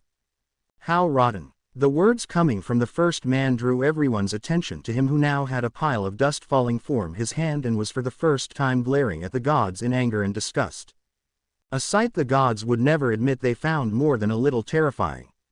Shiva fought her hardest, risking her life in the process, and you've got nothing but scorn and contempt. Here Adam snorted in disgust. Every god and human are fighting with everything they have for their side, while you, the masses, do nothing but spectacle from the safety of the stands, and when it doesn't go your way you scream at the one who actually risked everything and did all the work. What a bunch of entitled brats. He hissed at the end before turning to look at the spinner that had appeared to see who was next. The Hindu gods meanwhile found themselves shocked that someone outside their pantheon, a human and their enemy no less, was defending Shiva, and they would only grow more shocked. You tell Dad, Cain shouted, standing up while backing up his father's words before facing the gods. And as for you, if you think it's so easy, why don't you all get off your asses and try fighting yourselves? The first son of Adam shouted towards the gods, which were soon joined in by the other humans. Yeah, if humans are so easy to get rid of, maybe you should try to get rid of us yourselves. Yeah, you all scream and shout towards Shiva for losing, yet I don't see any of you taking a punch like she did. Let's see some of you get in the arena and do better than Shiva did, though I highly doubt you can. As more and more humans were joining in shouting at the gods for slandering Shiva, the hound gods found small smiles soon coming to their faces, none more so than Shiva's direct family, that despite being enemies the humans still defended Shiva, even if it was nothing more than following their father's words. As the shouting went on, however, the gods seemed to be getting angrier and angrier, but before anything could blow there was a loud bang and everyone turned to see Odin standing in the center of the arena and looked towards Heimdall. Spin, she ordered, and with a quick motion of her hand she was gone. Why yes ma'am. Heimdall stuttered before motioning towards the spinner, which immediately began to rotate. And it's time for the rules and fighters of round 7 to be chosen. Everyone, what kind of match are we in for, folks? We'll find out in just a moment. The announcer told the audience while the humans, gods sitting on the humans and the Hindu gods were leaning forward in anticipation. The other gods were just sitting there, glaring darkly and muttering incoherently under their breaths. And it looks like it's going to be a killing as allowed. How original. Heimdall muttered under his breath before quickly shaking his head and getting back on track. And now it's time for the fighters to be selected, Heimdall announced as the spinner got slower and slower until it settled on 2 names. Hades versus Qin Shi Huang. At seeing the name of their next champion, those from China, especially those from the Qin dynasty, instantly burst into explosive cheering that shocked the stadium. How? My turn at last, and against another king no less. The king cheered before turning on her heel and rushing off. I must prepare immediately, she shouted, already disappearing down a corridor while her Valkyrie partner screaming at her to slow down as she chased after the first king. Meanwhile, on the side of the gods, a lot of the gods didn't exactly seem happy that yet another Greek god was fighting for them, especially the older brother of 2, what should have been guaranteed victories, only for them to end in crushing defeats. They didn't voice any of this out loud, however, Hades' reputation being far worse than Shiva on her best day, and none had the gall to even think about bad-mouthing the king of Helheim, so all they could do is settle for once more, muttering under their breath as they waiting for the next match to start. Up in the private stands, Hades hummed as he got up and so he could prepare for his match. So what are you planning on doing, brother? This sudden question from Poseidon, who was still watching humans and gods alike exit the arena, caused the elder sibling to go stop as he looked towards his little sister. And what do you mean by that? He asked, causing Poseidon to sigh in annoyance. I mean, how do you plan on fighting your match? The sea goddess asked. I don't think I need to say that the humans so far have been much more powerful than we ever imagined. So I'm asking how you plan on fighting your match. Poseidon asked, the smallest hint of concern barely present in her voice. Hades heard it, however, and let a tiny smile come to his face. You don't need to worry, I was always planning on going all out from the start. The fact that humanity was this strong more than justifies this. Hades reassured his younger sibling. Hearing this, Hermes raised an eyebrow. Oh, does that mean you'll be using? Here Hades raised a hand to silence her but gave her a nod. Indeed, though I'd rather keep it a secret until the match starts. After all, he said with a chuckle as he looked towards the viewing window. You never know who's listening. He told them before walking away to prepare for his fight. Hermes was briefly confused by what her uncle was talking about before it turned to amusement when Loki appeared from above, pouting and her arms crossed. How does he always do that? She grumbled, recalling all the times she tried to sneak up on the eldest brother only for him to discover her before she could reveal herself, and always revealed her when she was trying to listen into one of his private conversations. He's always been like that for as long as I can remember. Poseidon said, finally standing up and begun to leave the room. And just where are you going? The green-haired goddess asked, wondering what the sea tyrant could possibly have to do when her older brother is about to fight. Poseidon didn't bother stopping her stride as she left the room, merely saying, keeping a promise. As she left the room, leaving Hermes and Loki to stare at each other confused before rushing after the goddess, more than a little curious on what kind of promise would take priority right now. Line break. I'm here watching it and yet I'm still doubting it's real. Hermes muttered, with Loki nodding in gaping mouth agreement as they watched the sea tyrant coach and give instructions to a young child with a water ability similar to an actual coach. Turns out Poseidon was true to her word about helping Kota with his water quirk, having actually begun his lessons after Lu Bu's fight with Hercules.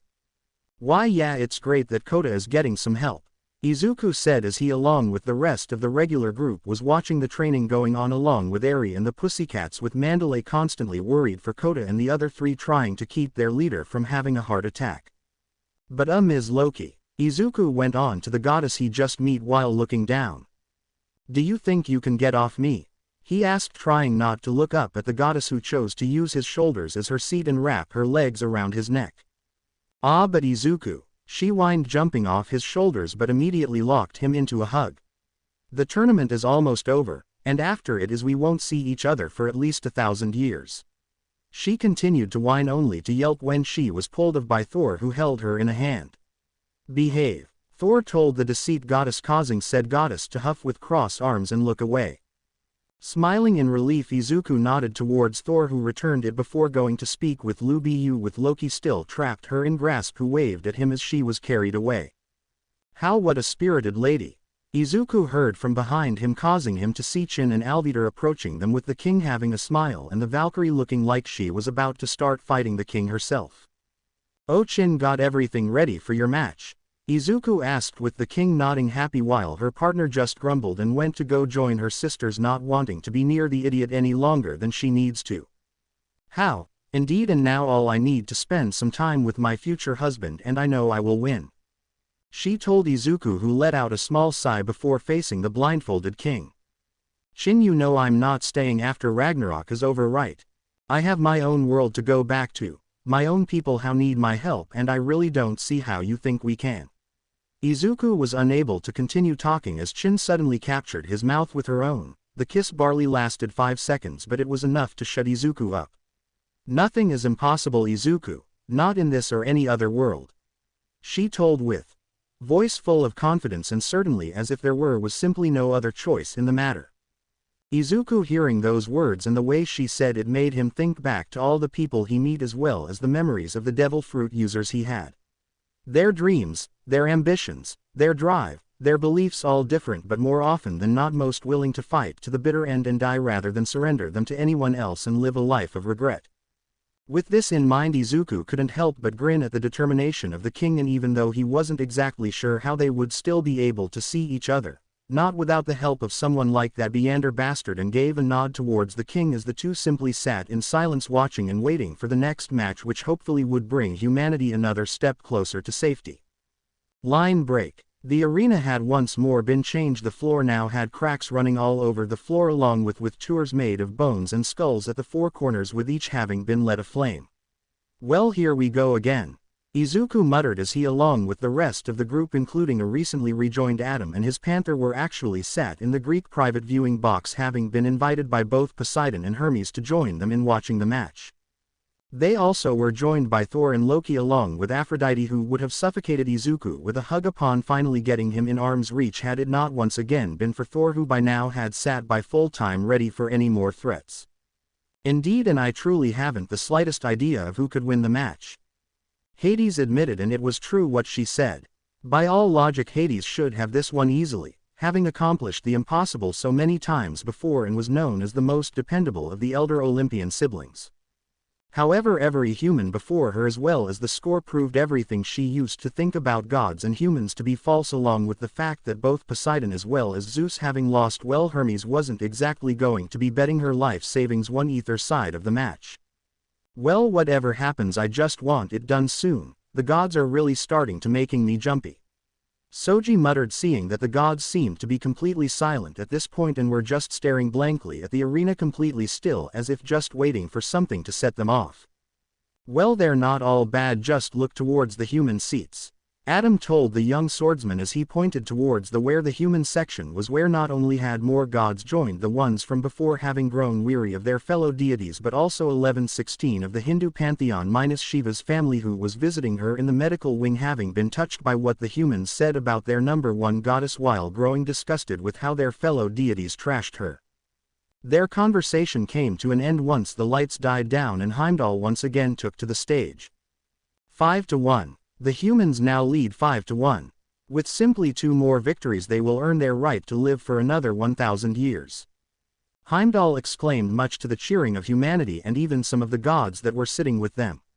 However, with a matchup like the one we have now, there's no telling who's going to come out on top, so buckle up folks, it's going to be a crazy ride, he promised before turning to humanity's side as the cheering continued, not noticing a large group of people head toward the entrance gate. First for humanity is she. Heimdall started with a monk giving a small bow before banging on a gong as the shadows finally stopped just over the gate, revealing themselves to be the former emperors of China, being led by Zhu Yuanzhong, 1st Emperor of Ming, Liu Bang, 1st Emperor of the former Han, and Liu Che, 7th Emperor of the former Han. "You know, this is my first physical job in quite some time," Liu Bei Xuan, 1st Emperor of Shu, noted with a grin as he and the others were lifting a giant object rolled up. "To hold up the one who is the cornerstone of our nation is out honor as emperors of China. countered Cao Pizuan, first emperor of Wei, countered while Sun Quan Zongmu, first emperor of Wu, laughed. Right you are.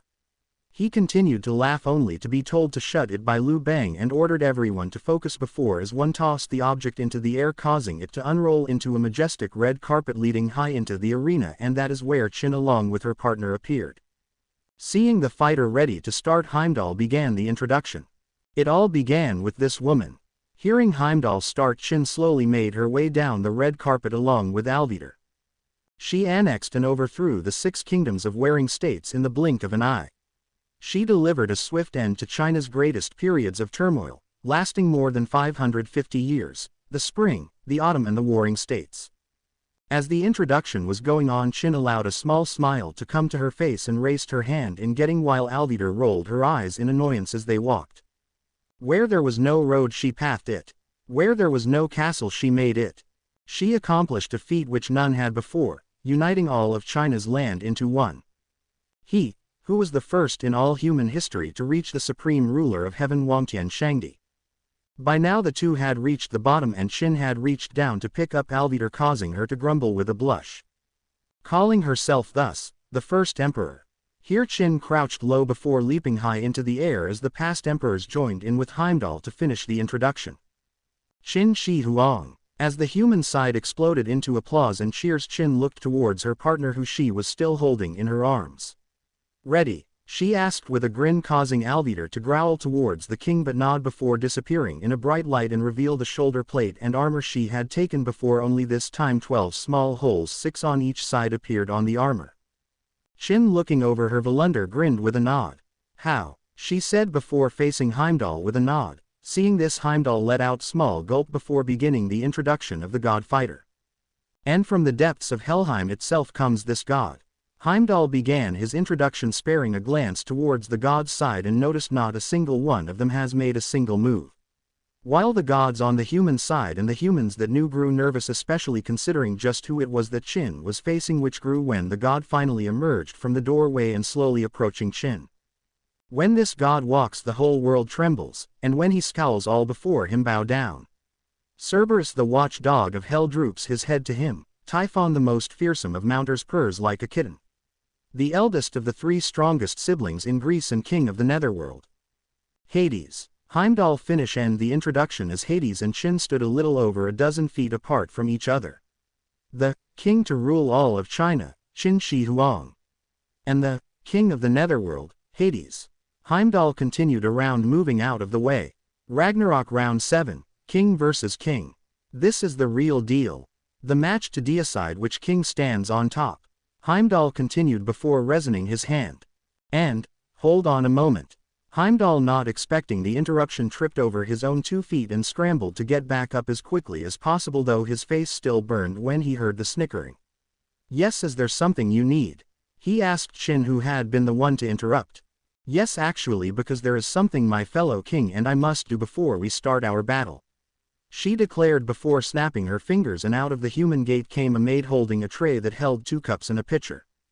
The girl seemed to be trembling violently as she approached the pair, head down and not saying a word, not even when she made it to the pair, her head lowered even when Qin was taking the pitcher and one of the cups as Hades took the other. The maid gave a quick bow to the 2 before heading out of the arena, still trembling violently. Poor thing, wonder what could have possibly happened to her to cause her to shake so much. Qin said, remembering having found the girl when she placed her order, and while she seemed startled, she was more than happy to fill her request. Perhaps it's the fact that you forced her to come out in front of how many set of eyes just to deliver a drink. Hades guessed dryly while putting his eyepiece in his jacket pocket for safekeeping while Qin poured the drinks before handing one to Hades. So this is the reason you wanted to postpone our fight? Hades asked, staring at the drink in his hand while muttering a small spell to detect any poisons or other harmful substances, only to find completely regular honey mead. Yup, figured you and I could have a little talk between kings before we begin. Qin proposed. My, she certainly does things her own way, doesn't she? Hermes laughed a bit. Wonder what would have happened if she and Zeus had met in different circumstances. The messenger goddess to groan and place her head in her hands. Be silent, Hermes. That statement alone is going to be giving me nightmares for weeks. She groaned, causing those in the boat to laugh at the sea goddess' expense. Oh, this whole tournament was completely worth it if it meant we get to see this Poseidon more often. Aphrodite whispered to Loki, who nodded in complete agreement. The ones in the private boat weren't the only ones laughing as Hades let out a few chuckles. You certainly don't mince your words, do you? Very well, I shall indulge you, he told his opponent, who grinned. Fantastic. Now first, why did you agree to fight in Ragnarok? Chin asked, with Hades raising an eyebrow. Because it's an older sibling's job to look after the younger ones, and with both Poseidon and Zeus entering, I couldn't just stand around doing nothing. Hades told her the honest truth, taking a drink from his cup. And what about you? It's a king's duty to protect their people, and just because I'm no longer the king of China doesn't mean I have an obligation to my people. Chin answered before taking a mighty gulp of her drink before going to pour more. So we both entered to protect those that we care about. It seems like humanity is doing a better job at that than I am. Hades muttered the last bit lowly before taking another drink. Are you speaking of your brother Zeus? Chin asked lowly while Hades remained silent. If you're thinking about trying to take revenge and kill Izuku, I'm afraid you'll find it's not the easiest task for a multitude of reasons. Chin warned, tensing up slightly only to get waved away from Hades. Rest assured, I have plans or desire to kill the green-haired boy. I watched the entire fight. I saw the times where he gave my brother a chance to surrender, and I also saw that had I been there and tried to step in, my brother was likely to have attacked me just as much as he did his opponent. Hades told Chin while refilling his own cup. Satisfied, Chin nodded. So is there reason you're still fighting in Ragnarok? She asked, causing Hades to shrug. Pride perhaps. Gotta show that the Greek pantheon is still worthy of respect, considering how out of our 5 losses, 3 of them came from Greek gods. Hades admitted. It could also be the fighting spirit in me. All children of Kronos have it regardless of how much they deny it. Here Hades spared a glance towards where he knew his sister was sitting and could almost see her twitching eyebrow. By now the two kings could tell that the crowd was getting restless just watching them drink and talk, and the mead was getting low, so they emptied it into their cups and with a final toast finished off the drink before abruptly truing around and walked back to the starting positions, throwing up their cups in the air behind them, which each hitting the ground with a clank as they stood ready to fight. Heimdall, seeing this, immediately raised his hand. And now let the 7th round of Ragnarok, the final battle between God and man, begin. Heimdall roared. Boom, boom. Boom, boom, boom. Instantly explosions rocked the stadium as dust clouds covered the arena. It seems that this battle of kings is already of an explosive start with neither fighter in sight. Heimdall started his commentating only to shield his eyes as a bright eye emerged from the dust, causing everyone to cover their eyes while they adjusted to the light, and when they did and the spectators could see properly, everyone's jaw dropped at the sight. What the hell is that? Loki cried, seeing the massive thing behind the king of the underworld. Oh, that. Well, that is Lord Hades, gate of Babylon. Hermes told the goddess of deceit as she and all those not from the Greek pantheon who staring at the thing in open-mouthed terror. How is Lord Hades capable of something like this? Thor muttered in shock. I understand he's the world of the underworld, but even this is a too much, don't you think?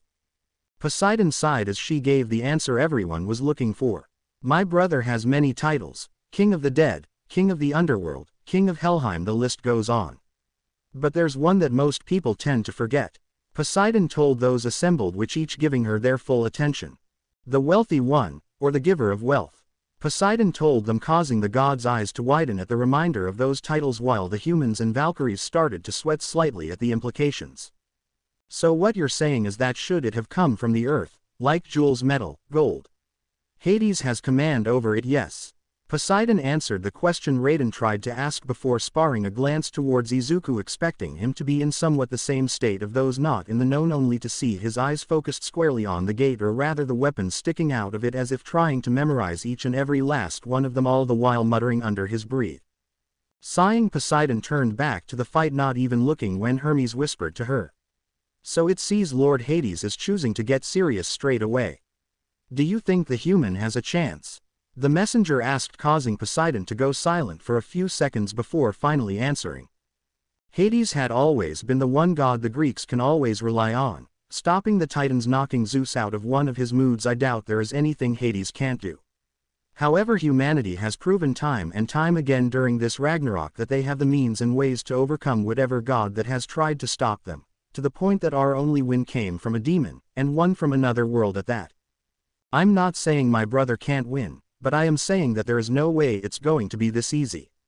Poseidon, watching as Hades finally ended the barrage of weapon firing and looked around carefully for any sight of his opponent. Hades, once his barrage had ended, knew he needed to be careful. Like his sister, he knew it was impossible for such an assault to wipe out a fighter of humanity so easily, so keeping his guard up he looked around carefully, looking for any changes and any indication on where to fire next. What he wasn't expecting what for a force so powerful from behind that it rocketed him straight into the wall, nor two fireballs to suddenly fly towards him only to be destroyed by a couple of laughed swords from the gate of Babylon. "Sorry about that, your majesty," Shin's voice said suddenly coming from in front of him. "But as I'm sure you're aware," the voice said this time, the owner revealing herself infant of him as well as showing of her armor plates, which had a few new additions. 12 new additions in fact. But a king always has to have another trick up their sleeve. To be continued. I hope you guys enjoyed this video. Please make sure to like and subscribe to the channel, and now we will see you in the next video.